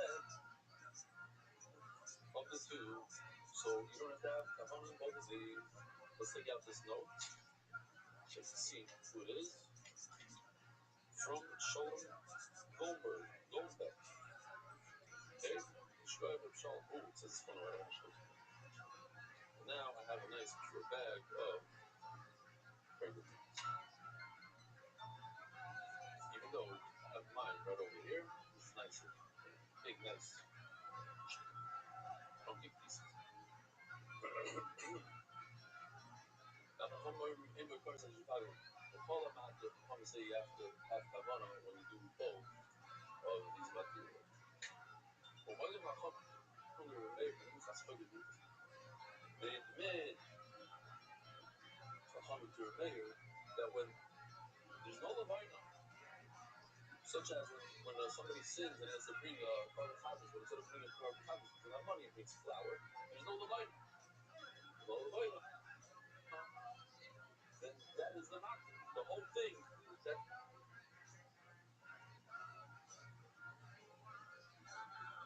it's only one matter. It's only the flour. There's no levina. Should think about purpose. If you had a kavana while you're doing the kmitzo, meaning that part where you're putting it on the mizbeach, then what are you putting on the mizbeach? Only flour. This doesn't exist. This levine. Mela, shubigol, that's a real bigol of the part. Seems like there's no finishes. Shabbos is all that. Shop, I got something like Basim. We're talking about Shavuos again. We had this yesterday.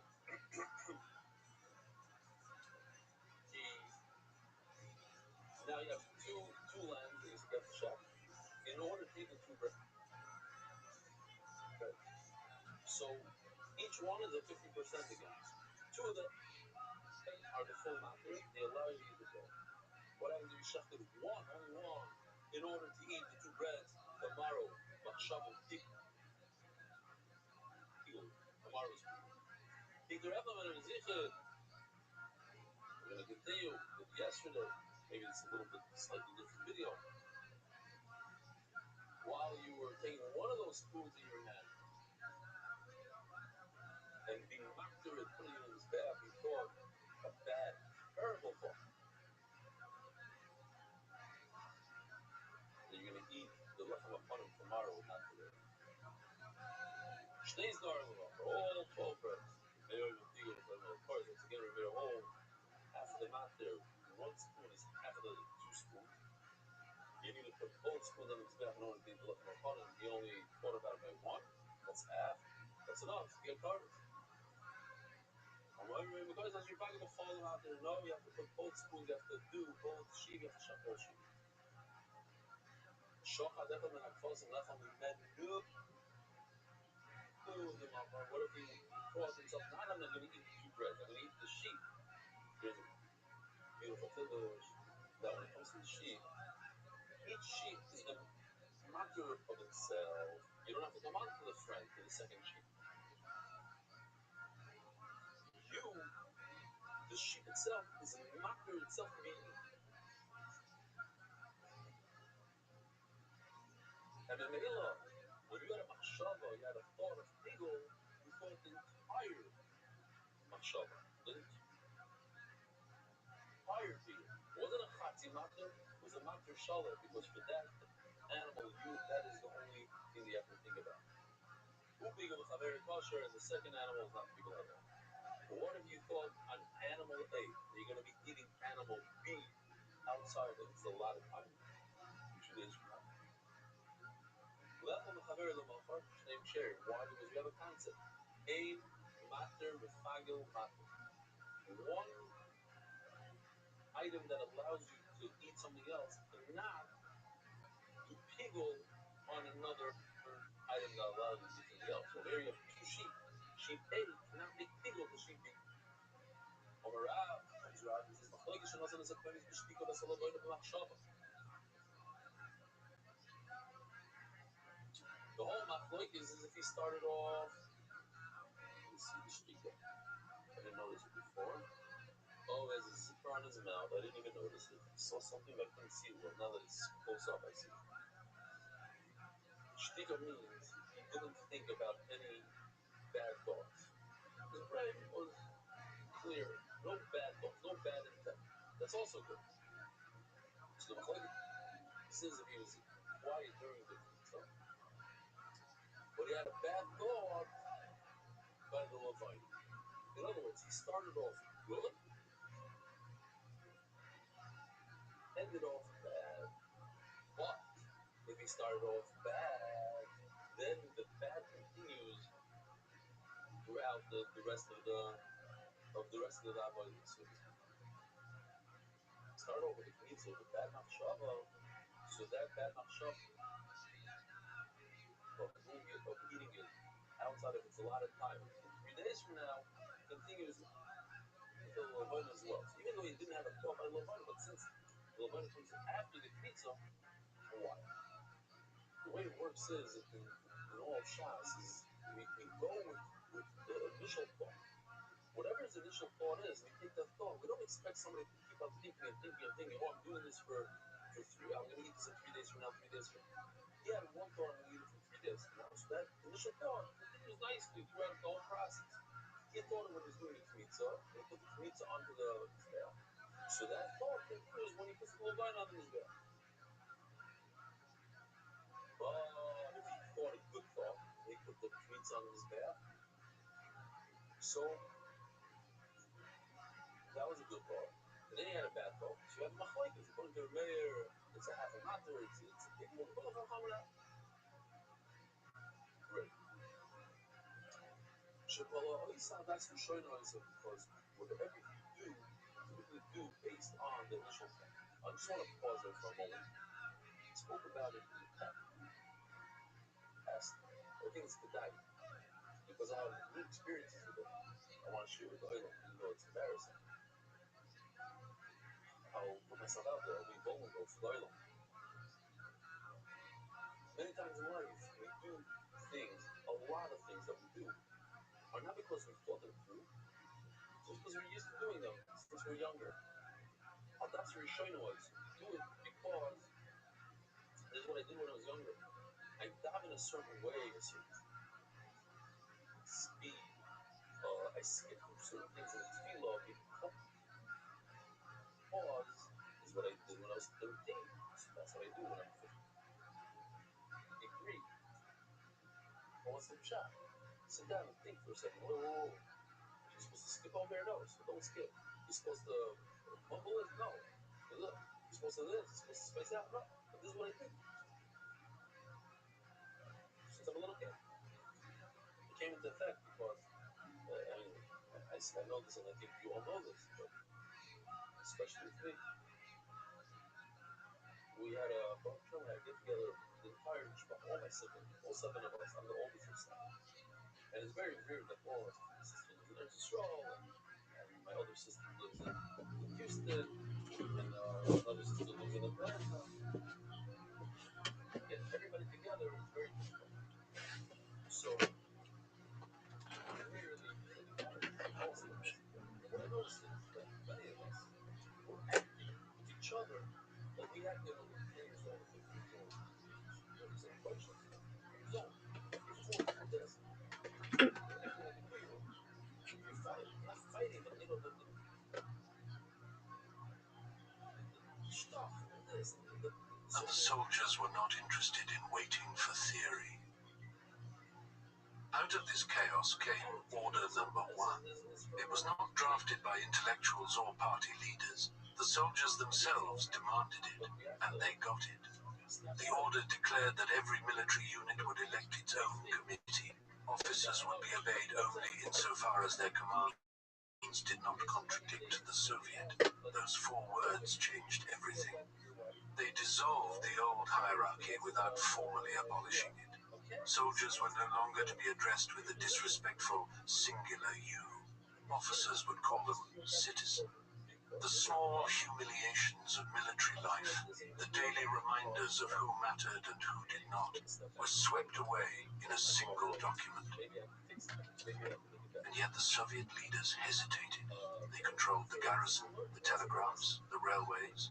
They had the guns, but they did not want to rule. Their Marxist textbooks told them that a bourgeois revolution had to come first. The capitalists had to take power before the workers could take it from them. It was a strange kind of deference, this insistence on following the script, even as the script was being rewritten around them. So they sat down with the Duma committee in a smoke-filled room and hammered out the terms for a provisional government, amnesty, free speech, elections. The liberals would take the formal titles. The Soviet would watch from the wings. While these negotiations dragged on, two conservative deputies named Guchkov and Shulgin boarded a train for Pskov. Their mission was to convince the Tsar to abdicate. At every station along the way, revolutionary soldiers crowded the platform, peering through the windows. The old world was still physically intact. The trains still ran, the tracks still held, but something fundamental had shifted. The two men arrived at Pskov and found Nicholas in his railway carriage, surrounded by generals who had already made up their minds. General Ruzsky read the Tsar a series of telegrams. One by one, his commanders recommended abdication.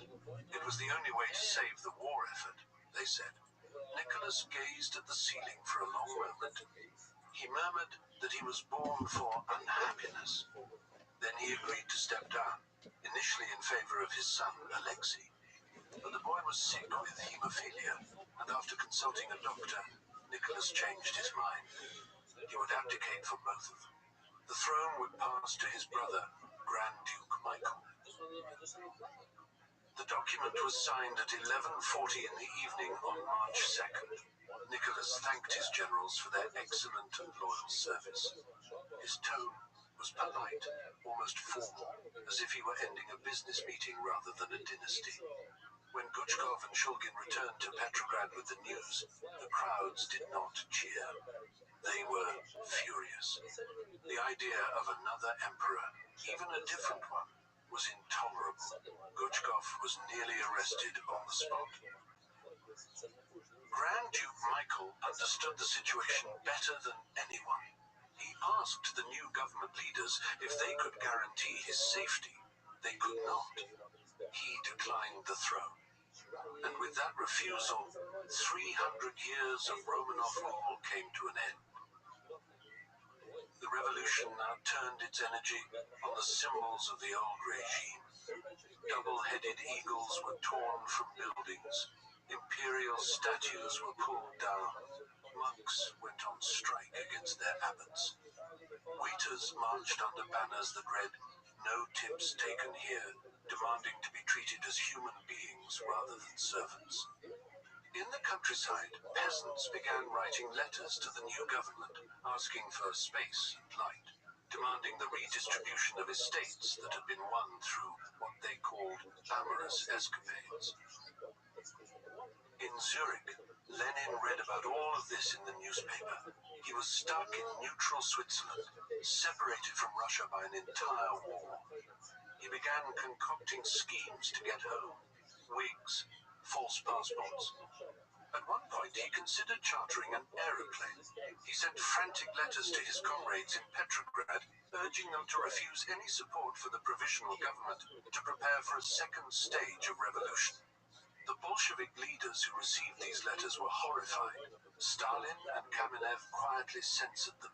Lenin was too radical, they thought. He did not understand the situation on the ground. On March 23rd, a funeral procession moved through Petrograd toward the Mars field. Hundreds of thousands of people marched in silence, following 184 red coffins to their graves in the frozen earth. Only the boom of fortress guns and the sound of the Marseillaise played by military bands. It was a new kind of ceremony for a new kind of world. By the end of the month, the initial unity was already beginning to fray. Soldiers grew restless with talk of continuing the war. Workers demanded the 8-hour day.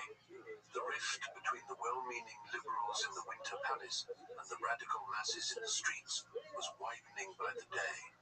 And on March 27th, a train departed Switzerland, carrying Lenin and a group of exiles across enemy Germany. It was heading toward a Russia that was changing faster than anyone in the provisional government dared to imagine.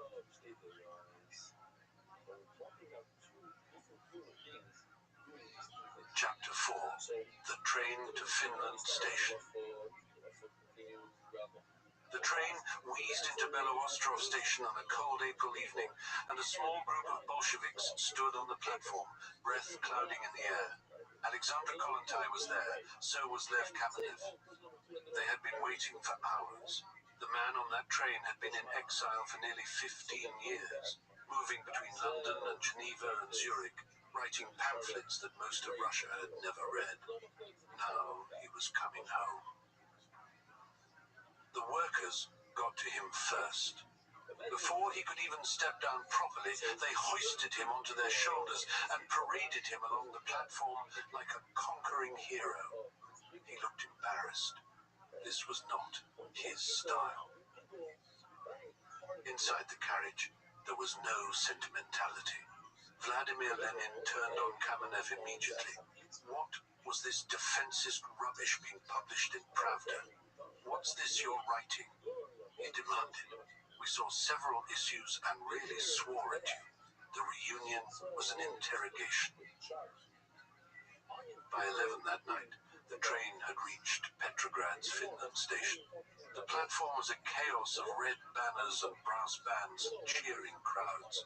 Soldiers, sailors, workers, all pressing forward to see the man the newspapers had been calling a German spy. Searchlights swept across the scene.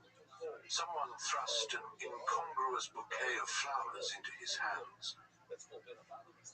They ushered him into the imperial waiting room, the one they still called the Tsar's room, where the leaders of the Petrograd Soviet had gathered to receive him.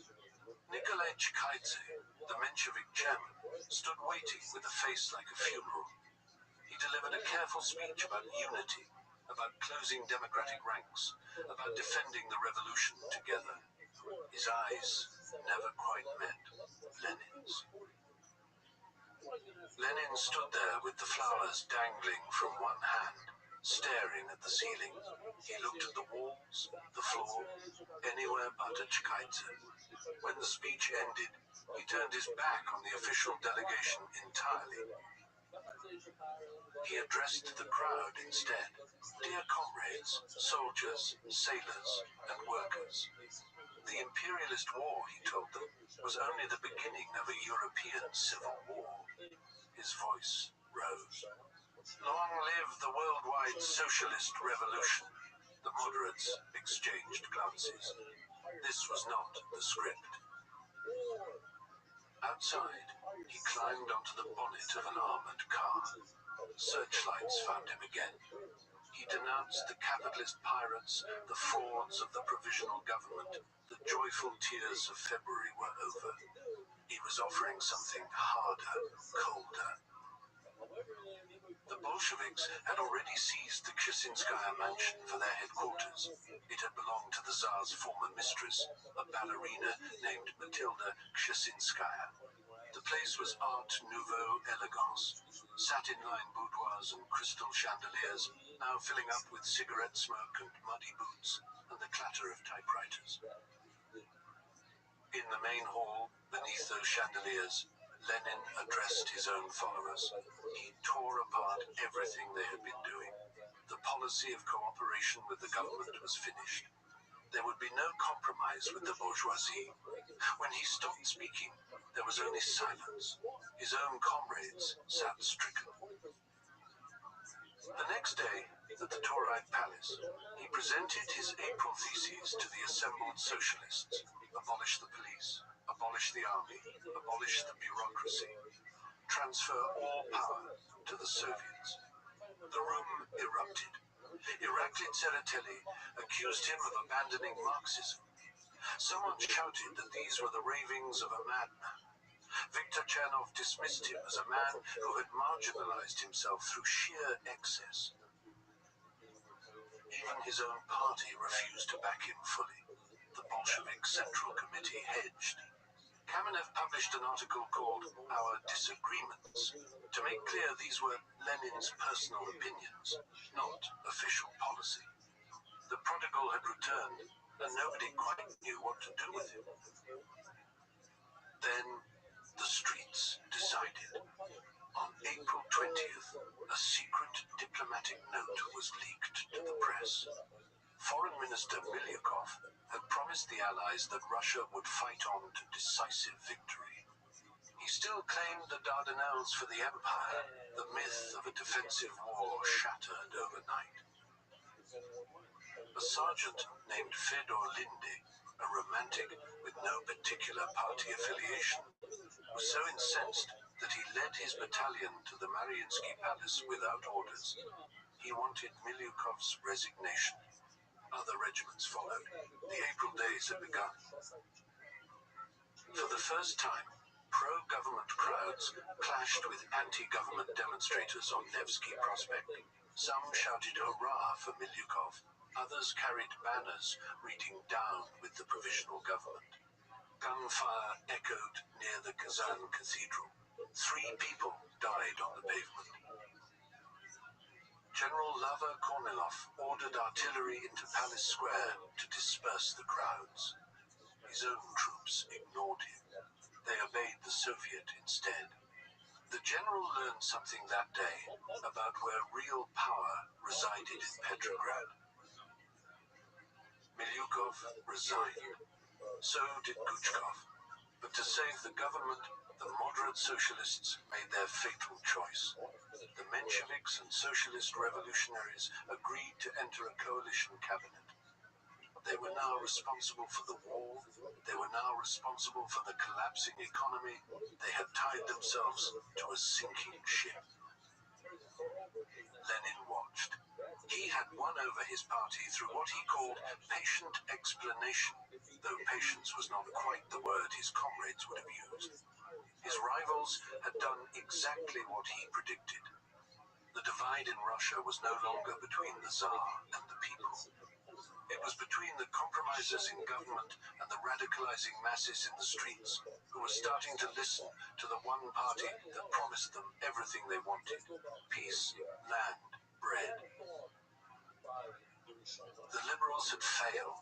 The moderate socialists had stepped in to prop up what remained, hoping their moral authority would keep starving soldiers in the trenches and angry workers in the factories.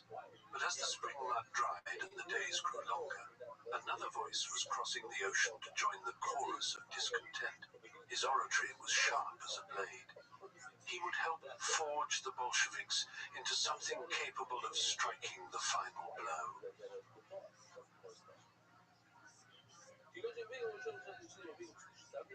Chapter 5. An Unraveling at the Edges.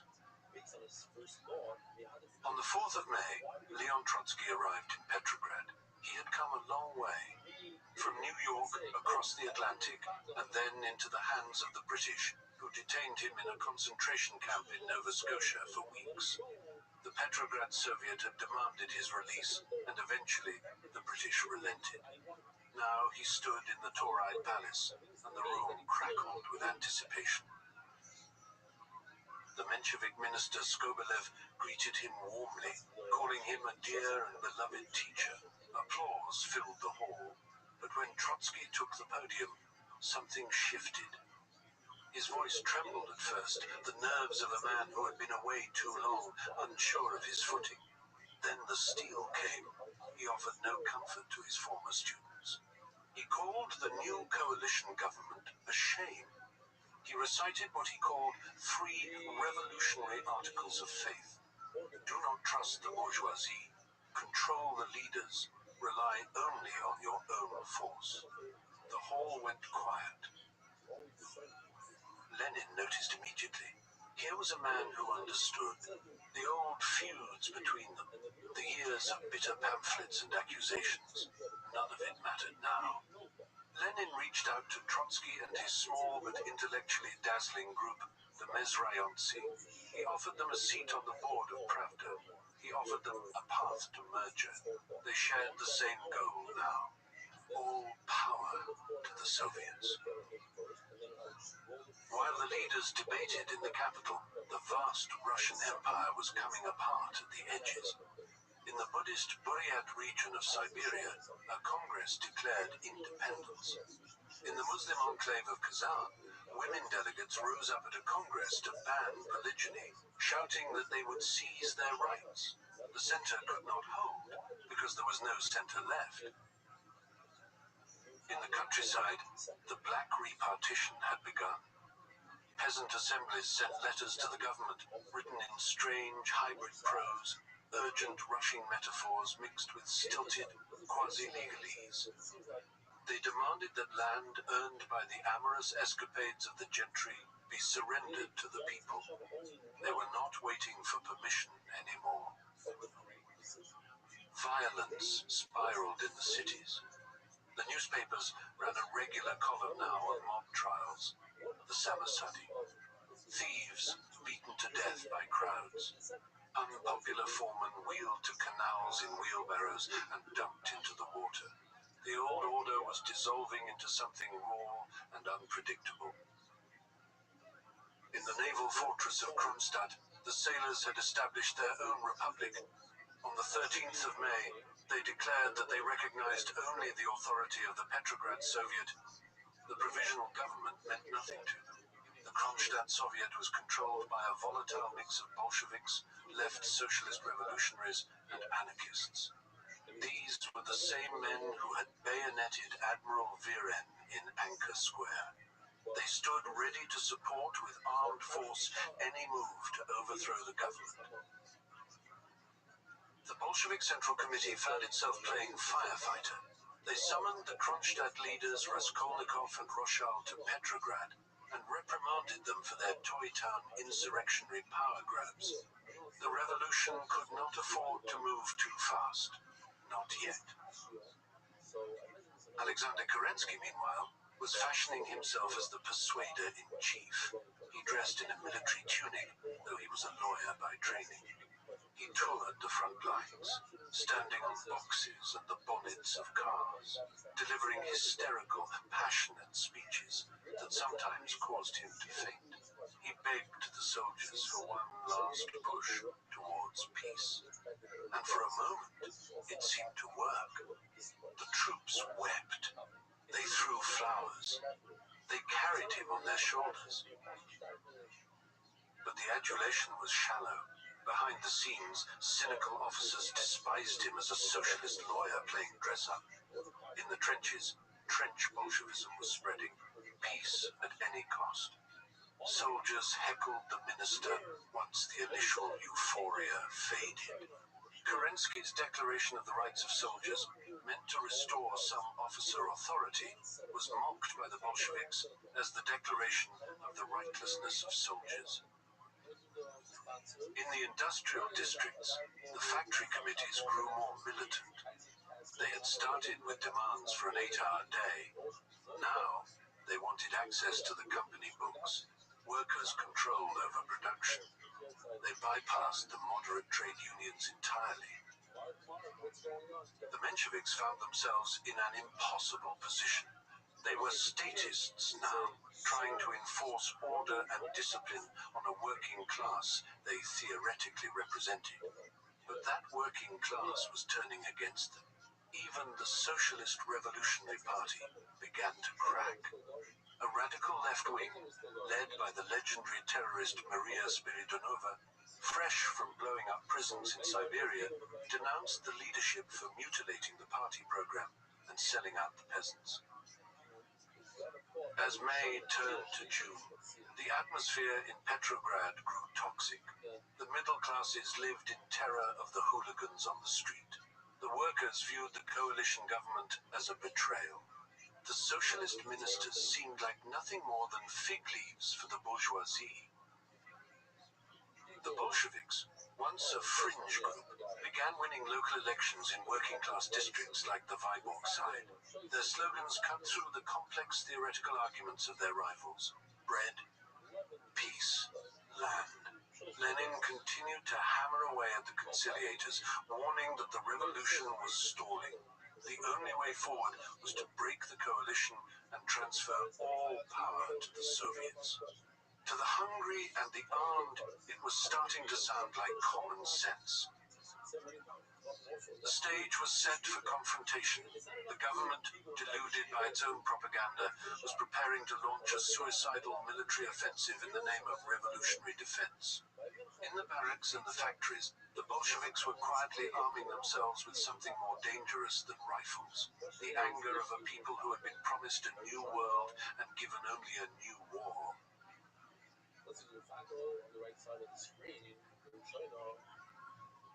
Chapter 6. The Edge of the Abyss. On the 3rd of June, more than 700 delegates gathered in Petrograd for the first All-Russian Congress of Soviets. The Socialist Revolutionaries and the Mensheviks dominated the hall. The Bolsheviks held only 105 seats, a modest faction in a sea of moderates. The mood was confident, almost self-congratulatory. The Menshevik leader Tsereteli rose to address the assembly. He spoke with the certainty of a man who believed history was on his side. There was no political party in Russia, he declared, that would dare say, "Give us power." Coalition with the bourgeoisie was the only path forward. It was sensible, it was cautious, it was the responsible thing to do. A voice cut through from the back of the room. "There is such a party." The hall turned.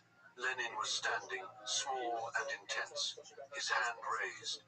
"The Bolsheviks," he announced, "were ready to take power at any second." The Congress laughed, but the laughter had an edge to it. Outside the hall, the Bolshevik military organization was already planning an armed demonstration to show the Soviet leaders where real power resided. It was not in speeches. Tensions had been building for weeks over a strange flashpoint, the Durnovo Villa. This was the occupied summer home of a Tsarist official, now transformed into a headquarters for anarchists and radical unions.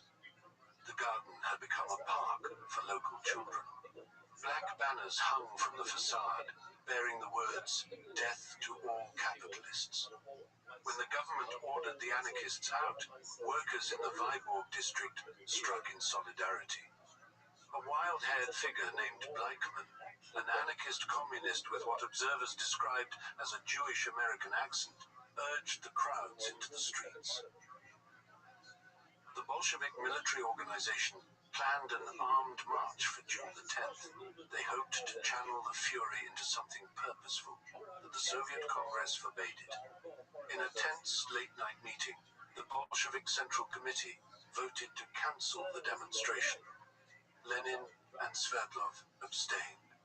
The majority feared a premature civil war.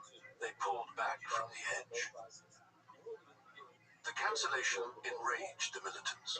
In Kronstadt, the naval fortress where the sailors were already half anarchist, the Bolshevik Florovsky faced what he later called the most unpleasant hours of his life. He had to explain to furious armed men why they could not march on the capital. They did not take it well. Tsereteli was white as a sheet with rage. He demanded the Bolsheviks be disarmed. He accused them of conspiracy. The Bolsheviks walked out of the Congress in protest. The political temperature was rising by the hour. To prove that the masses still supported the moderate Soviet leadership, the Congress organized its own official demonstration for June the 18th. It was meant to be a show of strength, a reassuring display of unity behind the coalition government. The plan backfired in spectacular fashion. Nearly 500,000 people marched through Petrograd that day, but the banners they carried did not bear the official slogans. Instead, the streets became a river of Bolshevik demands. Down with the 10 capitalist ministers, all power to the Soviets. The Menshevik diarist Sukhanov watched from the platform with growing horror. The official Soviet slogans, he noted, were submerged by the mass. The political tide had turned. While the streets of Petrograd belonged to the radicals, something else was happening on the front lines. The Kerensky offensive had begun near Lviv with a massive artillery bombardment. It was a desperate gamble, an attempt to unite the country through military victory. There was initial news of success. Then it collapsed. Soldiers refused to advance.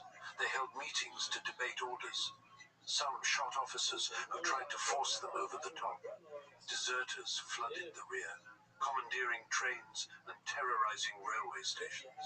They brought with them stories of slaughter that only fed the anti-war agitation back in the cities. The 1st Machine Gun Regiment in Petrograd received orders to transfer to the front. These were thousands of heavily armed men. They understood exactly what the order meant. It was an attempt to break up the revolutionary garrison, to scatter them across the killing fields before they could cause trouble. The machine gunners resolved that they would not go. They would not die for the provisional government. Instead, they would stay and overthrow it. They threatened to use armed strength to break up the government if their demands were not met. The weapons were oiled and ready. In the countryside, the collapse deepened. Peasants in the Tambov and Pskov regions formed what officials called gangs of robbers. They stormed gardens and estates. The government in Petrograd watched, helpless and paralyzed. The cadet ministers threatened to resign of Ukrainian autonomy, looking for any excuse to abandon a sinking ship before the disaster of the offensive became public knowledge. Lenin sensed the volatility. He tried to restrain his own ultra-left followers, warning that a premature uprising could be drowned in blood. But the anger in the barracks and the factories was becoming impossible to control. The Persuader-in-Chief's military gamble had failed. The official Soviet demonstration had turned into a Bolshevik triumph. And in their barracks, the machine gunners were polishing their weapons with mutinous intent. The heat of July was descending on the city.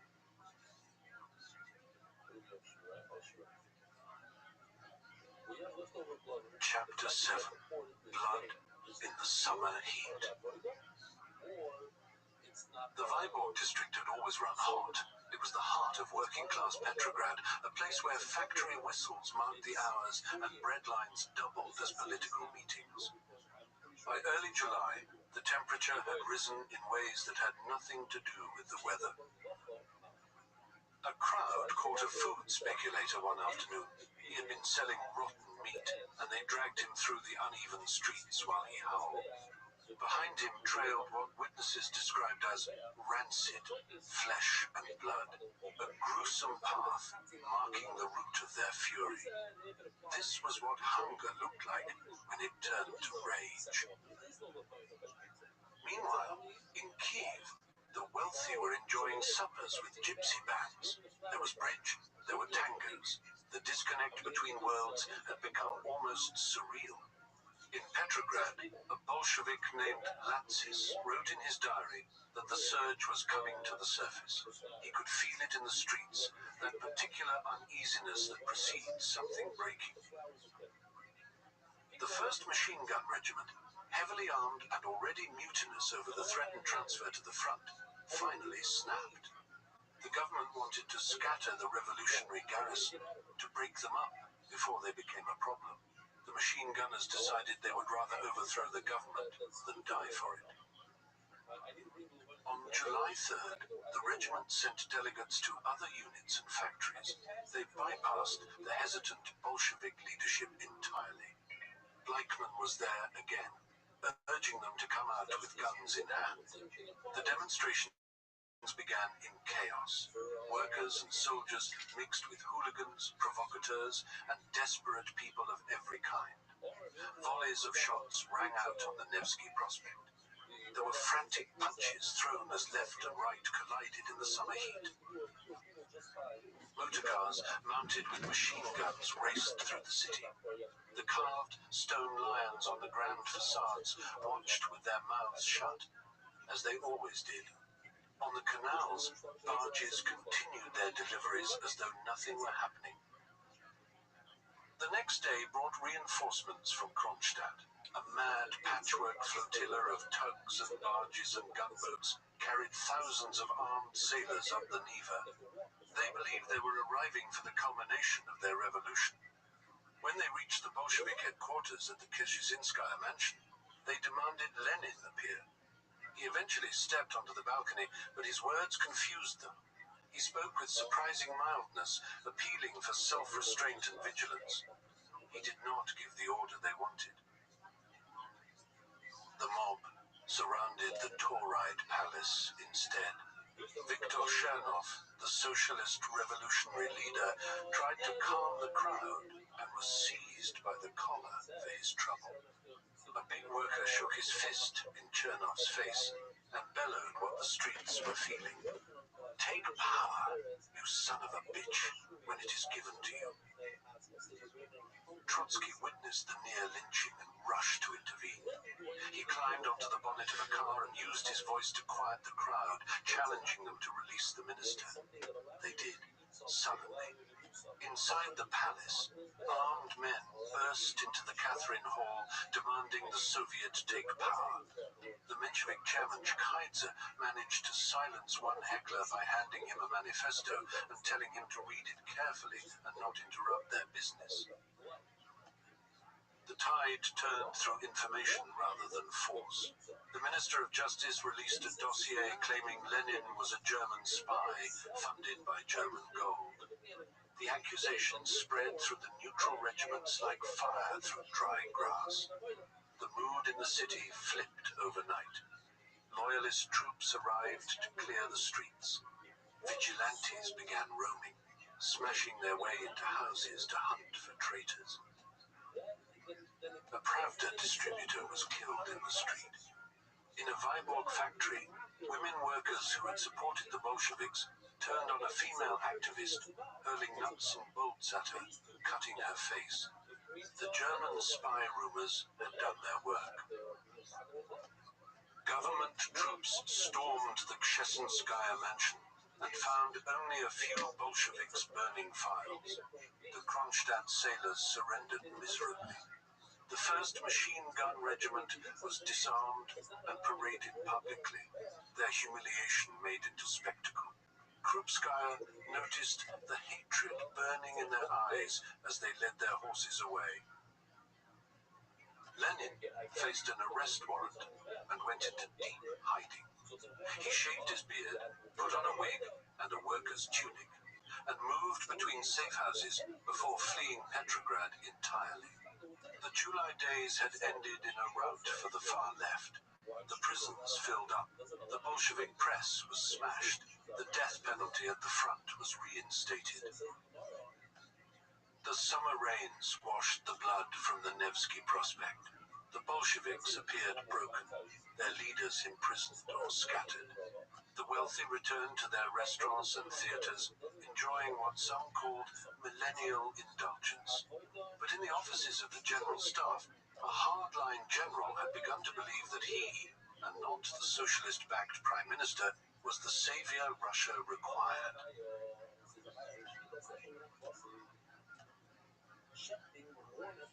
Chapter 8. The Phantom Coup. While the revolution seemed to stall in the late summer heat, the upper classes threw themselves into what one observer called a sybariticism for the end of a world. Bands played through the night at endless dances. Flies circled above warming cake and pools of spilt champagne. The old order was rotting in plain sight, and those who still had money... Look at this pimp with the West Side Gangster.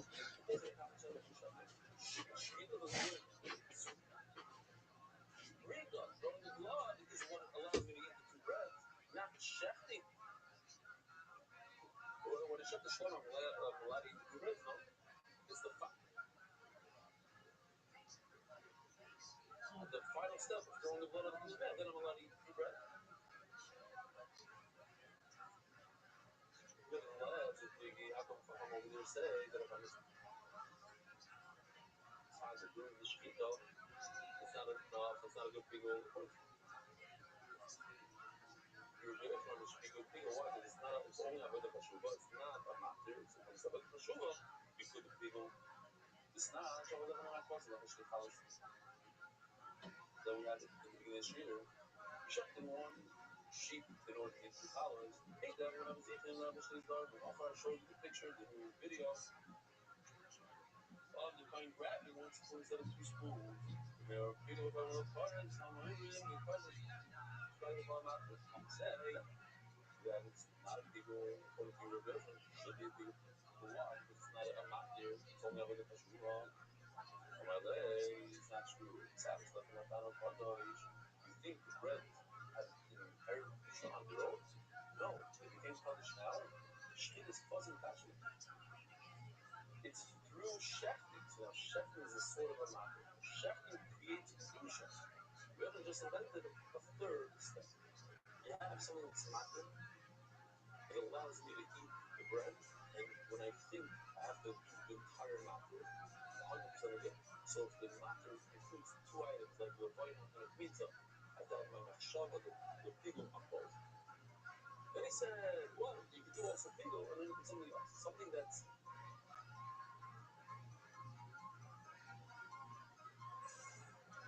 avoid the chashuva, not a matter. And now he's saying,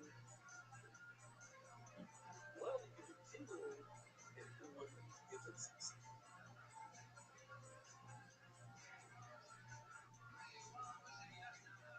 something that creates kedusha for something, like the bread.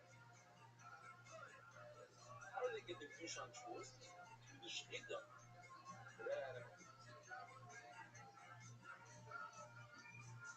Through the entire matter, the entire thing.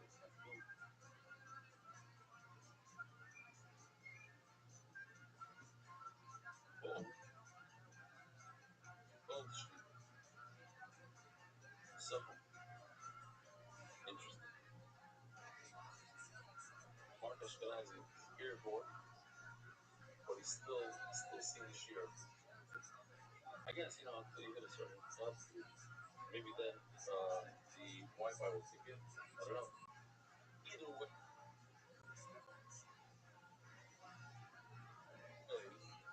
I'll control it here. Bezrat Hashem. What's this? See, if he was there, he'd tell me this is the way. Not good. Okay. Let's take it away. There's a pillow right over there, but it's okay. We'll leave it.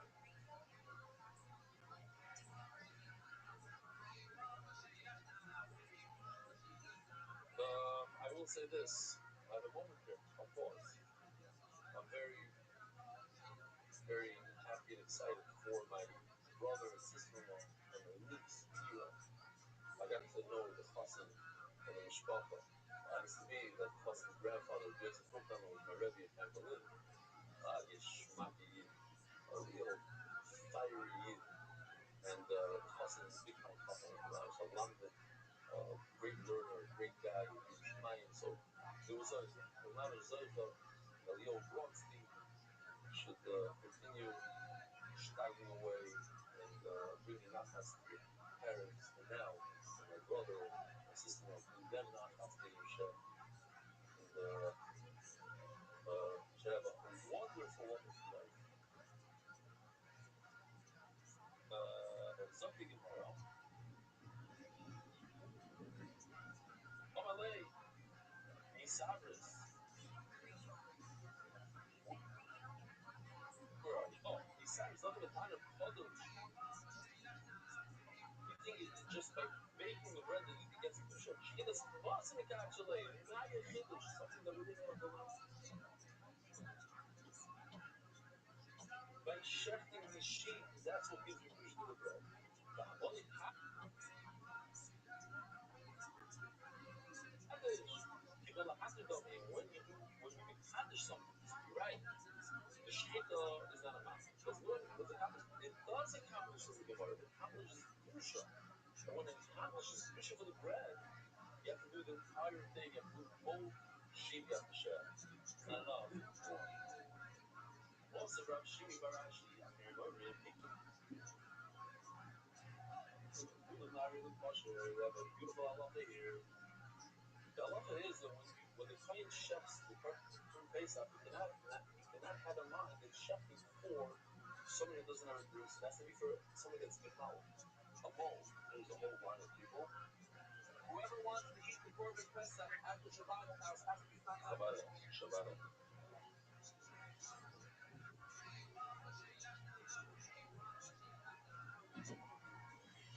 So now he's thinking about Pilat Shiva, and then he's thinking about people that have the donut. We're going to divide it. Shchita is you have to chef two simonim. Wow. That is beautiful. For this book, we had to register in advance.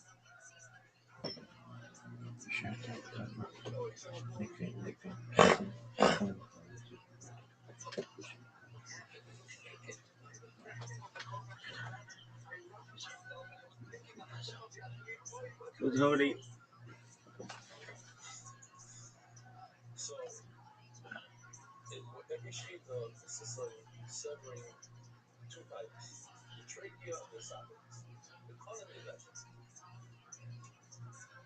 So the Gemara understands that when he was doing before the movie there, when he sliced the colon, he was thinking about the Jews, the ones that have meat. And when he was the Nashad, he was thinking about it's hard to pick them, but it could be a fluid that doesn't have a meaning, which is both died here in this. So they weren't allowed to do this for him. This can be much a fluid, but it doesn't have the nice to the common vegetables. But if you thought about the algorithm first, and then the second, then it's no good. So what's he decide? If the algorithm kosher, if he thought about this case, he thought about those who have Mila first, on the first.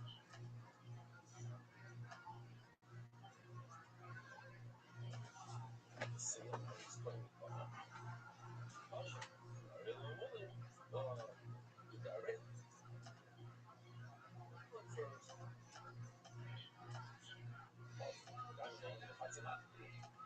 They're arguing in a situation of what if you want now? What if you want pipe is a half of an avodah chashuk? Shechting is not a matter, but first of all, by purpose, it doesn't allow you to eat bread. No bread with bread. I said that. Hey, this is Rabbi. I'm coming to you live from the world famous comedy store for a brand new episode of Kill Tony Volume 5. Give it up for Tony Hinchcliffe.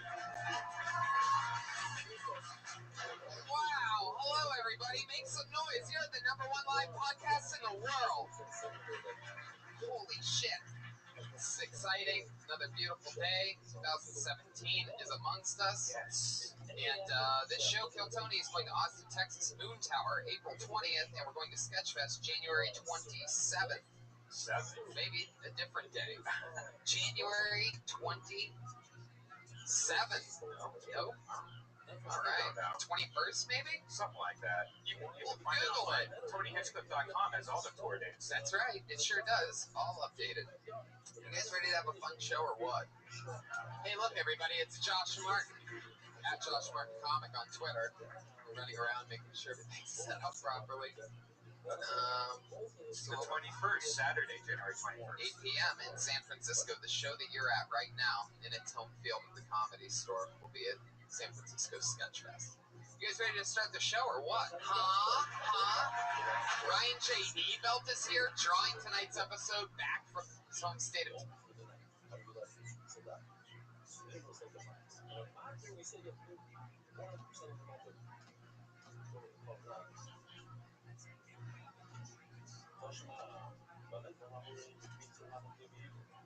Texas, powerful Jamie Vernon on the HD camera in the back with his new white powerful hoodies. Doesn't exactly, not the best marketing way to describe it, but the hoodie says powerful, and the color is white. They are white powerful hoodies. They're actually pretty awesome. He's wearing one. I want one. I don't know if you make it in boys extra small, but I want one. Let's get the show started. Should we bring up the band or the guests? Let's bring up the guests. Let's bring out the guests first. Let's do that. Actually, let's not do that. Let's bring up the band first. I changed my mind. You know the band. You love the band. I've missed the band. Some have been here. Some have been out of town for the last few weeks. They all took different weeks off, but they're all back together. Put your hands together for the entire Kiltony band. It's Pat Reagan, Jeremiah Watkins, and Joel Jimenez. Holy shit. Oh, wow, it's a New Year's entrance. Whoa. Wow. Yes. I love it. We should have done the guests first. We totally should have done the guests first. How about that? How's that for an entrance? It's the Kiltony band, ladies and gentlemen. Here they are. 3 of the funniest human beings on the planet. Human beings that crack me the fuck up. Jeremiah, that's your New Year's Eve get up? Yeah, I'm fancy. Love it. Well, welcome back, guys. Let's have some fun. You ready to meet tonight's guests, ladies and gentlemen, huh? You guys like guests? Usually I keep the guests a secret pretty much every single week, but I got excited and wanted to start 2017 with a bang, so I already leaked it. You guys know who they are. 3 of the funniest fucking human beings on the entire planet all at once. Let's see how loud this place can get for Dom Irera, Big J Okerson, and Doug Benson.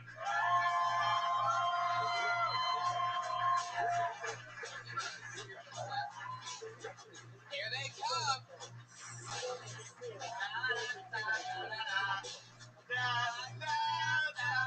Dom Irera.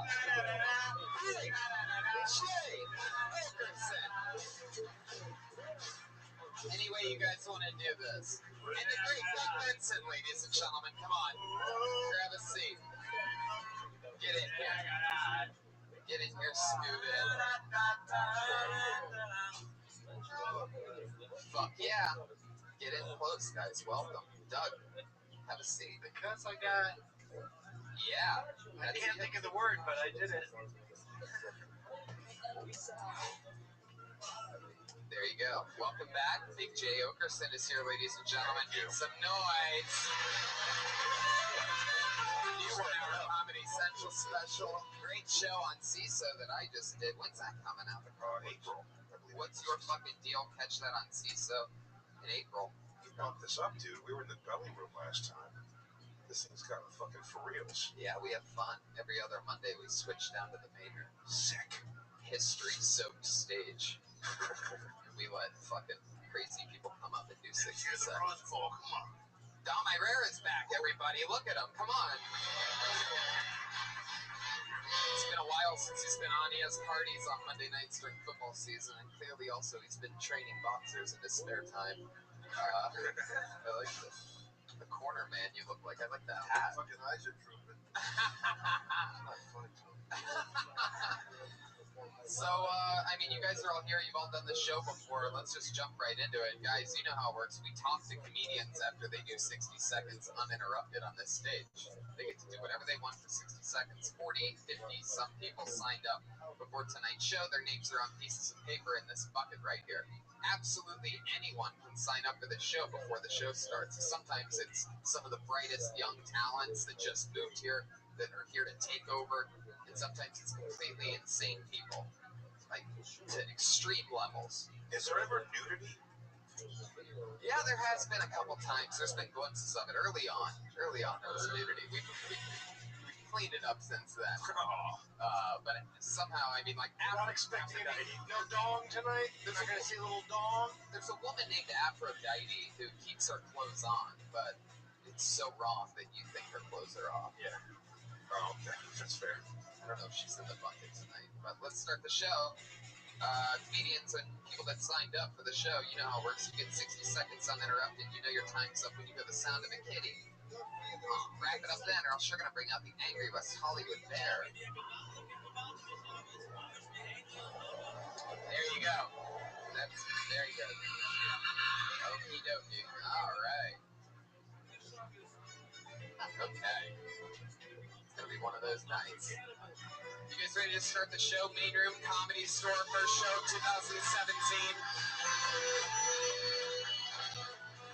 There's still confetti falling down from the rooftops. Your first Kiltony performer 2017 with an uninterrupted 60 seconds, and then we get to talk to him or her about anything in the world. Put your hands together for Jeff Wallace, everybody. Here we go.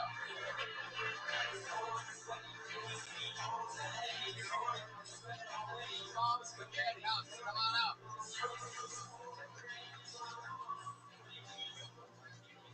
Jeff Wallace, everybody, come on. Huh. All right. I didn't expect that to happen. How's it going, guys? All right, great. Okay, not a lot of time. A lot of people say I look like Brad Pitt in the movie Benjamin Button.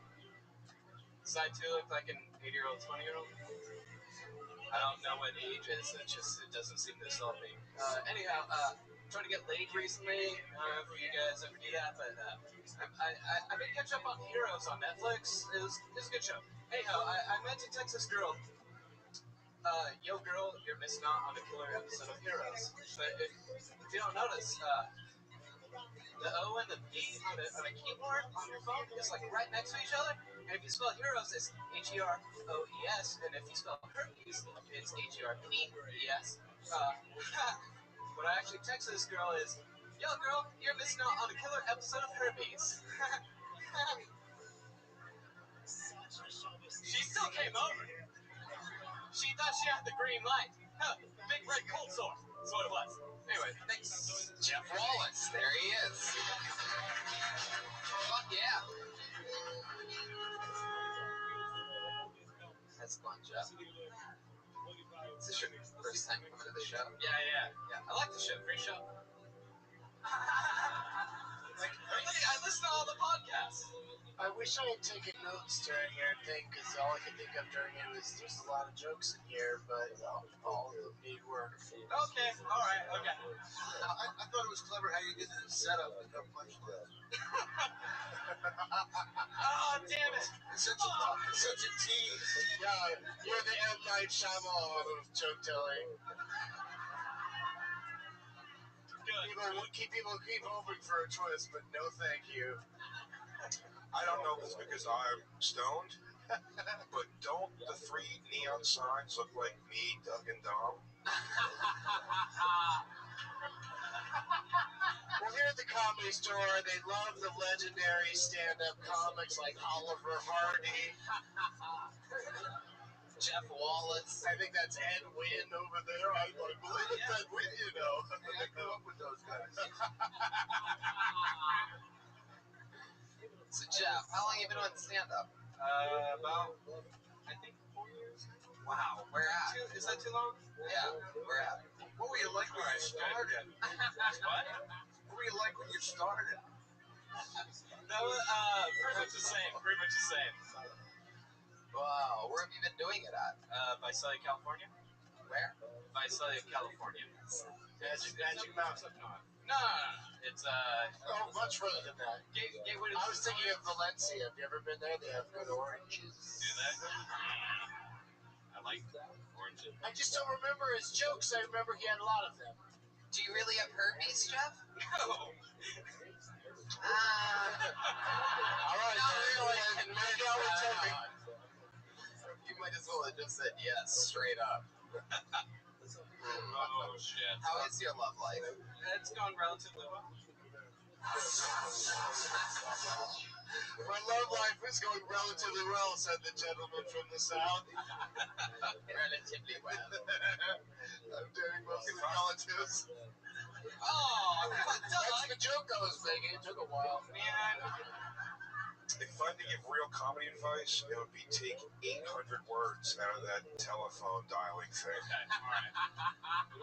I really wasn't expecting to get up here. I do enjoy the show, but like, holy shit. Okay. Right, it's a lot of pressure. And how old are you, Jeff? 36. 36. Older than you, which is weird because it seems that, you know, you're older than me for some reason. It does not seem like that whatsoever to anyone.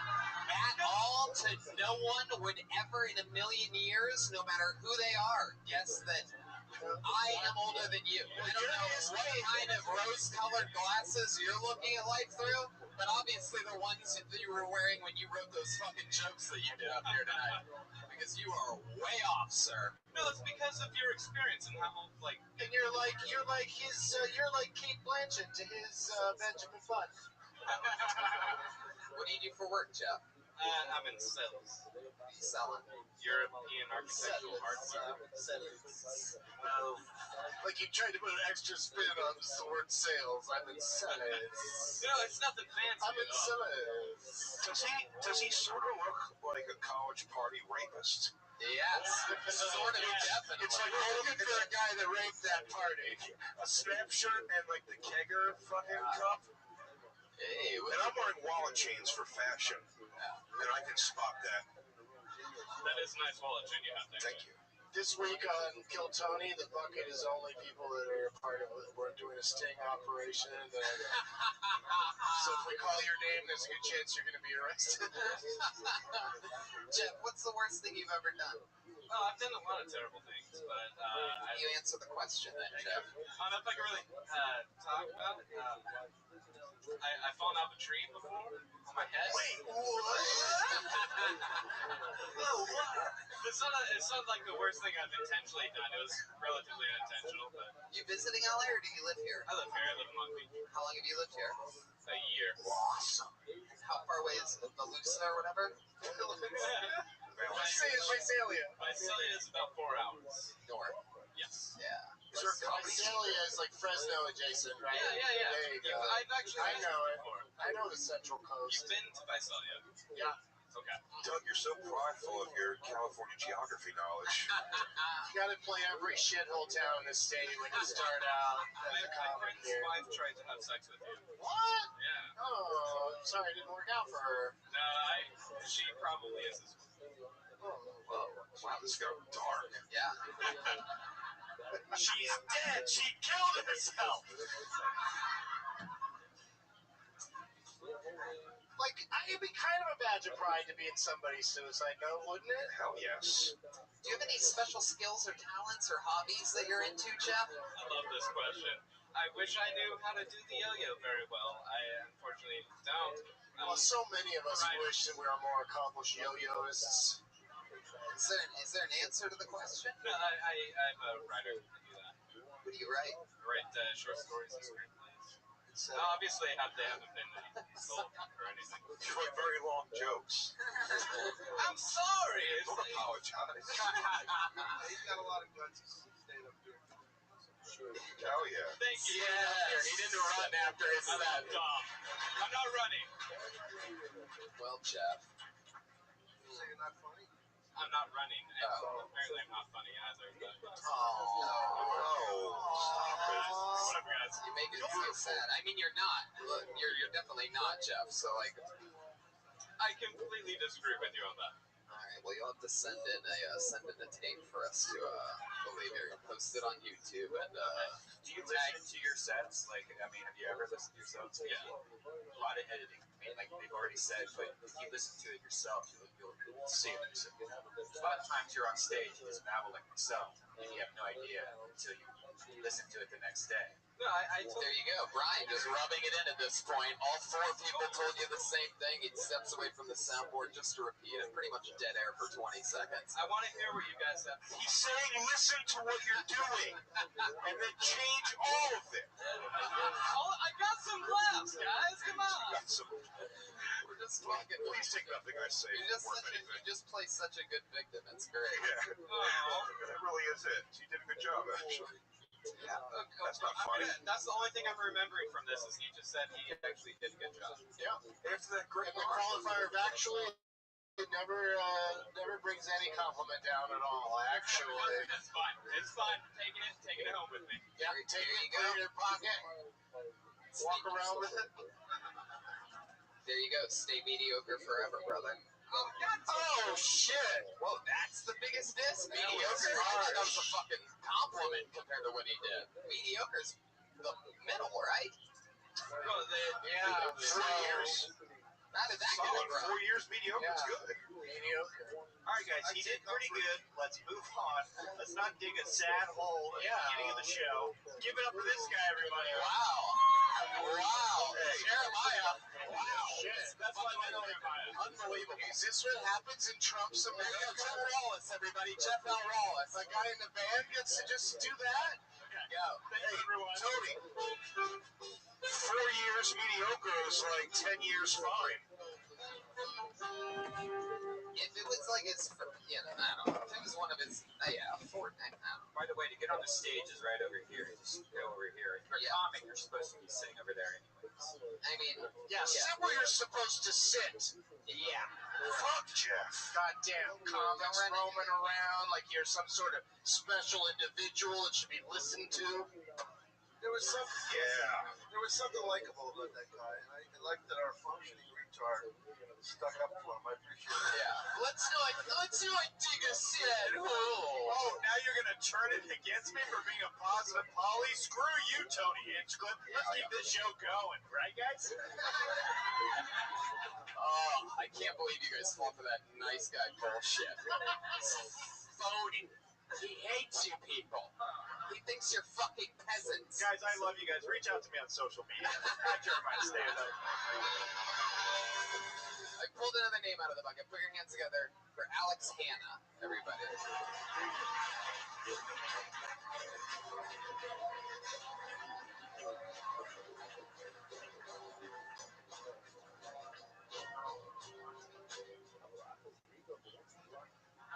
Likes me. Hollywood, baby! Hollywood, baby! We're doing it nice in Hollywood tonight.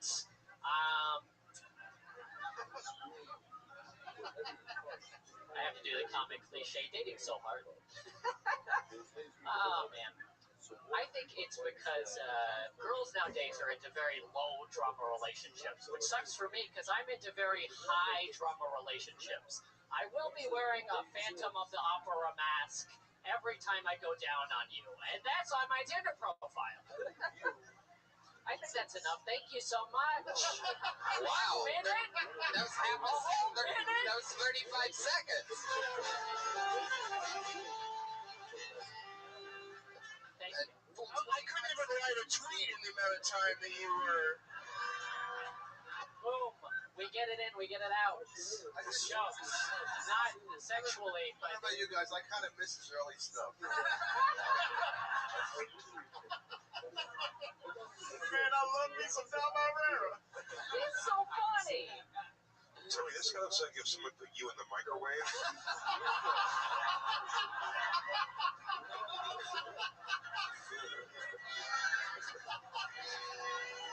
It's like a fucking David Lynch movie. I'm terrified. I'm very uncomfortable. I think personally I look better than Tony, but that's just me. Again, two people in a row that are very confused. I don't know what your guys' mirrors are caked in at home, but way off. Just Vaseline. I've got an important question for you. Is your mother back at the motel? Is there a skeleton back at the motel waiting for you to wrap up your night of spoken word? Oh, is she dead in this scenario? If I answer your riddles, can I enter your forest?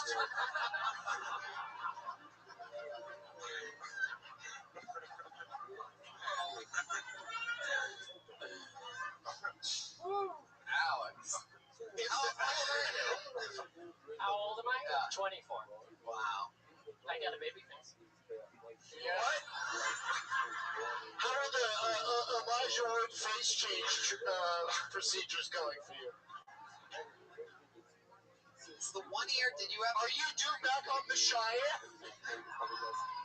There is the 1 year hangs out a little more more than the other? Oh, is that true? I used to have huge ears when I was a baby, like a kid. Yeah. And I really grew into them. Unfortunately, not both of them. That's interesting, because one sort of hangs off like a Yoda or something like that. Like Yoda? It's all dude. One of my balls hangs off. It does. Are we emotionally hanging this kid in the locker by his underwear? I feel like we are. I love it. Now I feel like Amelia Is this a remake of Lucas? I'm too young for that reference. What is that movie? There was a nerdy child in a film, and he was treated poorly, but he was a nice kid. Thank you, Doug. You're welcome. Yeah, I enjoyed. Can I give him a compliment on his set? Sure. I like when people say words funny, and I like the way you say opera. Oh, thank you so much, Doug. You called it an opera. What do you do for work? I nanny. Ooh. Fuck yes. Wow, I'm sorry I wasted any of our time with that opera shit. We got a nanny on our hands. How long you been nannying for? A year and a half. It's gotta be called something else. Oh, Alex has to go. Someone gives you the kids and then goes, I'm gonna split for a while. Just one kid. Yeah. One kid? I'm good with kids. I bet. Let me ask you this. You did 35 seconds? Oh, I did 35 seconds. Yeah, what were the other 25? Oh, just other one-liners. Can you give us an example? Yeah, you should do a minute when they say, "Can you stay with the kids for 2 hours? Do you leave after an hour 15?" Tom, I got an idea. Let's give him his last 25 seconds. Tom, sit on the stool over there and let him sit on your lap and put your hand up his ass. And you say funny things. And just move his mouth. Let me hear one of the jokes you missed. Oh, that's all I prepared for tonight. A minute is such a weird amount of time to give a Isn't it, comedian. though? Right? You have to start strong, which I feel like I did. You can't remember one-liner? Like a sentence? But that's such a weird thing to tell a joke. Like, that's like telling a joke to somebody. This is episode 190 of the show that you're on right now, Alex. Oh, no, I know. I'm aware. Time, though. It's okay. Let me ask you another How question. dare you not know the specific number of episodes there have been? You just show up here all willy-nilly, not knowing what episode you're on? Exactly. Wow. Don't you know how it works, Alex? Wait, but Where are you from? Get your shit together. The bully becomes the bully. I started comedy in Seattle. You started comedy. Oh. So, how long have you been in LA? About 2 years now. What do you do for like fun when you're not doing stand-up comedy? Like any hobbies or fun skills or talents that you have other than nannying? Oh, I just like play video games. You got your one-liners about that? Playing video games? Yeah, you know, Here we your go. comes in an open mic. You try to find them. You try to do Tell us a one-liner about video games. Go. Doug, you're beating him up the whole way through it. You tried to tell him 3 times. Like, you know, when you're, come on. When you play video games, do it now. A one-liner, though. Don't take pauses in your one-liner. I got a one-liner about video games. Okay. All right. Okay, my bomb. Dude, Black. Okay, you know what? My favorite part about Blackborn is when it goes EA Sports. It's in the game. Big yeah. Alex, you talked about Off the top of my dome. Don't case. I think we don't Really even know on that Tinder? Patty just killed right there. Okay. You really on Tinder? Yeah, I'm really on Tinder. How's your dating life? What's that look like? It's fine. I like meeting people in real life. I don't like meeting people online, though. I play so many video games, you think it'd be easy to meet people online, but it's harder than you think. I don't like these matches. I look like a kid, so I match with people who also like kids, and that's not who I vibe with. Shit. Please tell me you talk about that. Yeah, that's a joke. That's like a. Let's just talk about real life, though. Let's not. Can we please stop asking this guy to do jokes? I know it's become a running It's gag. such a weird If we thing, just like, stay in the pocket here for a It's like second. having a regular person be like, "Do your act," except you're all famous people who I like. Right. You should add to your Tinder profile, still breastfeeding. That's funny. Yeah, clearly You might as well, swing So into let's it. talk about a date that you've gone on in just real life. Is that a thing? Yeah, the last night I went on, I went to the drawing room and I had like a nice conversation.